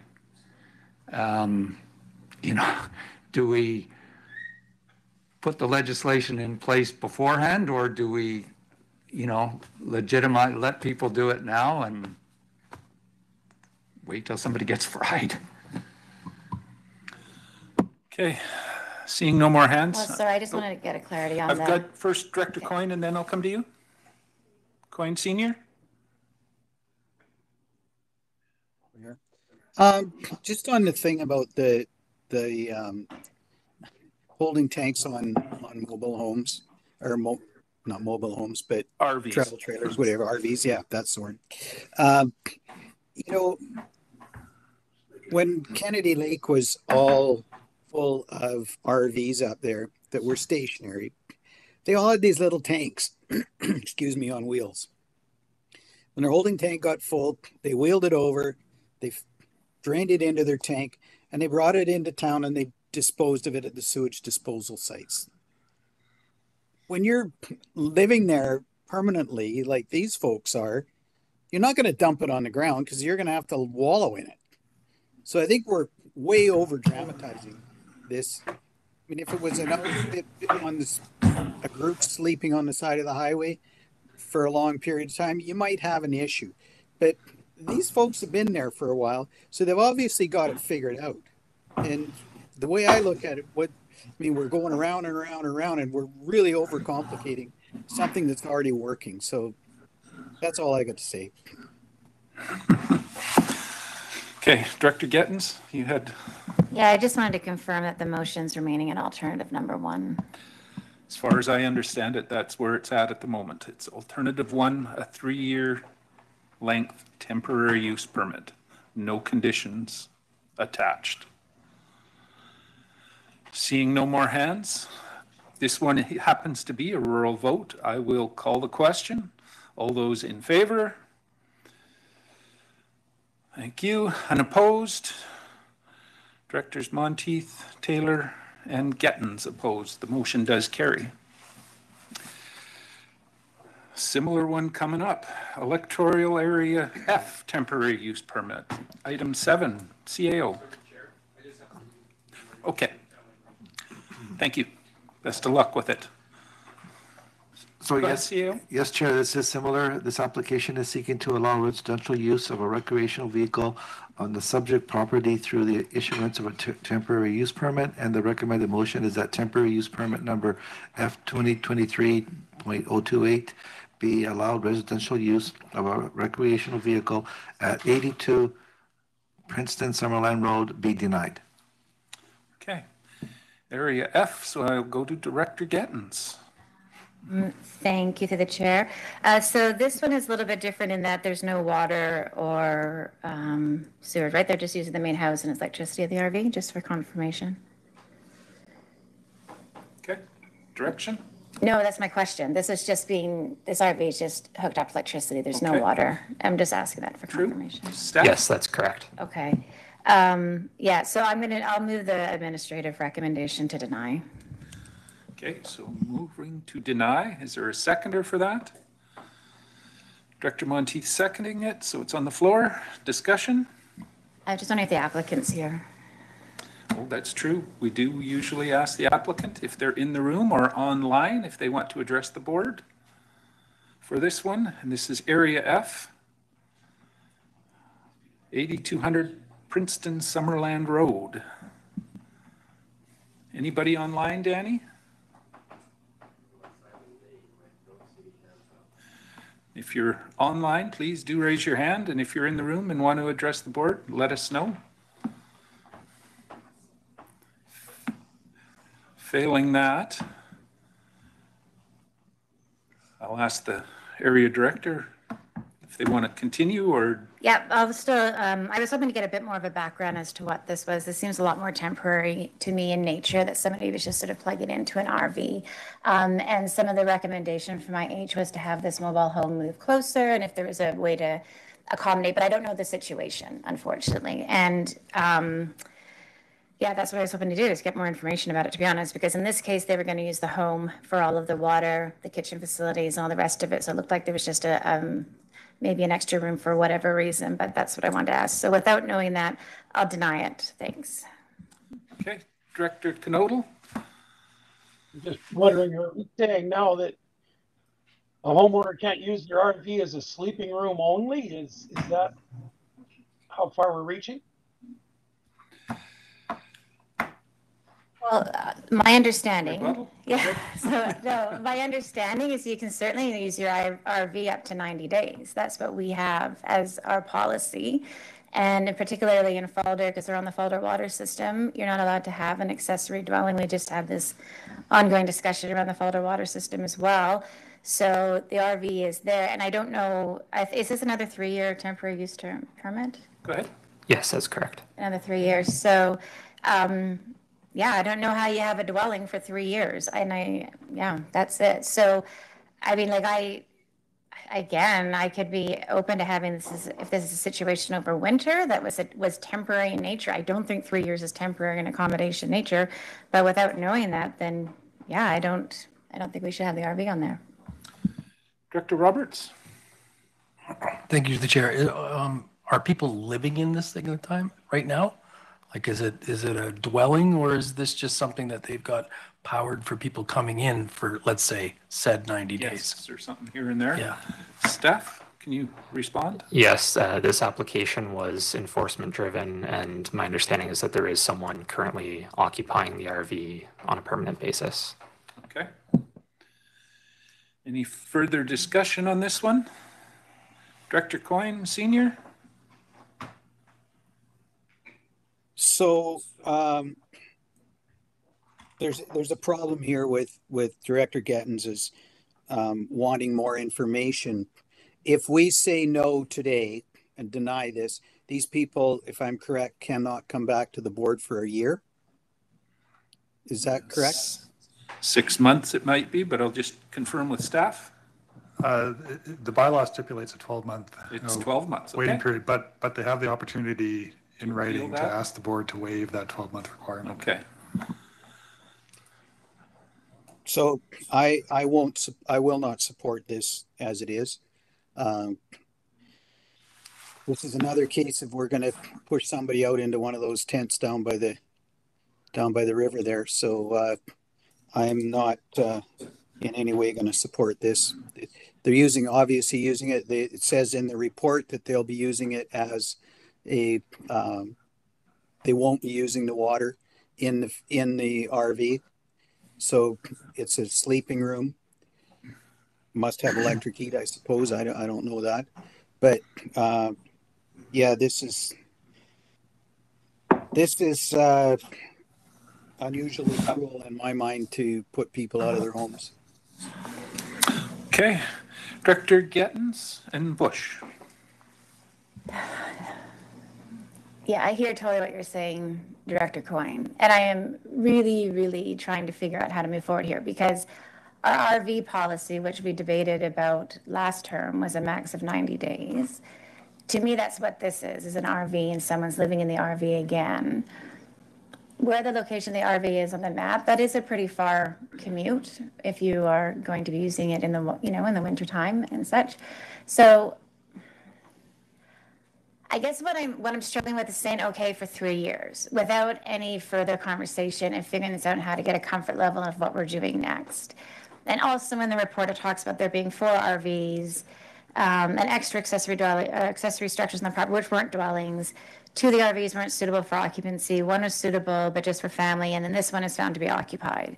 So that's 2, like there already is an RV, apparently that's for family, and then another to be occupied. And to provide a TUP for 3 years, especially when that community has just been told that they can't have accessory dwellings. That's essentially what we're doing, is an accessory dwelling. And it may get hooked up to water. And then maybe somebody else will move in the next 2 years. It's not tied to the current tenant. It's not tied to really anything more than just saying you can keep it there for 3 years. We're not saying you can't. Oh, I guess actually in the temporary use permit. Sorry, I know I'm kind of rambling here, but to be honest, you guys, I think this is more complicated than doing this on an ad hoc basis. So I can be comfortable doing the temporary use permit and get everybody through winter in a more safe location. I can definitely do that, but giving a temporary use permit for 3 years, I'm uncomfortable with, especially if we're going to have a discussion about this and figure out what we're doing next steps. Falder having an accessory dwelling and the water issues they just had there, and granted, they're using the same water as the house, but part of that is limiting how many people can stay in one house too. So It's a anyway. tough call, Yeah, but it's I'm going tough. to go to Director Bush here and then Director Coyne Jr. To start with, is the motion on the floor already? It is. It's been moved and seconded to deny at this stage.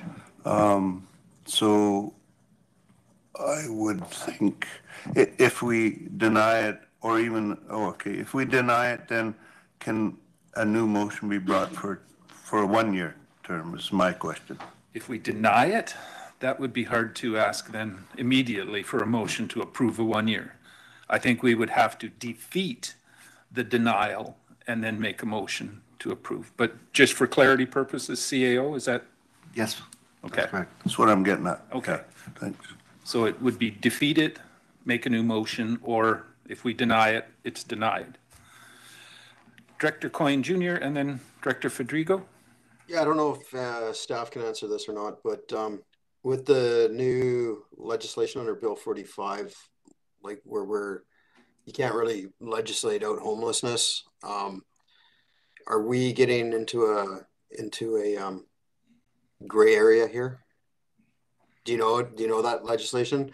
So it's a change to the community charter and local you're not allowed to bylaw against people who are homeless. You have to provide them with a place to live. So it's not adopted yet, but it's going to be adopted. And I want to make sure that we're not going down that road. Any thoughts on that, staff? Might be too early to tell. We haven't got it. Yeah, I mean, that was the point I was going to make, is that we have just been hit with a lot of legislative changes the past month. And I mean, ideally, time permitting, we'd like to come forward with the board and just kind of give an overview, at least from a regional district perspective, how we think this legislation certainly impacts at least the land use planning approach, I suppose, bylaws. Because we are seeing some things in the legislation that we think has implications for the regional district going forward, especially in terms of our work plan. And, some of the issues that we've already been tasked with, such as the housing options, housing strategy, housing needs assessments. The province has thrown kind of a curveball at us in relation to that. So we'd like to provide an overview and potentially get some direction from the board at a forthcoming meeting. Okay, so short answer, too early to tell yet. Okay. I lost where I was at, but Director Fedrigo, and then over to Taylor and Knodel. Perfect. Thank you to the chair. Do we have a rule on how many people can live per house in Falder and can be in there? Not to my knowledge, but staff want to confirm that. There's nothing other, not even a bedroom limit. Is there on a house construction? No, there's the standard building envelope requirements in terms of parcel coverage, setbacks, and height. I'd have to get back to the board on this, but off the top of my head, there might be something in the bylaw around residential. What does residential mean? A typical family unit might be 5 people, but I'd have to go back and research the bylaw to get confirmation on that. Right. Okay. Follow up? Could we look at making a motion to postpone until we get more information from staff on housing? Or we have a conversation? We've got the motion on the floor. We would have to defer the motion, would be the motion we would need, or postpone, I guess is the same thing. And we'd need usually attached a date to it. But that would be after staff can give us that information. Is that the motion you want to make? Okay, no, it's not on the floor then. We still stuck Director Taylor and then Knodel. So I'm just wondering if to staff, if this TUP doesn't go through, what's your action then? And can the board provide any direction as to timelines on any action after that? CAO? Defer that to you, Chris. Mr. Garish.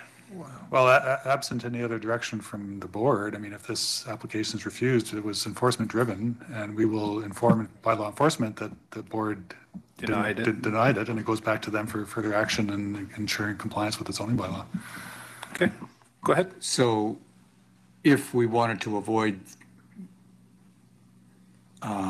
evicting people at the start of the winter, we could allow you to postpone your enforcement action, as we've, I think, postponed enforcement actions on different things at different times.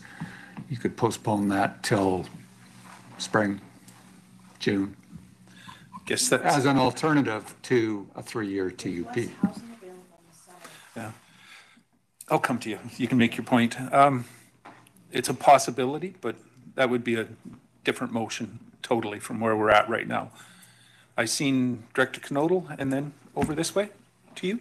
Go ahead. And Bush. Go ahead, Rick. Thank you through the chair. Just one thing on this 1-year thing. We're not going to have answers on this in a year. Hell, we have a hard enough time trying to make a decision in a year. Being something this complicated, it's going to be 3 years before we get concise information, both from the province and from ourselves, on how to deal with this. This is going to be an ongoing problem. It's not going away. Thank you. Okay. Director Conants? Yeah, I apologize for speaking out of turn. I think, I'm not sure what the answer is, but it's much harder to find housing as summer approaches than it is now, even though it's really hard to find housing now, but I'm just saying it. Close to summer, everything fills up for sure. So if they have to move, there might be an opportunity of them finding something now as opposed to later. Okay. Director Bush. Yeah, so my recommendation would be to defeat this and have a new motion come out for 1 year at least. I think that would help Director Gittens. If I'm not, at least I think it would. Thank you. We'll let Director Gittens speak for herself there. Yeah, thanks. And I appreciate the conversation. And I definitely this is what we have to do heavy lifting on, without a doubt. And I think it's important to know, when we have these variances that are complaint driven, it's because there was a complaint. There's not the community support that we have in this community like the last application had. And there are, I think, a lot of people who would like to have RVs for this purpose, and they're not, because there are concerns about population and that water system and all the rest of it. That being said, if my motion gets denied and another one comes up for a year, then I think that addresses some of the immediate concerns that I hear from board members about housing over winter and what these people do. But I also want to just reiterate, we don't know the situation of this person or what's going on or what the purpose of it is. So I'm very comfortable with this decision of it going for 1 year. And if we can't make a decision in a year, then there's always a renewal, and maybe we'll have more information. But yeah, so anyways, I'm in support of what Director Bush just said. Okay, I'm not seeing any other hands. I think we will have to call a question, the rural vote again, and it is right now the motion to deny the application. So all those in favor? Okay, those opposed? Do I need to read them all out, Ms. Mulden? Could I see the opposed held up again? Hyde, Director Taylor, Director Knodel, Director Gettens, Director Pendergraft, Director Roberts, Federico, Bush, and Coyne, and Knodel. Did I get them all? I think that's everybody. All right, so it was just some hesitant. Yeah. Sorry. We got, motion is defeated. So everybody had supported the defeat, just to be clear. Is there a new motion? Yeah, I'll just move the TUP for a year, please. A 1-year TUP, seconded. Any discussion needed on that? No hands? Go ahead, Director Van Elfen. Thank you. I don't have any skin in this game, but there is a bylaw in Falder that you're not allowed a secondary residence on your property. So if we allow a TUP for 1 year, what stops others from dragging a unit onto their properties so that they all get TUPs for a year? It's always every case is judged on its own merit, but the point is made. I know. Director Federico? Yep, thank you, the chair. So an accessory dwelling would include cooking facilities and washroom facilities and everything that in this situation is not presenting if they're using all your water and cooking facilities and such within the household. Okay. Seeing no more hands, I'll call the question for a 1-year temporary use permit. Rural vote, all those in favor? Thank you. Any opposed? Director Gettens? Motion carries. All right. Because I can hear the people laughing. I've been thinking about this all week. Yes. And this is really struggling. And there's been a lot of kind of painting, because you think they're dirty or whatever. That's not my case at all. This is a struggle. And you are right, Director Van Elpen. This is going to happen, and we're going to see more of these coming in Falder. And they are on a water system issue, or they have water issue out there. This is not easy. And so I struggled with both those votes. And I'm not sitting very comfortably right now either. So this is heavy lifting, a heavy conversation. I don't see it as easily as some of you do. And I'm sorry if I'm not at this level of where you all are at it, but I see this as growing and snowballing. I was just in Kelowna this weekend, and I went by that tent city. That is a very well organized place for people. That was safe, it was clean, it was porta potties, there was never an RCMP officer who wasn't there, there was food, there was medical attention, all the rest of it. People are there so they can be transported when it gets too cold, too hot. That is a solution. And I am not saying that the people that are in these RV situation, again, we know nothing about this one, but this is not secure housing. This is not. There are no rights. This is not secure housing either. So apologies if I feel conflicted, but I am. I'm not ready on this one. Understandable. We move on to B8. Oh, question? Or go ahead, Director Roberts. sorry for the late comment, but I think it's important for us to recognize this is why it's a priority in our strategic planning. We have to come up with something like what you said, well-organized. And we don't have well-organized plans. Director Coyne Sr. brought up at the same time that I brought up in strategic planning about alternative housing situations, and especially rurally where we've got encampments in the back of orchards and ranches and stuff. And as a paramedic, I deal with the sad situations that I come across of people in the winter without heat, without water, that are in dire situations. And I want to come up with a strategic plan in regards to, okay, so now we have a place to send people from fire service roads or from these kinds of dwelling setups. Like, we've got to come up with something. And I think that with the change in the government tone in regards to how they want to look at alternative housing, I think this is the time, the iron is hot. And I believe this is the time to act. And it is important because it is we're not just set on this, like as Director Kettins was saying, it's not an easy choice for any of us. And I've dealt with, a murder and a couple of other things in a homeless camp and different things in our area, and having all kinds of challenges dealing with the provincial government. And in dealing with it with them, each ministry states that they're not sure how to step forward. They're waiting for this legislation that came down.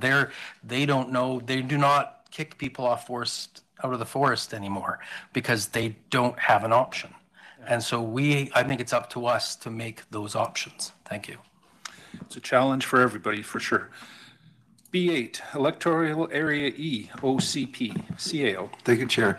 Bylaw 3010 represents a review and update of Electoral Area E, official community plan bylaw, and is proposing to repeal and replace the current Electoral Area E OCP bylaw number 2458, 2008. And the recommended motion is that Bylaw 3010-2023, a bylaw to adopt Electoral Area E official community plan and to repeal Bylaw 2458 be read a first, second time and proceed to public hearing, and that the process be outlined in the report dated November 16, 2023, be considered appropriately consulted for the purpose of Section 475 of the Local Government Act, and that the financial and solid waste management plan have been considered in accordance with Section 477 of the Local Government Act, and that the holding of the public hearing be delegated to Director Frigigo, and that notice of the public hearing be given in accordance with the requirement of the Local Government Act.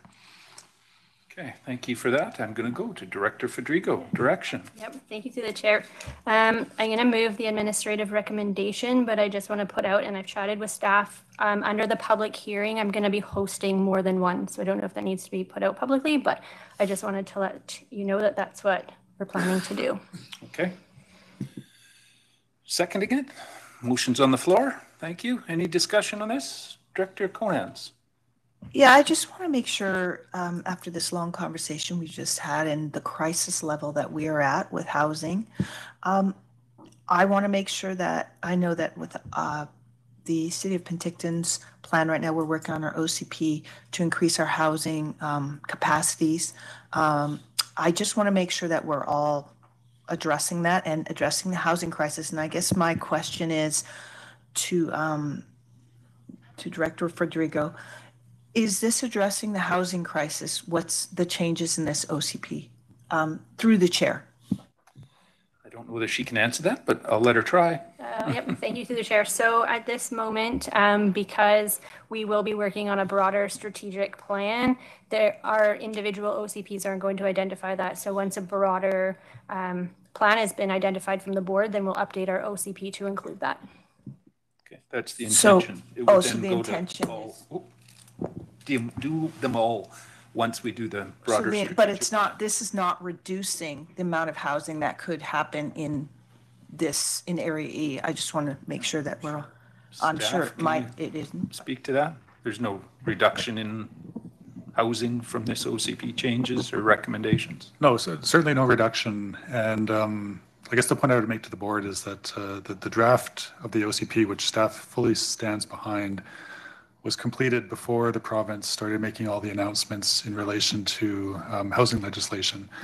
And we realize that there's a lot of changes coming with that legislation, but from our perspective, it's really important at this point to get some of these other projects that we've had on the books done for the last couple of years and start to address the new statutory requirements that that the province has put before the board, which is updating housing needs reports, looking at a 20-year supply of housing, making sure that your OCPs build that housing into the bylaws directly, and that we will do that as a step process starting in the new year, which is some of the points that we want to try to flag for the board when we give an overview of these legislative changes, like what's coming down the pipe for us, what do we have to do now that we didn't realize we had to do in September when we were finalizing this draft OCP.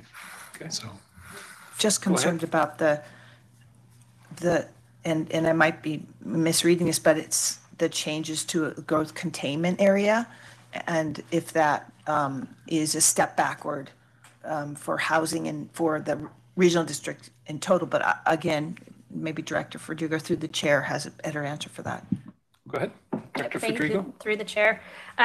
We currently don't have any growth containment areas that indicate where housing can go, and it has been strongly suggested by the community that we do have one. And so through this OCP, we'll outline where growth is directed or supported within the community and where it's not. And so there is language in there that's going to not reduce housing per se, but it's going to provide better guidance on where the community would like to see housing go. Okay. Clarifies those points. Any further discussion on this? Again, this one is a rural, well, this one's going to be separated, does it not? Yeah. Go ahead, CAO. Yes, the first three would be rural and the last two would be corporate. Okay, so it's going to be a split. We'll split the motion up. The first portion is going to be rural. So we're clear on what we're voting on. I'll call the question. All those in favor? Thank you. Any opposed? Motion carries. And then the last portion of that, which is giving permission to hold the public hearing and where and whatnot, to Director Federico, will be a corporate. All those in favor? Thank you. Any opposed? Motion carries. Down to B9, zoning amendment in electoral area E, CAO. So, Chair, this is in regards to the public hearing that we had this morning, and the recommended motion is that the Okanagan Valley Zoning Amendment Bylaw number 2800.24 2023 be read a third time as amended and adopted. And again, that's for 1313 Greyback Mountain Road. And staff is here to answer any questions or concerns you may have. Okay. I see a hand up quickly from Director Bloomfield. I'll go to him first. Thank you. And I see this as an unweighted rural vote. However, there's financial implications to the entire board on this vote. And, excuse me, and I'm wondering, because of the financial implications, should it be a corporate vote? It's not reserved. This is not grants, 100% grant. Go ahead. Well, at this point, we're dealing with the rezoning application. So my understanding that's an electoral area planning Generally service. It is. Yeah. Usually planning issues are. Well, what I'm asking is because of the financial implications of the investment of the property and the potential loss out of that, or whatever it might be. But we're dealing, this is a vote on a fairly substantial asset of the regional district. And should it be a corporate vote because of that? And yeah, I'd like to just get a definition, an absolute answer on that. CEO? If I can make a suggestion in your concern, that could be handled under C2, but under the organics process awarding of the RFP. That's, if there's going to be a financial consequence, that's where it would be more likely to happen. In this case here, it's just strictly the rezoning. So they are two different things. Okay, then if I may just do a follow-up on that. Go ahead. Thank you. Then I think it's incumbent on the rural directors to recognize that there was a corporate vote on the purchase of this property for this intended purpose. And I think that that should be taken into consideration by the rural directors when they're voting on this. Good point. I thought I seen another hand. Was that yours, Director Gettins? Yeah, I just wanted to get some clarification. So I know we are voting on the rezoning, which is why it's rural. But by voting on the rezoning, is there another question whether we proceed? Like, I know we're going to talk about handing this over, like a contract over, but I guess that's the question. Like, if it's just a rezoning, then it's just a rezoning. Does it come back to the board again to be like, okay, now we've got the right rezoning in place, so now we're going to proceed with the compost facility? CAO? On section C2, that's where you would be looking at proceeding. If you don't award the contract, then the project is pretty well dead in the water. Okay, thanks. Director Bush? And I've got a few hands online I'll go to next. And I'm guessing if the consultant money thing went through, I'm guessing that what we learned from the consultant is when we're going to decide on whether we go ahead. Staff, can you clarify that? My suggestion to the board is that really the design and for the design process that we've identified is for that particular property. We have not looked at anything else. The decision to pursue the rezoning, we looked at a number of options months before as a group. One of the challenges too is that we have a grant for $11 million that has to be spent by March 31st, 2025. And while that seems like a long time away, it's really not. So we really, if we do want to get going with this project, then we will need to move on it very quickly. Okay, Director Federico. Oh, I'll go to Director. I seen a hand from Director Coyne Jr. Go ahead. Yeah, I'll wait till there's a motion before I talk. Okay, Director Knodel. Just want to ask a couple of questions here. It sort of looks like we're getting the horse ahead of the cart here. If we're looking to rezone this in order for the project to go ahead, but we don't know if the project's going to go ahead yet, if all these questions that were brought up this morning have to be answered. And to that effect, I've got quite a number of them that arose out of the meeting this morning. Do we have local traffic studies? Do we have wildlife corridor studies? Water well impacts? Do we have a cost comparison between the Brenda site and this site? Does that include transfer for trucking? Do you have to transfer to trucking? If we did take on a different direction to Brenda Mines, do we have traffic congestion issues? We should be talking to the Ministry of Transport over highway congestions. What were the issues of leachate travel so far? How much has that cost us, and what's the future costs of there were a lot of questions that came out of this on regulations. The OIB just being one of them, or pardon me, the natives being one of them. Got a funny feeling we kind of got to answer all these questions before we start talking about changing the zoning on the piece of land to accept the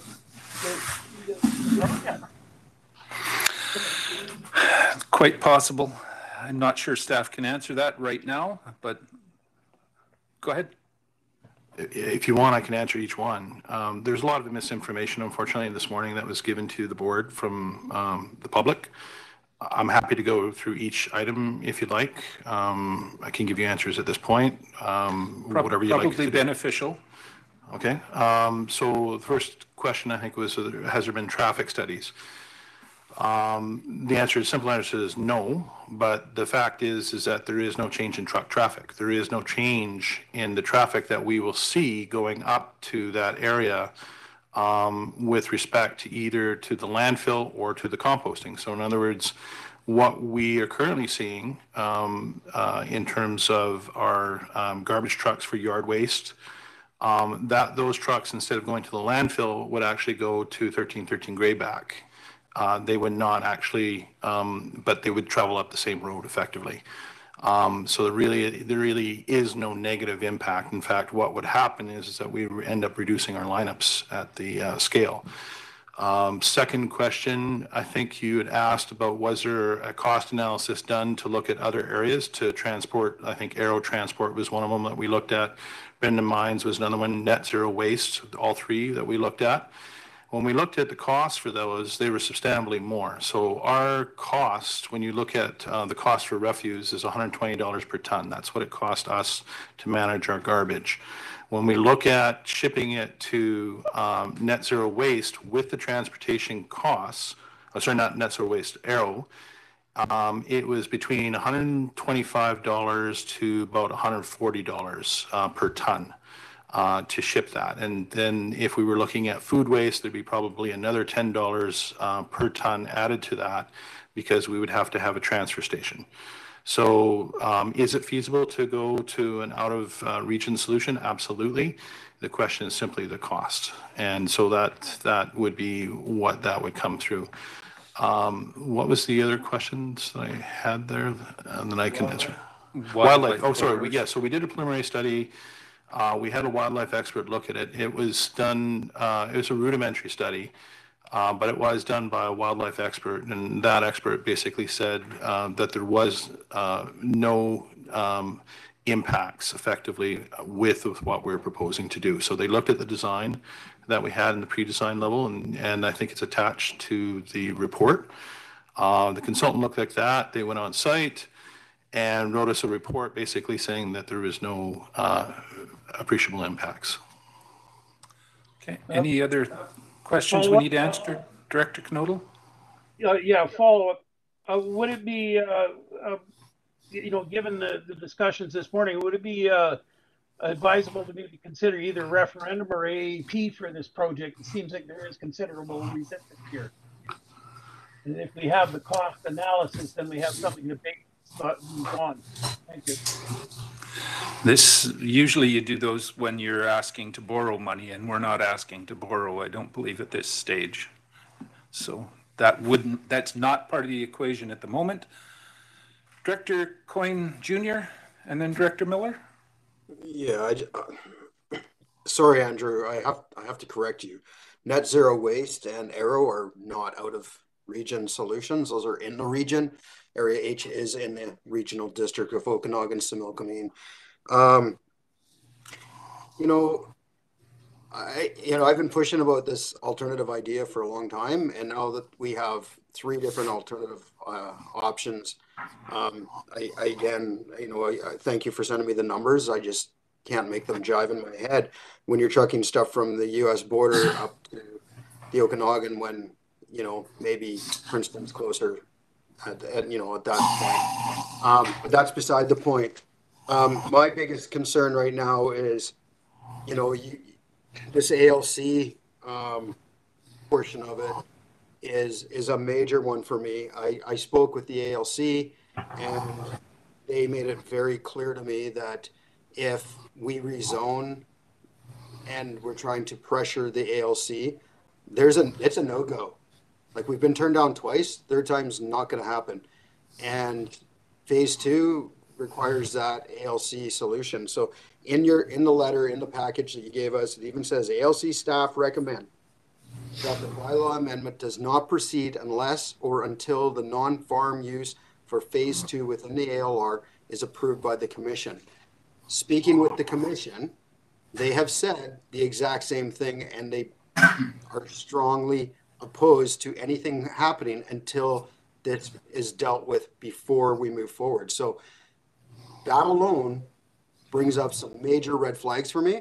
And I think it should bring up major red flags for everybody around this table that the ALC and the regional districts is not on the same page on this. And the ALC is seeing this as us trying to, find another way around this.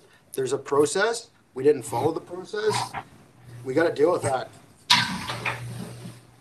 Okay. Comment or? I'm not sure if there's a question there, but I mean, effectively, we're asking at this point in time whether or not we can proceed with phase 1, not phase 2. And the phase 1 that we're asking for has a tipping fee of $66 per ton, not including the biosolids. So there's no requirement for it to go forward. So the question is really, I think at this point in time, whether or not we want to move forward with phase one. Phase two would only be if the ALC were to permit a non-farm use. Okay. Director Miller? Thank you, Chair. I have a question for staff and one for the chair. Yeah, you had asked what comments came from the floor and that you're willing to rebut everything. I heard several times consultation with the First Nation and what was done, if any. Staff, Mr. Garish? Well, we would do our normal referral process. So with any rezoning application, particularly where there's an OCP, and I know there's not one here, is that we would identify agencies potentially whose interests are affected by the amendment bylaw, send them a copy of it and ask for referral comments. I'm fairly certain, well, and I think you've had discussions with PIB that they were on that referral list. And, we generally receive comments from them in relation to their rights as they see them in relation to the land, and that lack of comment on it shouldn't be construed as consent. But I don't think we received anything more from them beyond that, other than discussions that you might have had. Thank you, because and then I have a question for the chair. I can't vote on this, but I think proceeding without any kind of affirmative dialogue might not be the best idea. And Mr. Chair, whoever's able to answer it, Director Bloomfield kind of piqued my curiosity here in terms of if it's open for interpretation, such as should we be voting on this or not, who ultimately gets to decide if there's a disagreement on rural versus corporate vote? How is that ordinarily handled? You're meaning in terms of who gets to vote on a land use decision? Yeah, so and because if urban directors decide that they should have a stake in the vote because of such as what Director Bloomfield said, whose decision is it if it is a corporate or a rural vote? Is there an appeal, or is it always just work itself out? It's generally the corporate officer who makes that call, but I think she relies on, I'll let her explain it. So we rely on Part 14 of the Local Government Act, which defines what votes are specific to rural areas or those participants in rural planning. So that is how that is determined. So in order to get a vote on rural planning matters, there's quite a process involved in that. Is there an appeal process? No, it's the Local Government Act. So, yeah. Okay, thank you. And I asked that with all due respect. I was just wondering how that is handled. Yeah, it's good to know the information. Again. Thank you. Director Gettins. Thanks. If it's okay with the table, I have a few questions from this morning that could I just ask the pretty quick questions? Okay, thanks. So just because it was really great. I thought that the citizens came in, I thought they're really prepared and interested and definitely committed to this conversation. And I want to confirm, so you're saying there's going to be no increase in the number of trucks because of the diversion, and that makes good sense. But with that, the regional district isn't looking to expand the service and won't expand the service to include other areas. The only growth would just come from population growth. That's correct. Okay, thanks. And then the landfill, how much lifespan is left on the landfill if we do nothing? I know best scenario. Approximately 100 years. We're looking at a review of the plan right now, but approximately 100 years. 100 years left. And then by adding this compost, I read somewhere that adding this compost facility will add another 11 years to the lifespan? 26%. 26%, okay. So it has a pretty significant impact. Thank you. And then one of the comments, do you mind if I just ask a few more? Thanks. So another comment was about the ISO and this mountain growing, which we all see, from being around. By having a compost facility, does that address some of that ISO? Like, will less be there because it's gone into another facility? If you see what I mean, like less mass in the one landfill because some of it's getting diverted to the compost facility. Really, the landfill, the composting, all it does is it diverts some of the material that would go into the landfill. Okay. The landfill's ultimate contour doesn't change. Okay. So whether we decide to do the composting or not, that really won't change the ultimate contour that we can develop to. I hope that answers your... Okay, thanks. And if I can just have a couple of quick more. The West Bank First Nation that was referenced about the announcement of with Brenda Mine, I didn't hear that announcement early in October. Has that been explored at all about the cost and if that investment makes any difference to what we're looking at here as options? Go ahead. Yes, we've actually looked at that, and actually the Arrow option is actually even cheaper. Okay. So we have looked at those rates, and quite frankly, if we were looking at that, probably the Arrow solution would be something that we'd want to pursue, to look at a little bit more closely because of the shorter transportation. I think it's about the same in terms of transportation haul, but the tipping fees seem to be quite a bit different. And also the Arrow facility is up and running and in existence, whereas the Brenda Mine is currently not completed. Okay. And then there's two phases, phase 1 and phase 2. So phase 1 is the composting. And then what is phase 2? Great question. So the first phase is just food and yard waste composting. So the intent is that if we want to divert waste from our landfill, we will need to have a facility that we can take those materials to. And that would be part and parcel of what we're looking at for a new collection system that we'd be developing. The second piece to that, which is phase 2, would be only if we were to obtain a non-farm use, and that would to take biosolids. And the intent would be to take the biosolids that Penticton is currently generated in area. So Okanagan Falls would be part of that. And what we would do is compost it on site. And the benefit would be is that there would be additional economies of scale. So our tipping fee, our costs would actually go lower as we develop. And the intent, the big benefits with phase 2, if it proceeds, are the following. One, we would reduce the leachate that's currently being generated. So the leachate that's at the landfill being generated through the composting facility that's existing there. There's no liner to that. So we would put this onto a liner that's not existent now. And then we would also add an odor control system that doesn't exist. So the benefit there would be reducing our odor impacts for that entire area and that landfill by 70% approximately. Okay, thank you. And then if we don't get permission from the ALC for phase 2, what's the plan? This is something we'd have to work with the city on and to see what they would want to do. They would need to either stay on the site and try to bring that up to a standard, or and I think eventually they would have to move because we'll need the space. I think there's about $15 million worth of airspace that's where it exists right now. Yeah. But there may be some options, maybe again, it would be to transport it, but certainly the cheapest solution, if we can, would be to develop the phase 2. Okay. And my last comment, and I think it's really an important one, is about the Elkhart and the bighorn sheep and that study about not impacting. If we only have a rudimentary study about that, I think we need to get a stronger statement on that. I think that's you can't undo that one. When that bell's rung, you can't undo it. Go ahead.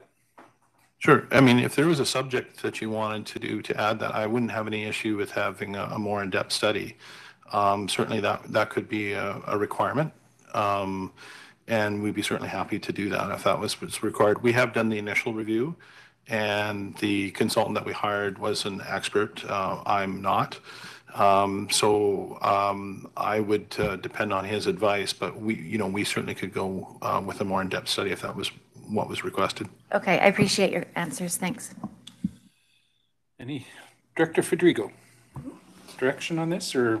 I'll add some comments in here before direction. Okay. Thank you, through the chair. So we just need to keep in mind that we don't have approval from the ALC.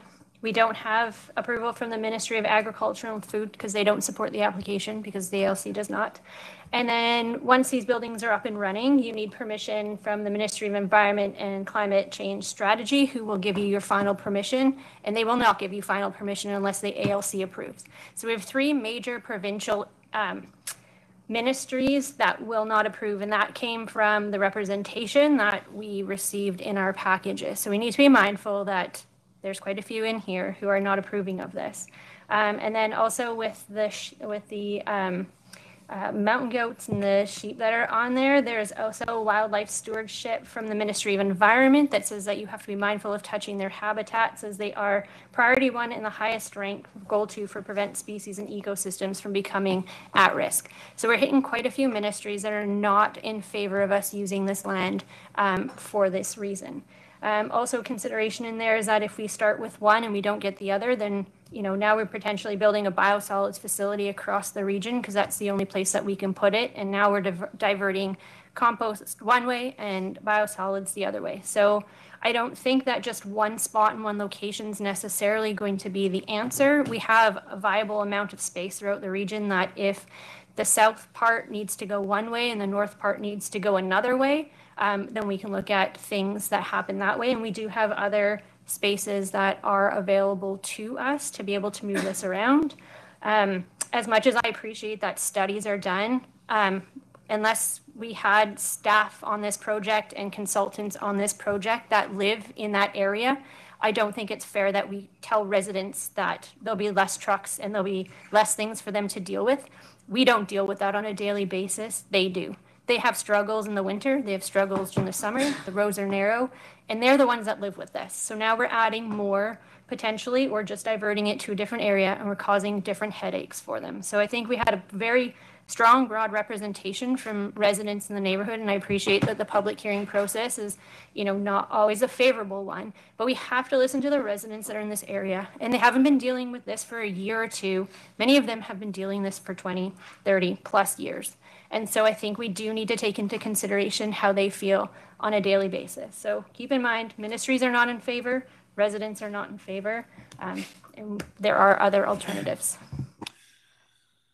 Okay, Director Bush and then Director Conans. So my question to Andrew is, somebody brought up this morning, road access would have to be on the ALR land. Is that true to get to the new compost area site? The landfill access would go through, so the road itself that we have, the Camel Mountain landfill itself is partly in the ALR, but it was actually built before the ALR existed.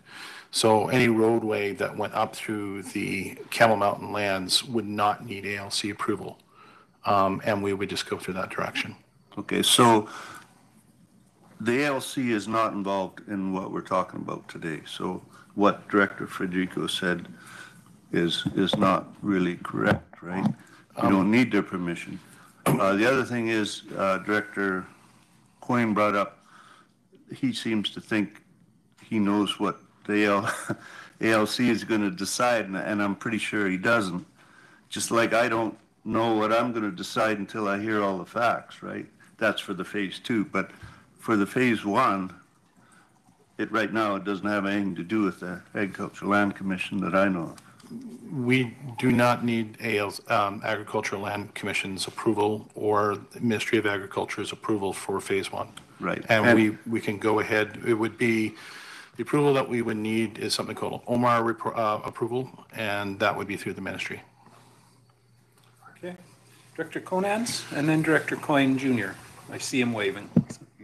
Yeah, I mean, I think just looking back at why we're here today is because we've actually looked very seriously at other sites.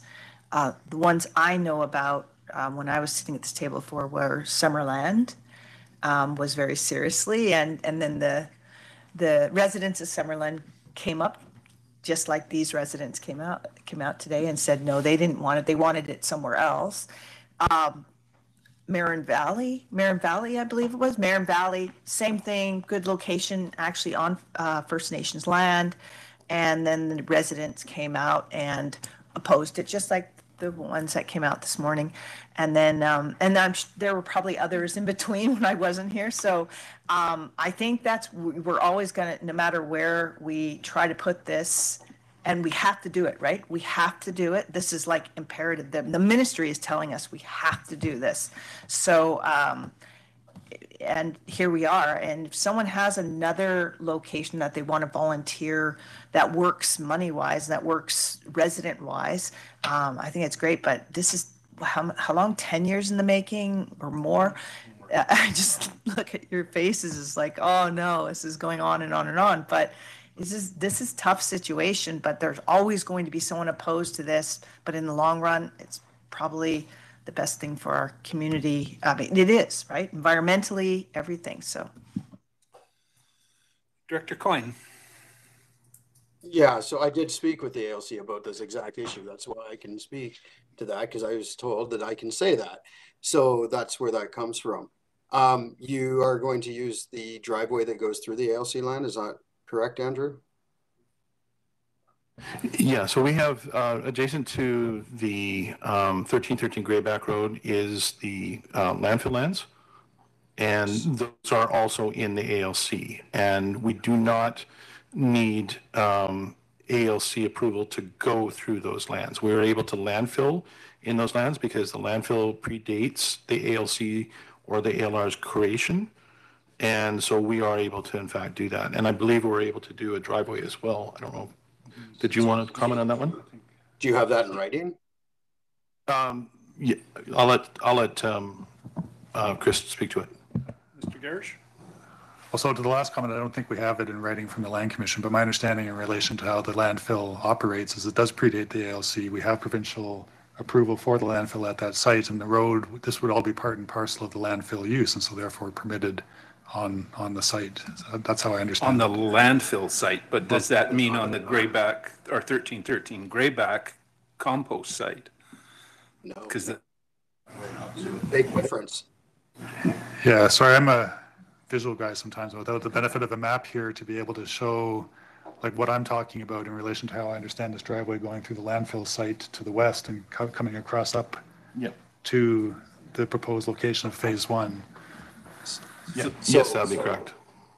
So just to be clear, the road that we're talking about doesn't sound like the same one you're talking about. No, and I would caution strongly that until you have that in writing and you have an opinion from the ALC on that you don't have permission to go through the front side of that to get to the back side, because we've just gone through that we had to prove an existence of something prior to be able to do that, and it can take time. So, you're making an assumption here, and that is pretty dangerous on this. And to Director Conant's comment, we have a community and a facility that can take it, and we've been saying it all along. So it's just a matter of how can we work out the cost on this. Yeah. Director Federico? Yep, thank you through the chair.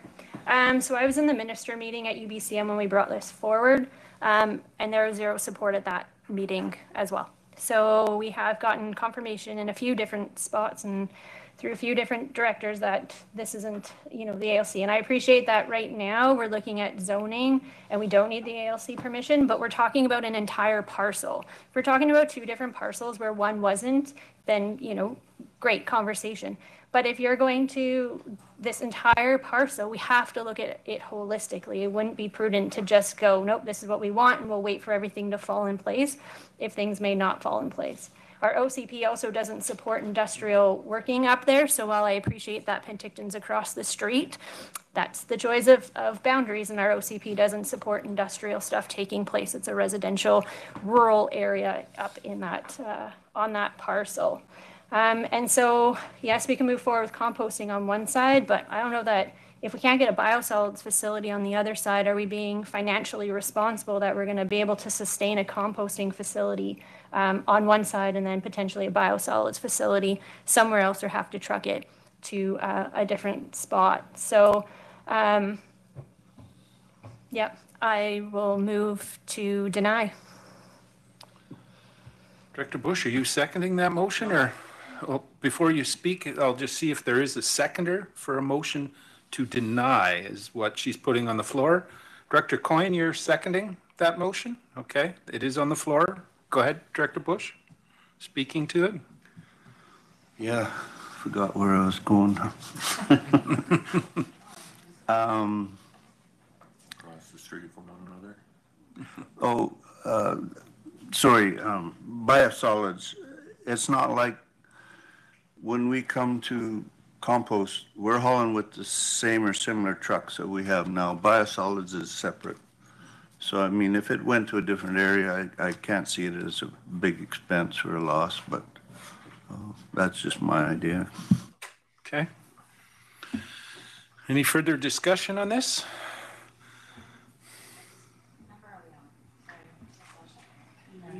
B9.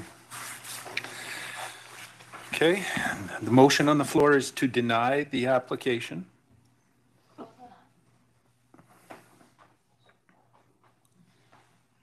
Director Monteith, I'll go to you first. Through the chair, I have a hard time denying something that we've been working on for so long.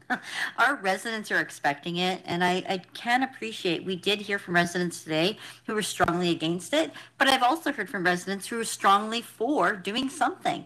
Part of the composting facility is going to resolve the issues that some of the residents today said that they were experiencing, the leachate issues, all those things. So to deny something and not have an alternate plan is actually pretty irresponsible. We've gotten a grant to help build the building. Like, we've been working on this for so long. To just deny it with no plan, I cannot support. So if we don't have a plan and there's a vote to deny, I can't support that. And I mean, some of us are new, some of us have been here for a long time, some are, relatively new. We can't deny something that the region is counting on. And I know it impacts Area E, but it also impacts every part of the regional district, and to not compost is not responsible. I'll go to Director Gettins and then Federico. Thank you. And this is just for a rezoning, right? So this is all this conversation is about, is just a rezoning. We haven't even gotten to the meat of the conversation yet. So this is just resource area with a specialized use. That's all it is. So I can't vote to deny this either, because we've already got here. We're not giving permission to move ahead with anything. This is simply a rezoning, which is why it's rural. And it's just allowing this to happen if we decide to go down this path. Unless that's incorrect. No, I believe that's spot on at the moment, but Director Federico? Thank you, through the chair. So we have building specs and we have a bit of a plan, but we don't have an approved one. So I appreciate that. I appreciate I've been in this role not very long, and that there's historical, this has been going on for a little while, and I've been following along with that. I can't support even rezoning without having that additional plan and knowing where we're going, because then now you have a giant parcel, again, zoned to be able to accommodate some industrial use in a residential rural area. And so while I appreciate that it's just a rezone, it still puts that on that parcel and what you can do. If we don't build anything, now you still have that as an allowable use on that parcel. So we have to be very mindful that when we're rezoning this and what we're allowing to be done carries with that parcel forever and whoever else comes onto there. So I can't support that right now. Okay. Just for some clarity on that, it already is a resource area.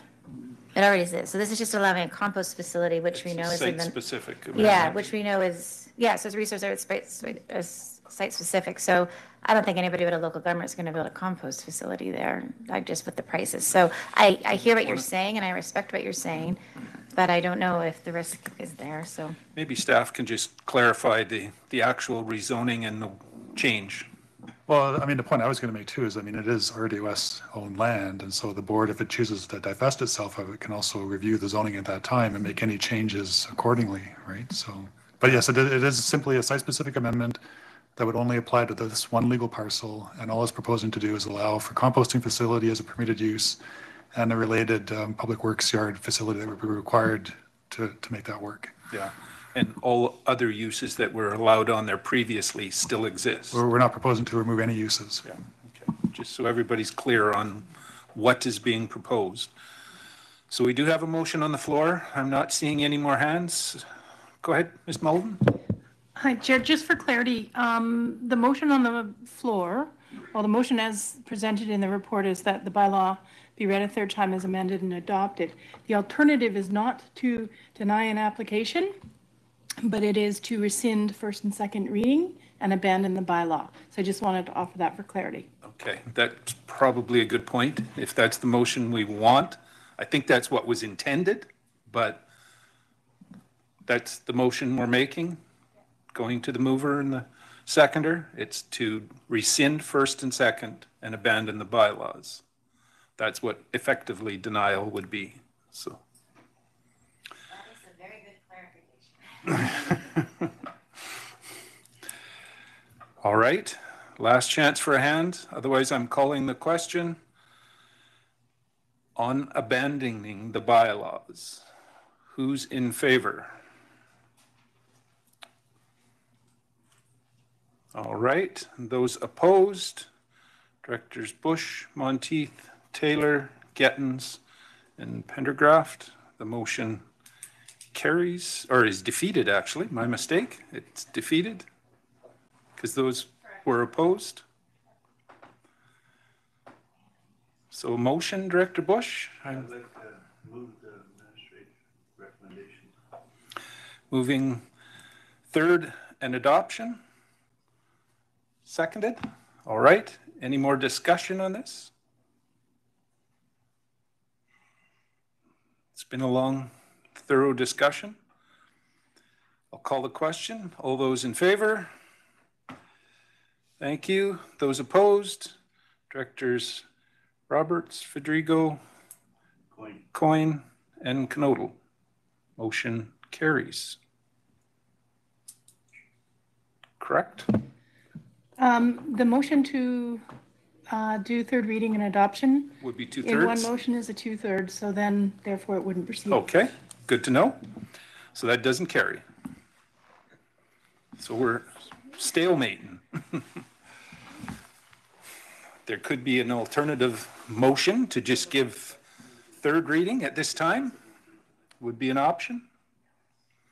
That would be a simple majority, just for clarity. I'll make that motion. Okay. Moved and seconded that we give it third reading. It's on the floor. Discussion, Director Coyne. So what would that mean towards next steps? If by giving it third reading, the motion, if it was approved, third reading, it would come back probably at the next meeting for adoption, or correct me if I'm wrong, at the timing of it coming back, but it would have to come back to the board for adoption. I'm assuming it's next board meeting. So just doing it all in one, we need 2/3. Breaking it down creates the 50%. So Director Monteith? Through the chair, so from my understanding, that basically just postpones adopting it. Yes. Okay. Director Wiebe? So just so I'm clear, if this doesn't go through, then C2 is off the table for the agenda today because it can't go through without the rezone. Is that correct? If we only get third reading today, I think we would have to postpone, but I'll double check with. Yes, I would recommend that it's postponed. Okay. Director Gettins. Thank you. Okay, so if we're not able, that was a good question, because if we're not able to have that discussion, which seems to be a more inclusive discussion with all the board members of where we're going from here, and then, also we've got representatives from Penticton here who are, citizens. I have a lot of comments in that I've heard from a lot of citizens in Penticton as well. So if we do this, then what are we waiting for the next vote? Like, what are we waiting for? I guess I'm looking to those who are opposing this. What do you need to help either get on the side? I know for me, I voted in favor of it, but I know that study of the bighorn sheep, I would like to see that further investigated, but we got to give some directions to staff rather than just say, come back in 2 weeks with the adoption. Technically we don't. It's changing the vote structure. It's next meeting would just be 50% plus one. So it's not a 2/3 majority needed by splitting the vote. Okay. No, it's still a rural vote on the rezoning. The other part, if we get to that discussion, would be corporate. Director Roberts? Thank you, through the chair. For you to know, my concern is in regards to the responses of the different ministries, and they're kind of, the way the wording is coined, sorry, I didn't mean that, it leads us to believe that they feel they're being put in a corner, and we might be just poking a bear. We all may want these things to happen, but are we creating a barrier that's unnecessary until we can kind of figure out where we stand with ministry? So what I would need to see is an assurance from dealing with the other ministries that this isn't going to be, poking the bear. Thanks. Okay. Any further discussion? Seeing none, I'll call the question. All those in favor of third reading? All right. Those opposed, I'm assuming is still the same. Directors Roberts, Fedrigo, Canodal, and Coyne. All right. Motion carries for third. Director, CAO. Thank you for the promotion. Yeah. The delegation that was supposed to be here at 2:15 is here, just to remind the board. Maybe we should take the break and interrupt our agenda to get that delegation in and deal with it. Yeah, we might be here for a while. So that's in the next committee meeting, correct? So we will just recess our regular board meeting if we can and turn it over to, which one is next? Environment? That's that way. New chair. Go to Director Taylor. All right, I'll call the meeting of the Environment and Infrastructure Committee to order at 3 p.m. And I'll ask for a motion to adopt the agenda. Okay, carried. We have a delegation from the Okanagan Basin Water Board. I'll turn it over to the CAO for introduction. Thank you. As you stated, we have a delegation from the Okanagan Basin Water Board. James Litley is Deputy Administrator and is here to present an invasive mussel policy. I also, just so you know, I worked with my mayor, ex-mayor Doug Finlater, who was a very major part of this. Go ahead. Thank you. Will my slides be in front of me, or? Thank you. Just bringing them up, yeah.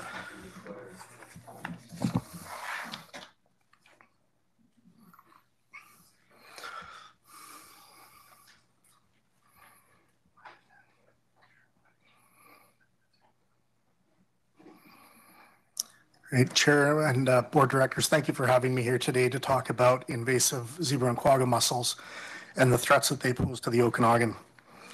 Can you see the 3 invasive mussels in the red circle on this slide? So this bolt was pulled out of a boat that was coming from Quebec. It had been stopped by Alberta inspectors, and they let our conservation officers here know that it was coming and it was considered high risk. Within about 5 minutes of stopping this boat, the inspector pulled this bolt out of the back and found these 3 invasive mussels. That was at the Cook Road boat launch in Kelowna in 2015. Since starting inspections, the province has intercepted more than 160 mussel-fouled boats coming into the province. So why does the Okanagan Basin Water Board want to address this issue? Well, part of our mandate is to define water problems and priorities, the economic feasibility of solutions, responsibility, necessary legislation, and required action. Since 2012, we've been doing an annual assessment, like a gap analysis, and providing calls to action to senior levels of government for what they have to do to better protect BC waters from invasive mussels. We also run the Don't Move a Mussel campaign. I'm sure you've seen billboards or heard radio ads and things like that, so that's us as well. Thank you. So we hear a lot about invasive species, and it's an important message, but I submit that these are different. These invasive mussels fundamentally alter aquatic ecosystems. They have devastating economic impacts, and they create extreme operational problems for infrastructure, and they change the way that we can recreate in the water and on the beaches. So let's start with what they do. These mussels are super filter feeders. Each of them, and at full growth, they're only about the size of your thumbnail, each can filter about a liter of water per day, and they can grow in densities of 700,000 per square meter. This superfiltration takes out all the healthy food from the water column and collapses the food chain, starving native fish. The extremely clear water that they create allows more sunlight, raising the temperature and allowing more aquatic plant growth. And these water chemistry changes promote toxic algae blooms and reduce the zone where fish can survive. Just in May, the province released an updated economic analysis that said that these mussels could cost up to $129 million per year should they get into the province, including $92.5 million for infrastructure, $8.1 million for extra maintenance on boats and marinas, $12.6 million in lost profits and revenue from tourism, and $30.2 million in annualized loss in property value and lost property taxes. That does not include the ecosystem effects or loss for fish. And one of my directors pointed out it likely doesn't include filtration deferrals. And another director pointed out it doesn't likely include the loss of private water intakes and the subsequent demand on municipal water systems. This is what our beaches could look like should invasive mussels arrive. Like I said, they're about the size of your thumbnail and they have razor sharp edges, so you can no longer walk on beaches in your bare feet. This is a global news photo from 2018 from Lake Winnipeg, only 5 years after the mussels first were detected in that lake. They have about a 4-year lifespan, and then the shells start getting washed up on beaches. And in this photo, some of these shells on this beach were almost 2 feet deep. This is what it looks like under the water. The mussels, unlike our native mussels, invasive mussels have a little byssal thread. It's a string of proteins that they use to attach to things. So they can attach to any hard surface. Each mussel can produce up to 600 of these byssal threads. And the proteins are corrosive, so even after you clean the shells off, some of these proteins and some of the bacteria that thrive under them can continue to corrode the substance that they're attached to.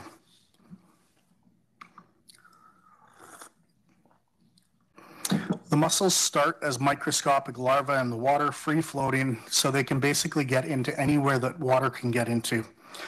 This is a pump from a public utility in Texas that had to be removed to be cleaned from the invasive mussels. And this is what it would look like inside a facility once the mussels get in, if it's not, excuse me, if it's not protected. So they're, wow. Would you like to fish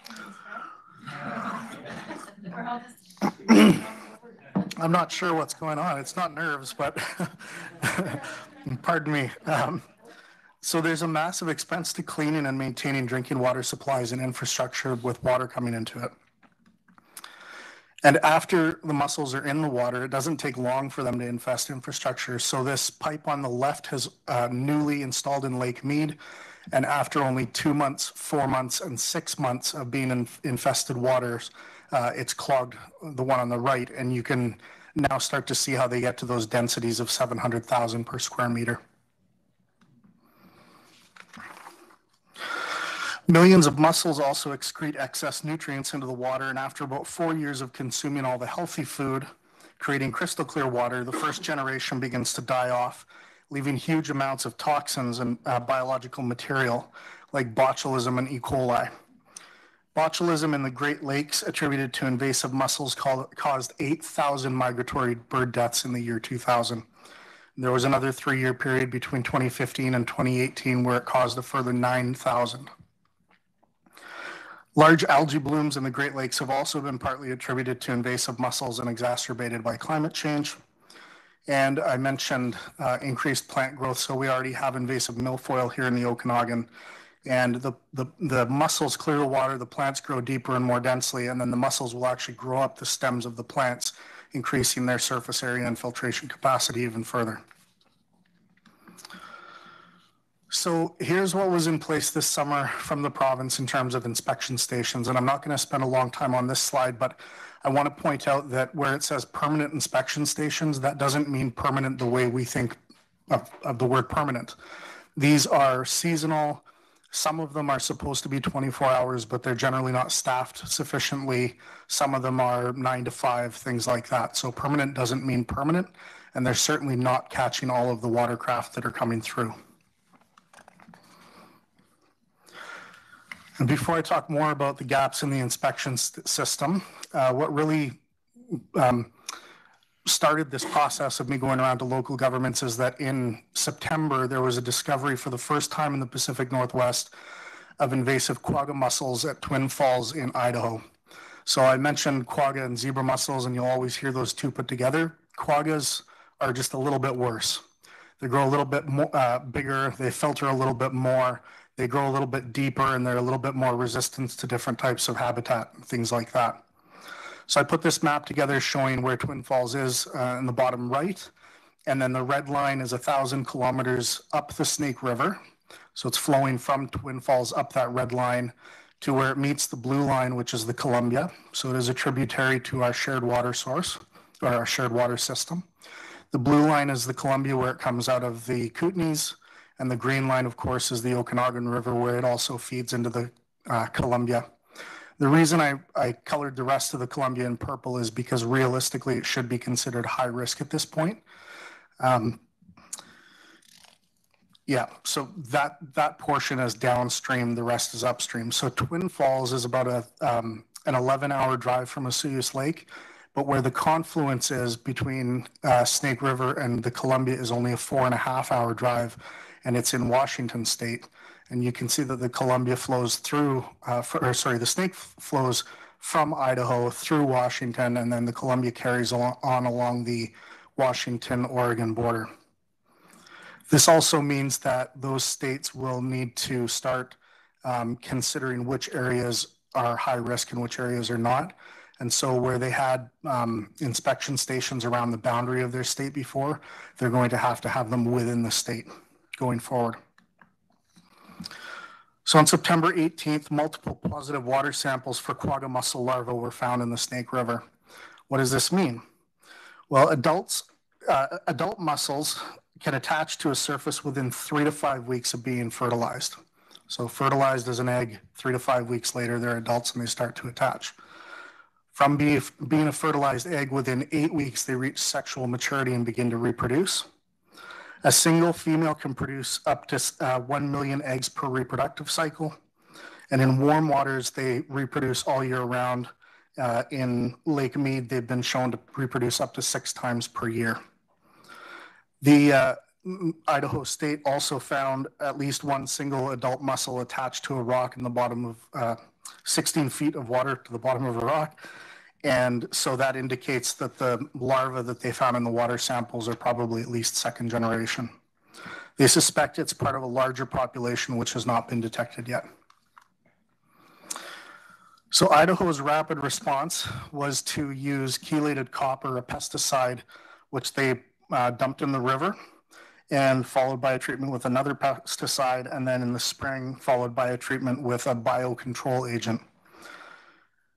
The recent media articles show like this would have killed mussels, including the native mussels, killed fish, killed other invertebrates, killed plants and algae, and killed amphibians.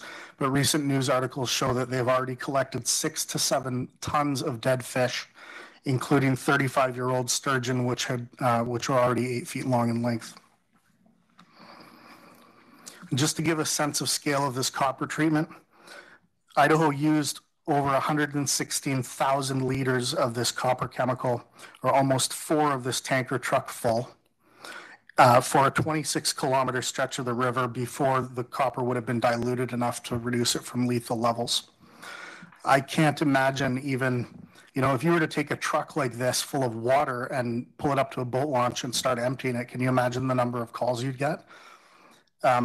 I just can't imagine dumping 4 of these truckloads or any chemicals rather into Okanagan lakes. But this is considered a better option than letting the mussels survive.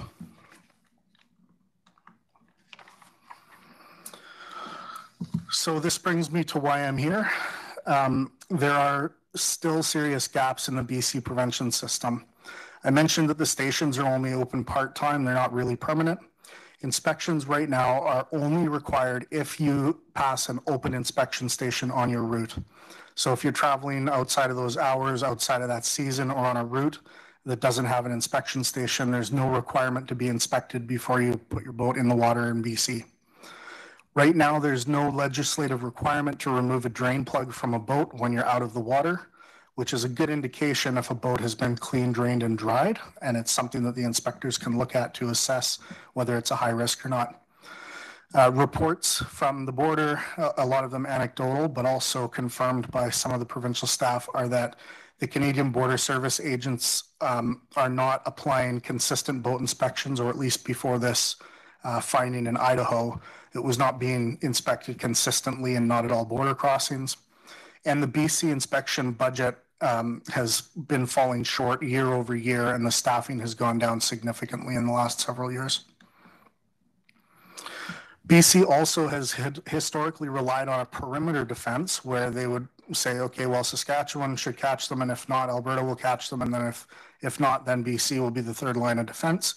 And we did the same thing with the states, the Pacific Northwest states, which would notify us if there was a high-risk boating coming in. Obviously, that's not going to work anymore when those areas are high risk. BC has also not updated its early detection and rapid response plan. That's the plan that was in place in Idaho that allowed them to react quickly, although in my opinion, likely not effectively, to the mussel samples that they found in the Snake River. And there's currently no regional plans in place for when a detection occurs. So if these mussels are found in the Shuswap, what's to prevent them from going from a boat in the Shuswap and getting into the Okanagan? There's no plan for within the province inspection stations and things. So the OBWB has called for a temporary moratorium on out-of-province boats. And this is pending two things. So the first is until the full status of the infestation of the Columbia Basin is assessed. So that means likely until springtime, because the mussels start to reproduce at 12 degrees Celsius. That's the next time that water sampling in the Snake or down the Columbia would be effective at finding new populations of these. And also, this is meant to give the province time to address these specific gaps that we're calling on them to address. And so here are the specific calls to action for the province that we're asking RDOS to support. The temporary out-of-province boat ban, introduce pull-the-plug legislation, commit $4 million a year indexed to inflation for 10 years, and that matches their highest level of funding in 2019 when they inspected about 50,000 boats. Enhanced funding and recruiting for inspections, update their early detection rapid response plan, create and lead regional planning processes. And I should say OBWB is not waiting for them on this one. We're starting to form a working group right now to look at some of these aspects. And to promote vulnerability assessments for infrastructure. And again, OBWB is not waiting for the province on this one. I have a design draft on my desk of the document that will help to do this right now, and we expect to release that in the next 1 or 2 months. And then from the feds, immediate direction to border agents from Saskatchewan west to inspect all watercraft and to support a temporary boat ban from the province. And I would just like to let the board know that so far these calls to action have been fully endorsed by the RDCO, the RDNO, the City of Vernon, District of Peachland, the Shuswap Watershed Council, District of Lake Country, District of Summerland, the Thompson Okanagan Tourism Association, and as of 2 days ago, the Penticton and Wine Country Chamber of Commerce as well. So should the board decide to support this, we'd ask that you send a letter supporting the calls to action to these ministries.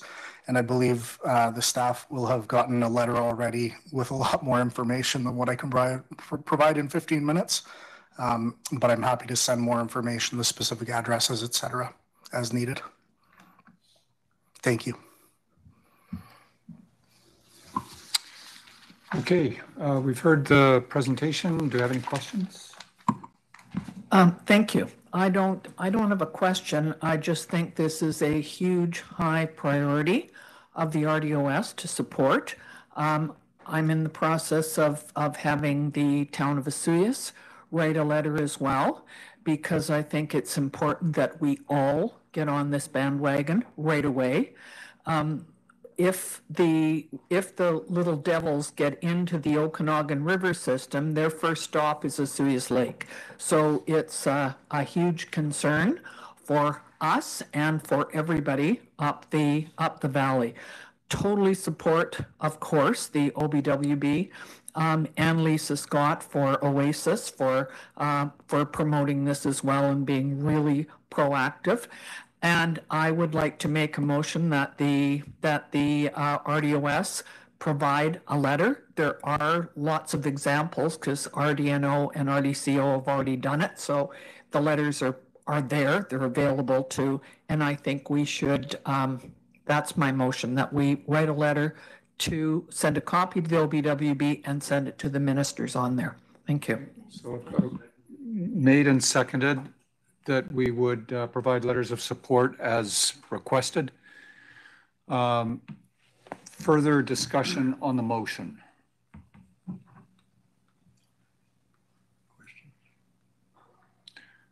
Director Knodel. Thank you to James for an outstanding presentation. This is a terrible problem. Thank you. Okay, any further comments or questions? Director McCordoff. Thank you very much. I would just like to recommend that any of the municipalities that have not written a letter, we've got copies of letters that you could write. So could you please do that as well? Because I think we all need to be in this together. Thanks. Okay, let's get the motion passed first. Sure. Any other comments or questions regarding the motion? No, not the motion. Just call. Okay, I'm going to call the question. All those in favor? Sorry, is this general? Thank you. Okay, all those in favor? Thank you. Anyone opposed? None. So that motion is carried. All right. Now, Director Summerlin. Thank you. Through the chair. So have you done this presentation with Okanagan Nation Alliance and the Penticton Indian Band, being that the extensive amount of work they've done with salmon rehabilitation is at severe jeopardy? Have you had that conversation with them and looking for a letter of support from them? Thank you. Through the chair, we the first group we notified was the Okanagan Nation when we found out about this in Idaho. I was scheduled to go before the Chiefs Executive Council, and unfortunately their time didn't permit that. I did attend the ONA Annual General Assembly, I think 2 weeks after this happened, and provided information there. And we do have ONA Director Tim Lazard on our board as well, so he's been involved in the meetings and the discussions. But I haven't had a chance to formally present ONA or any of the bands yet, although I've made myself available. Okay, further questions regarding the presentation? Comments? Okay, seeing none, I'd like to thank you very much for your presentation. Excellent. I think you got what you're looking for. And yeah, I'm sure we'll be talking again. Thank you. Okay. Are any other issues, questions before I call for a motion to adjourn? Okay, motion to adjourn. Moved, seconded. Carried. Okay, thank you, Director Taylor. Is that it for delegations? Okay, I think then we'll go back to the regular board meeting. We'll open that back up. We had finished off with B9. We're down to C, Public Works, South Okanagan Chamber of Commerce, CAO. Thank you, Chair. So I believe in 2023, Area A and I contributed $10,000 towards the South Okanagan Chamber of Commerce. Area C and D contributed $15,000 each. And Oliver and Osoyoos each independently contributed $25,000. This is the project summary of what was accomplished with those funds. And also I noticed it's an ask for additional funds from the electoral areas and Oliver and Osoyoos. However, if Oliver and Osoyoos want to contribute funds, that would be at their own council meeting because we cannot, they cannot contribute through us. Okay, I think that's going to be a discussion we'll have to do at a later date as to whether we're going to fund it, but. What I would Something recommend further? is that whenever a date is established for the budget? the pre-budget meeting, I would bring that up for the board's consideration. Okay. Sounds like a plan. Any discussion on that at the moment? Or we'll put it off till budget time? Go ahead, Director Monteith. Through the chair, I understand that they're applying for a grant and that they would need a decision sooner than later to be able to do the head. I think the deadline is already passed, but I could be wrong. I thought it was the end of October, but is there? For our grant, yes, it is October, but however, we just accepted one for the, Yeah. so we could accept another one if they want to do it that way. No, the Sorry, grant for they're their applying grant. for. No, I have no idea about that. No, it's pretty quick, so they need a decision probably sooner than later. Okay, well, we're looking at our budget meeting pretty quick here. We're not sure yet on the exact date, but. The board was asked for a poll to see what's the best date. So far, it's looking December 7th. So December 6th. Sorry. Okay, wouldn't hurt to know the date they need it by. Is that in that report? It is. It is. Okay, go ahead. To the chair, it says here, the REDUP grant application deadline of October 30th. That's what I thought. So I'm suspecting they've applied subject to getting Yeah, the and they're matching needing our funding. support as well, but that's a question we'll need to ask. We're already past that deadline. So. Okay. Seeing no other hands on that, we'll move on to C2, which is going to probably need postponing. Chair, yes, I'm not going to read the recommended motion because it's no longer recommended. What I would recommend is that it's deferred until the zoning is adopted. Okay. So there's a decision made at the zoning. Moved, seconded, thank you. All in favor? Great. Any opposed? We're carried on that. And the next one is Community Services, the declaration of state of local emergency. CAO. Thanks again, Chair. Again, this is for a declaration of emergency which occurred for the rock slide west of Kermias, and it's obligation that through the government that it has to be adopted by the board as a whole. Recommended motion is that the declaration of state of emergency for electoral area G issued November 5th, 2023 be approved for the purpose of enabling the RDOS to exercise the emergency powers listed in the Emergency Program Act in the endeavor to protect the well-being and safety of the residents, and that all declarations be submitted to the Ministry of State of Emergencies preparedness for approval. So once the board approves this, they will be submitted officially. Okay, looking for a motion on that. Moved, thank you. Seconder, great. Any discussion needed? This is Director Taylor. Asking, sorry for my ignorance, has this already been rescinded? Or I think it's actually run out of time, probably. It's a 7-day declaration, but CAO? That's correct. It would be 7 days. However, as of now, the next one is 14 days. That's already been approved, but Yeah. this one here was 7, so it's no longer a declaration of emergency. But we still got to go through this process. But the state of local emergency still exists? No. No. Okay. It's off. Dealt with. So it's moved and seconded. Corporate vote. All those in favor? Thank you. Any opposed? Motion carries. Down to finance. We've got a whole bunch of growing community reserve funds. So maybe we can't do it all at once, but you can explain it one time and then we can go through it. So CAO. the next umpteen bylaws. First of all, I want to thank all of the directors that cooperated with my emergency desperate email that there is a deadline that all of the monies that the regional district received under the Community Growth Fund had to be committed through a bylaw by the end of this year. And it's different than the municipalities. The municipalities' requirement is that all they have to do is put it into a statutory reserve and they could draw from it as they need it.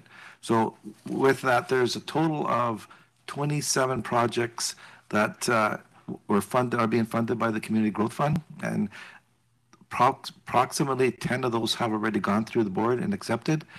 Once these bylaws are adopted, we've met our obligation and every single penny has been committed. So with that, would you like me just to read just the recommended motion, or how would you like to do this? Well, I think we'll just go to the area director and they can move the staff recommendation if they so desire. Okay. So the first one is for area I, E1. I'll go to Director Monteith. Thank you. I'd like to move the recommendation, please. Okay, moved and seconded. Thank you. Any discussion needed on that? Seeing no hands, these are all corporate votes, just so everybody's aware. I'll call the question. All in favor? Thank you. Any opposed? Motion carries. Down to E2, which is Area D, growing community funds. Yep, very pleased with the staff recommendation. Okay, moved, seconded. Any discussion on this one? Again, all corporate. All those in favor? Thank you. Any opposed? Motion carries. Down to E3, growing community funds in Area C. Director Knodel. Administrative recommendation, please. Okay, moved, seconded, thank you. E4 is gas tax. Yeah, we'll catch that one. I got a star by it. Thank you for reminding me, though. We're moved and seconded. All those in favor? Thank you. Any opposed? Motion carries. Down to E4. I'll go to CAO for the gas tax one. So that's just an anomaly. The director here has asked for the gas tax funding. The recommended motion is that the bylaw 3042-2023 be in the electoral area C Community Works Gas Tax Reserve Fund expenditure bylaw for the contribution of $60,000 for the additional cost to upgrade the Willowbrook Fire Hall be given first, second, and third reading and adopted. Director Knodel, I'm assuming you're wanting to move that? Administrative recommendation. Moved, seconded, thank you. Discussion on this one? Seeing none, all in favor? Thank you. Any opposed? Motion carries. Down to E5, another community works fund for Area A. If I could have someone move that for me. Thank you. Moved and seconded. Discussion. Call the question again. All in favor? Thank you. Any opposed? Motion carries. E6, Area F, growing community works funds. Director Gettens is moving it. Seconded. Thank you. Any discussion? I'm getting ahead of myself here. None? All those in favor? Thank you. Any opposed? Motion carries. E7, Area G, growing community funds. I'll ask someone to move that for Director Roberts. He's out of the room at the moment. Moved, seconded, thank you. All those in favor? Thank you. Any opposed? Motion carries. Over to E8, Electoral Area B. Director Bush is moving, seconded, thank you. All in favor? Great. Any opposed? Motion carries. Down to E9. How can that be? I thought we did. Mine was the gas tax? No, they're both listed as community works. Which one is which? Maybe I'm needing some clarification here. E9, CAO. I thought we did an Area E1. Oh, Area A, my mistake. E5 and E9? Okay, so E5 was gas tax. Just so we're clear on that then. E9 is community works. I'm unclear. My own area. Moved, thank you. Seconded. All those in favor? Thank you. Any opposed? Motion carried. Area E, Community Reserve Fund. Who has that one? Me. Director Federico. Moving. Thank you. Seconded. Thank you. All those in favor? Perfect. Any opposed? Motion carries. I think that takes us down to E11. Revenue Policy, CAO. Thank you. So this is a policy that I brought to the board's attention at the last meeting. There's a lot to it. This is, again, I think it's just a second thought for you to have any questions of me regarding this. It's something that I would, if the board doesn't adopt it at this point, and I'm not too concerned if you don't, I would bring it up at the pre-budget meeting.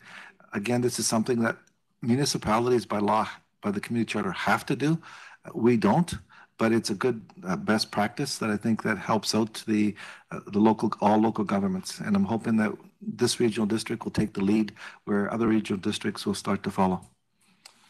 Okay. Desire of the board at the moment, Director Wiebe? I'll make the recommended motion.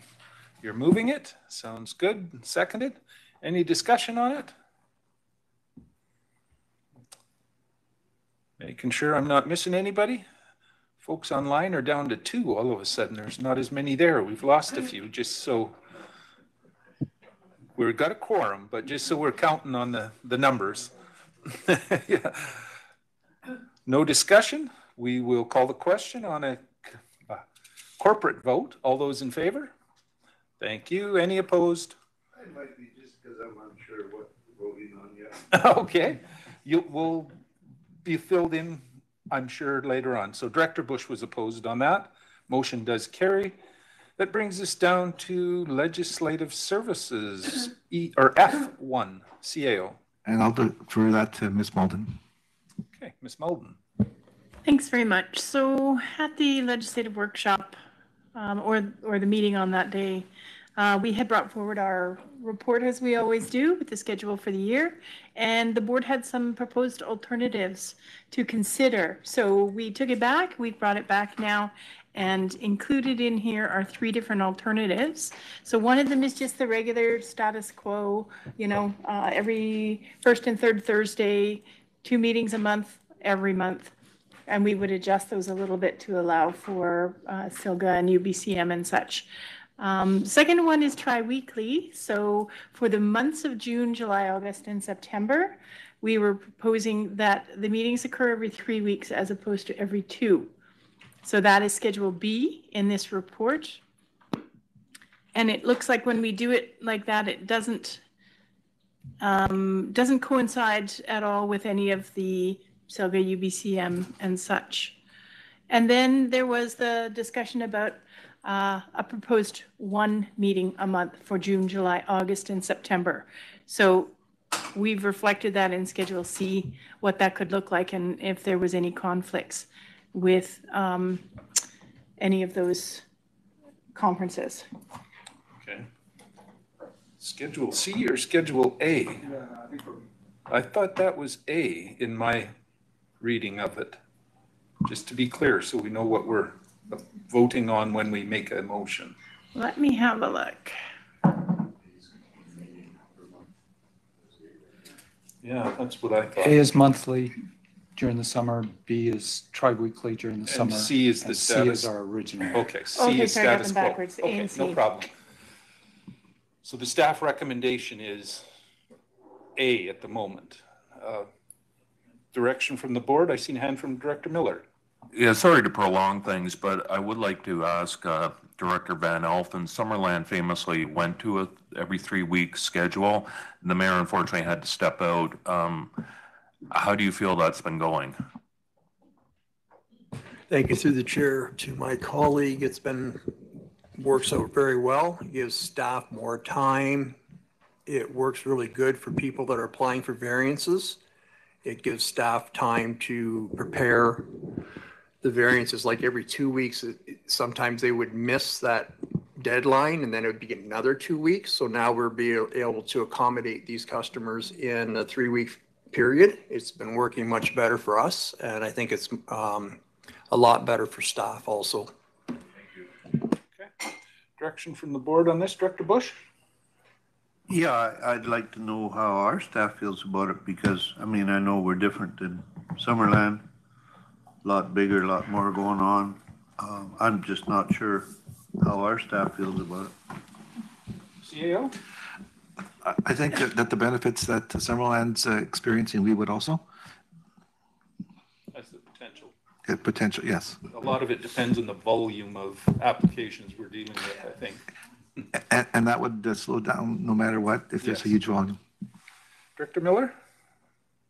Yeah, can I make the staff recommendation, or can I make the motion? Sure. I'd like to go with B, which is the every 3 weeks for the summer months. I think that sounds like a fair compromise. Okay. Is there a seconder for that? Seconded. It's on the floor. Discussion on it. In essence, just from my point, I looked at both of them. The difference is one meeting. B has 21 meetings. A has 20. So that's the main difference. One extra meeting, I think it was in August where we would get it, but discussion, I'd seen a hand. Director Taylor? In July, yes. Go ahead, Director Taylor. Yeah, actually, I'd actually speak to the status quo. Just gives us a regular pattern. Everybody knows what it is. We don't change things during the summer and then change them back again and wind up spending 6 months with ever-changing schedule. So I would prefer to stick with the status quo. If we can't make it, can't make it. That's what we have alternates for. Okay, Director Konitz. For that. Yes, I would say I agree with Director Taylor, status quo. And the reason I would is that, I mean, for a municipality, as a municipal director, you're in and out of your of the town hall. You're seeing your fellow councillors quite constantly, or you'll have intermediate meetings with each other when we need to. But with regional district, it seems like really it's the only time for all of us to get together, and it's twice a month. And I think that to me, it seems like a different animal completely, and that it would be important to have the status quo two meetings a month. Okay, Director Gettins. Thanks to the chair. Well, one of the reasons that we were looking at changing this is because of UBCM and then also federal, the FCM and LGLA. And so looking ahead, and when we know that we're not going to, many of us are not going to be here, then it's nice to pre-plan that. And while we do have alternates, they're not politically elected. Like, they're not involved in this world until we bring them in. And it's hard. Like, it's hard to pop into a meeting and then pop back out. Like, that's a difficult thing. So if we can pre-plan this and avoid that happening for the majority of us, like, that was the intention. The other intention was, as well, is around the summer and the Emergency Operations Center being in constantly, and the pressure that's putting on staff is just to give a bit of breathing room around that. So I like where this is heading and doing that pre-planning, and I think it's okay to pull back a little bit. And depending on our alternates for a foreseeable, when most of us are not going to be here, that will be a hard meeting for everybody. I am, and if staff's good with this, I'm just thinking, especially with planning, because I know that's kind of the most time crunching type stuff. But if that's a discussion that you've had internally and you're good with it, then I support having a few less meetings in the summer because staff are really busy as well. Okay, any other discussion on this? We do have the motion on the floor for Schedule B. Director Van Elfen. Personally, I think it's worth a try. You know, we can give it a year's trial and see how it works. And I'd like to see what staff feels after the summer. And, you know, let's give it a try. You know, it's not going to hurt anything to give it a whirl. And I just think it's got a lot of benefits for staff. We've seen it in Summerland, and I just think it's, you know, I think it's a good try anyways. Let's give it a whirl. Okay. Any other discussion?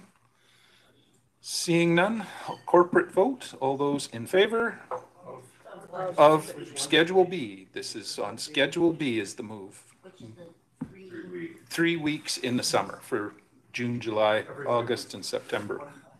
So not having a meeting in June or August? Yes, there's one in August. Yes. One in June. Look at Schedule B. It has the dates right there. So I'll call the, go ahead, one question, and otherwise I'm going to call the question again. Sorry, history says that September is a busy month, and to not have a second meeting in September will impact planning. I understand that, but in the past we've moved the meeting before or after. We've talked about canceling the meeting in September, but we've always gone back to having that meeting. And to advertise not having a meeting in September, I think is setting us up for a bit of a challenge. We did cancel it this year, just to be clear. It was canceled this year, but Director Bloomfield? Yeah, through the chair, we always have the ability to add a meeting if we've got a heavy planning load. That's an option for sure. We can call meetings if there's a real need. if our meetings are going till 4 or 5 o'clock every night, we can add one. So we do have it, Schedule B. All those in favor? Thank you. Opposed? 1 opposed. Director Conans and Coyne. Motion does carry. Senior. Junior is absent. Okay. That's official there. And we need F2 is our next item on the agenda, which was from the Corporate Services Committee meeting and the board chairs for the committees and external appointments. Someone want to make that motion? Moved, seconded, thank you. Any discussion on that? We talked about it this morning. Corporate vote, I'll call the question. All in favor? Thank you. Any opposed? Motion carries. Down to CAO reports. Anything from the CAO? Thank you, Chair. When I wrote this report regarding the budget workshop deliberations, we thought the dates were in stone. Originally, we moved it from the 23rd to the 24th and December 14th. That didn't work out. And now there's a poll out there to ask what does work. So it does. What I would like to state, though, is staff objectives is to bring the budget to first reading at the second meeting, and I'm being vague because I didn't know what the second meeting was at the time of the report. And the second reading at the second meeting in February and adoption at the first meeting in March. So that would stand. Right now, the budget deliberations for the pre-budget workshop is unknown yet. I'd just like to tell the board the budget is finished for the board's consideration. It's starting to be bare bones. It's down 7 pages less than it was last year, but I'll try to do better next time. 7 pages sounds like a lot, but when you're talking so thick, it's still pretty thick. Thanks, though, for that report. Any questions for the CAO? Go ahead. I know, Christy, you said that you would send out the doodle poll. I still haven't got it yet today, and I know Mayor McCordoff Director McCordoff still hadn't got it either, so I don't know where it is. Go ahead. We'll have a look at that and find out why. It seems like the municipalities were having troubles getting those again, so we'll definitely talk with Danny about that and find out what's happening.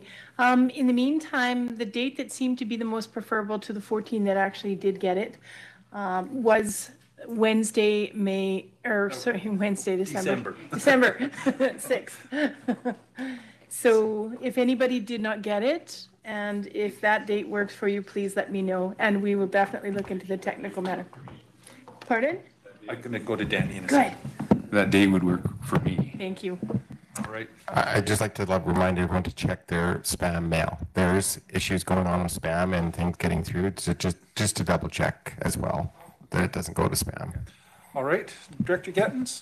Thanks, Chair. I'm just when these dates change, because we've talked about this before about Thursday being the day where we try and keep things going, and that's a benefit to those of us that work.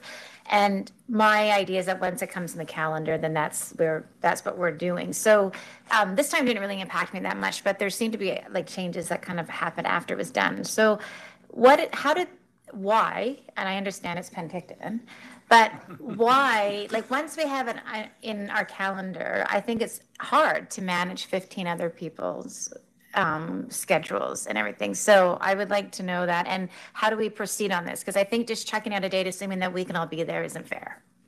I think we're going to have to go with the doodle polls, but anyway, Ms. Malden or CAO, which. My suggestion is rather than setting the budget workshop dates 3 months before, we do it a year. I understand Penticton does, and if we can do it that way, the CEOs can get together and actually look at the dates that are set for the municipalities, and then we can actually go out with a poll early in the year. And make sure this report that I just submitted would be January, February for 2025 budget. Okay, that sounds like a good option. option. So just to add on to that as well, we do meet with the municipalities early in the new year to lay out those meeting dates for the year. So as you can imagine, with that many municipalities and that many meetings of everybody, every once in a while, one will slip through the cracks. And that doesn't happen very often, but arm wrestle? When it does, it's painful for everyone. We try really hard to avoid that as well, because it's challenging to Yeah, I think, region. and I can totally understand. I think it was just having a new calendar invite, not knowing why, and trying to accept it, then not working it, because now I'm going, anyway, it's just that reissuing a new date just would be a conversation. I appreciate the conversation. Okay. Those that are no longer here. G2, which is Performance Measurement Matrix, CAO. Chair, thank you. This is a report that I brought at the last meeting. There's a PowerPoint presentation. I think was very receptive from the board, and a lot of municipal councilors also approached me on this. It's something that I think it will make the CAO 100% responsible to you, and the staff responsible accountable to the CAO, where you will see first of all, on a monthly basis, and depending on the timelines, hopefully every meeting, either electronically or visually. Essentially will be a wallpaper on the east wall there. The other reporting measurement is the metric tools on which would still be on a quarterly basis. How many times did the grass get cut? How many invoices were issued? How much water flow went through the different areas? Whatever matrix that the manager decides. So the recommended motion is that the board directs staff to implement measurement tools for each department and report to the board on a quarterly basis, and that the Gantt chart system be used to measure the organizational projects and progress and report back to the board no less than a monthly basis. I say no less because my goal ultimately would be every meeting. Okay. There is a recommended motion with that. If we're in favor of this Gantt chart, moving it. Seconder, thank you. Does sound like a good idea. Be a refreshing change to know where we're maybe going to fall on a deadline on some of these things. Go ahead, Director Federico.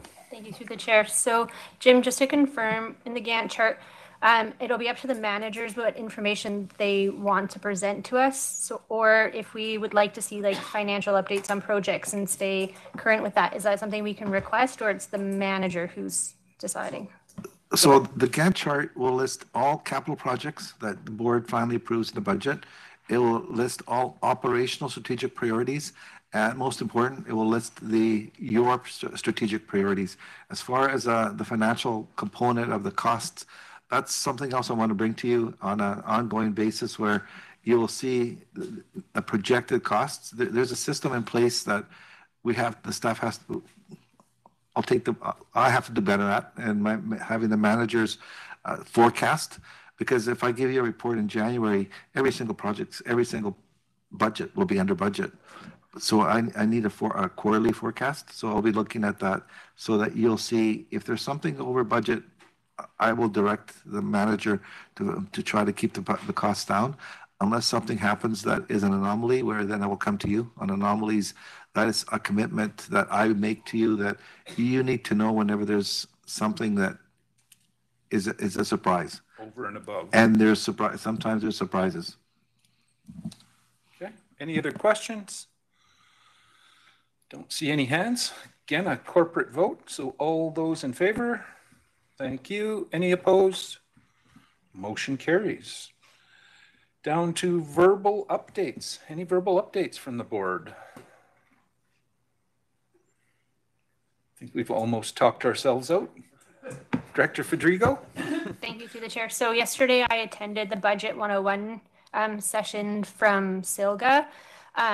It was very beneficial. Some of the information that was talked about, just like linking assets and forecasting and budgeting and investment, and just the way they walked through the different budget items was very beneficial. So newly elected or have been in the role for a while, I would strongly suggest, if they offered again, to jump on it just for new information and conversations and just learning more about budget. So I found it to be beneficial. Okay, thank you for that. Good to know. Any other verbal updates from your areas or communities? Seeing none, we'll move on. did I see one or miss one? Oh, sorry, Director Monty. This Saturday is Caledon's 4th annual progressive market. So the whole community kind of opens up, and people who have home-based businesses are selling their wares, as well as our community hall is open. So Caledon is very busy, as well as the fire department's having a pancake breakfast. So if you're looking for some Christmas items, it'd be a good place to be on Saturday. All right, thanks for that. Oh, several now. Director Taylor, and then over to Gettins. Yeah, our housing society is going in for its grant for a second building. And with a bit of encouragement from some of you, we went to OIB and met with Chief Clarence Louis. And he was very supportive and provided a written letter of support. So thanks for the encouragement. And I just thought that would be useful information for the rest of the board. Yeah, good to know. Good idea. Director Gettins.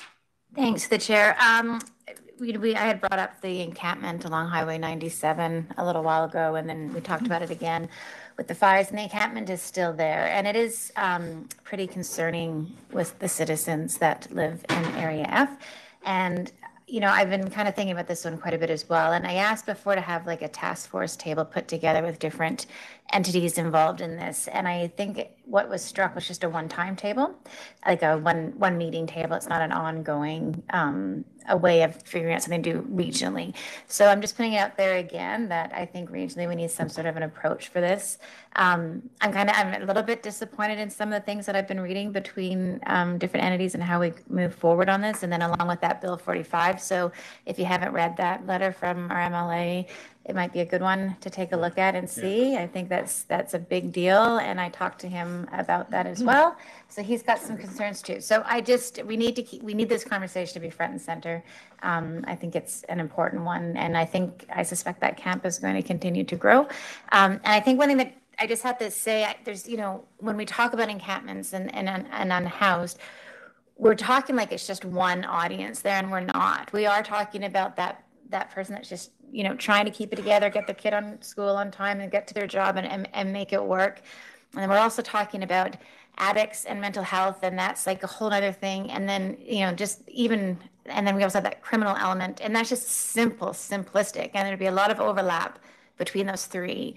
So it frustrates me a little bit that the same solution we provide for somebody who has had options at BC Housing or who has gone into that criminal element side are the same things that we're supposed to provide for somebody that's just having a hard go. And I don't like that. I don't like this one approach fits everybody, because everybody has their own situation. So I think this is a heavy conversation for us, and I just want to put it out there that it's there. I know there's encampments all over the place, but come this spring when fire season hits us again, like what happened in October is going to happen again. And so we need to work together on this one. Yeah, it's an issue, an ongoing one that we'll probably need to actually do a workshop on once we get all the information on. So I think that's an upcoming challenge. Did I see another hand here for verbal updates? None? Okay, other business? Oh, there is. Director Coyne, sorry. Not really an update, just to kind of concur with Director Gettins. By the conversations today, you know that I'm pretty, I don't know what the hell the word is, involved in this homeless thing. We have a couple of more little communities of these mobile or they're older travel trailers and stuff that have set up in rural areas. They're out. I don't know what they have for power. I don't want to know what they have for power or water. They're not sleeping under the bridge. There are people sleeping under the bridge. There are people sleeping in the river channel, but these folks at least have a roof over their head. They're not in the snow, which, you know, it snowed yesterday here. And yes, we need to work together and come up with some sort of a long-term alternate housing sort of things. That the cost of housing is absolutely out of control over here. There's no places available. I mean, the flood took out most of the lower cost housing in Princeton. They'll never be rebuilt. They can't be rebuilt because now that's part of the river channel. So it's put a lot of people in a very stressful scenario, and I get a little passionate about it at times. And it's very sad to see these are families. Some of these families got a couple little kids, and they're living in a little travel trailer, but that's their home. You know, it's not something that anybody sitting at this table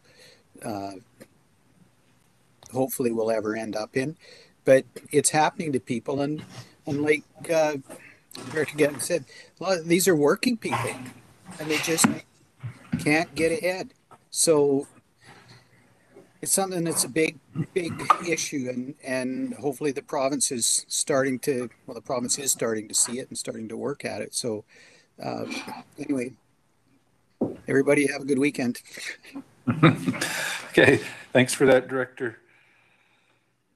Other business. I think I'm going to get there this time. Chair's report. I was going to mention to the board, there was a tentative meeting with the Okanagan Leadership Table, I think it's called, which is newly formed. The date was changed. I believe it's now, I got to look here on my calendar, December 13th is the new meeting for that. I don't think it's been mentioned to the board yet. So it's mostly the mayors and the chair of the regional district. I think it's throughout the valley, but it's all to do with the Native leadership and working together to try to accomplish some common goals.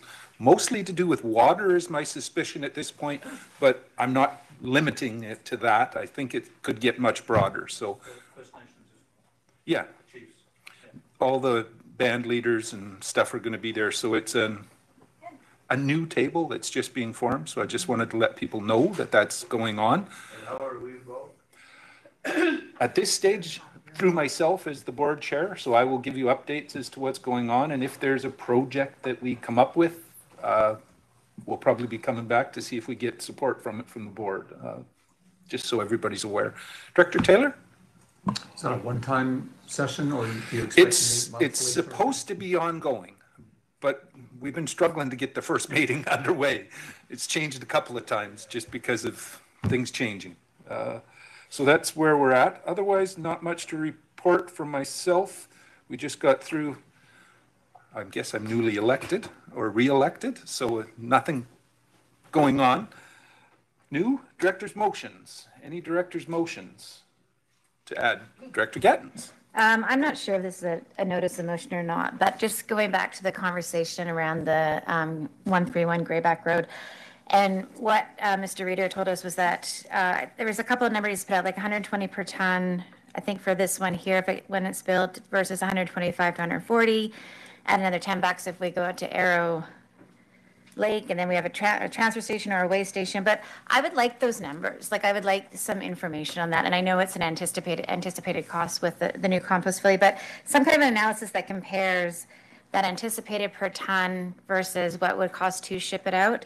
I would like that information. And then also the cost between setting up to use Brenda Mine versus a new facility at the 131 Grayback. I would like those numbers, and I don't know if that needs to be a notice of motion. What I'm feeling from the rural directors here, like having a 5-4 split, like that's pretty hard. Like, I think that's a big conversation, and it would be better if we were more aligned as a board. If we're pretty fractured on this, that's a way more difficult conversation.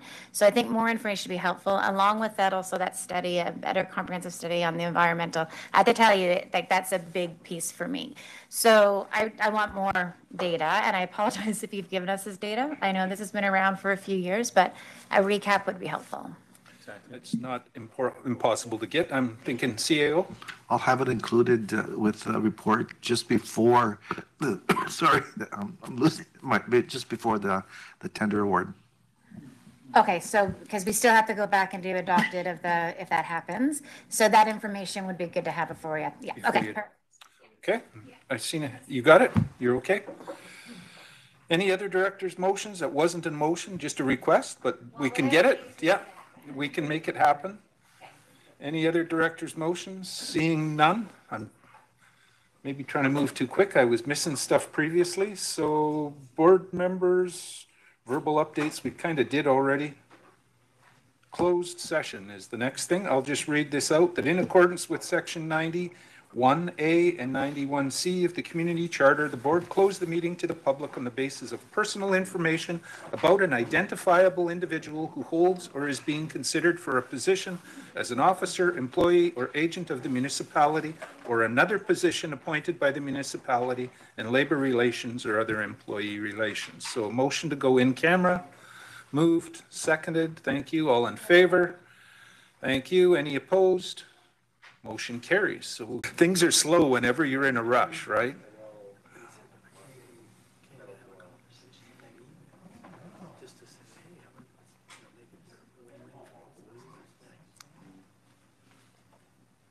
Oh, gosh. Okay, thank you, Danny. We're back in open session. So looking for a motion to adjourn. Thank you. Seconded. All in favor? Any opposed? We are adjourned, and thank you for that. There is still the Planning and Development Committee meeting. There was one item on there, and it was the effectiveness audit of the environmentally sensitive development permit. So I'm not sure that we can deal with it today.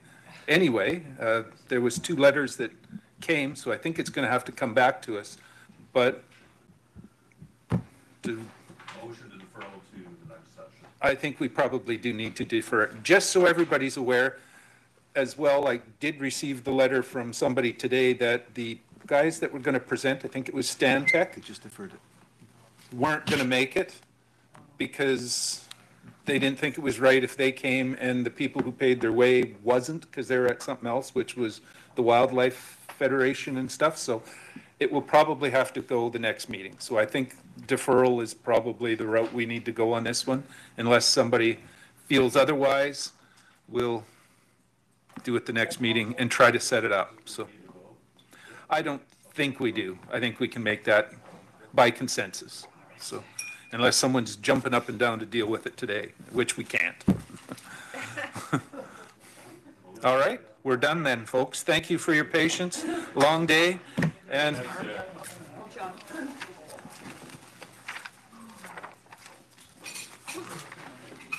Mark, your gas tax funding area A is for a washroom. Where are you putting the washroom? Is it the one at the park?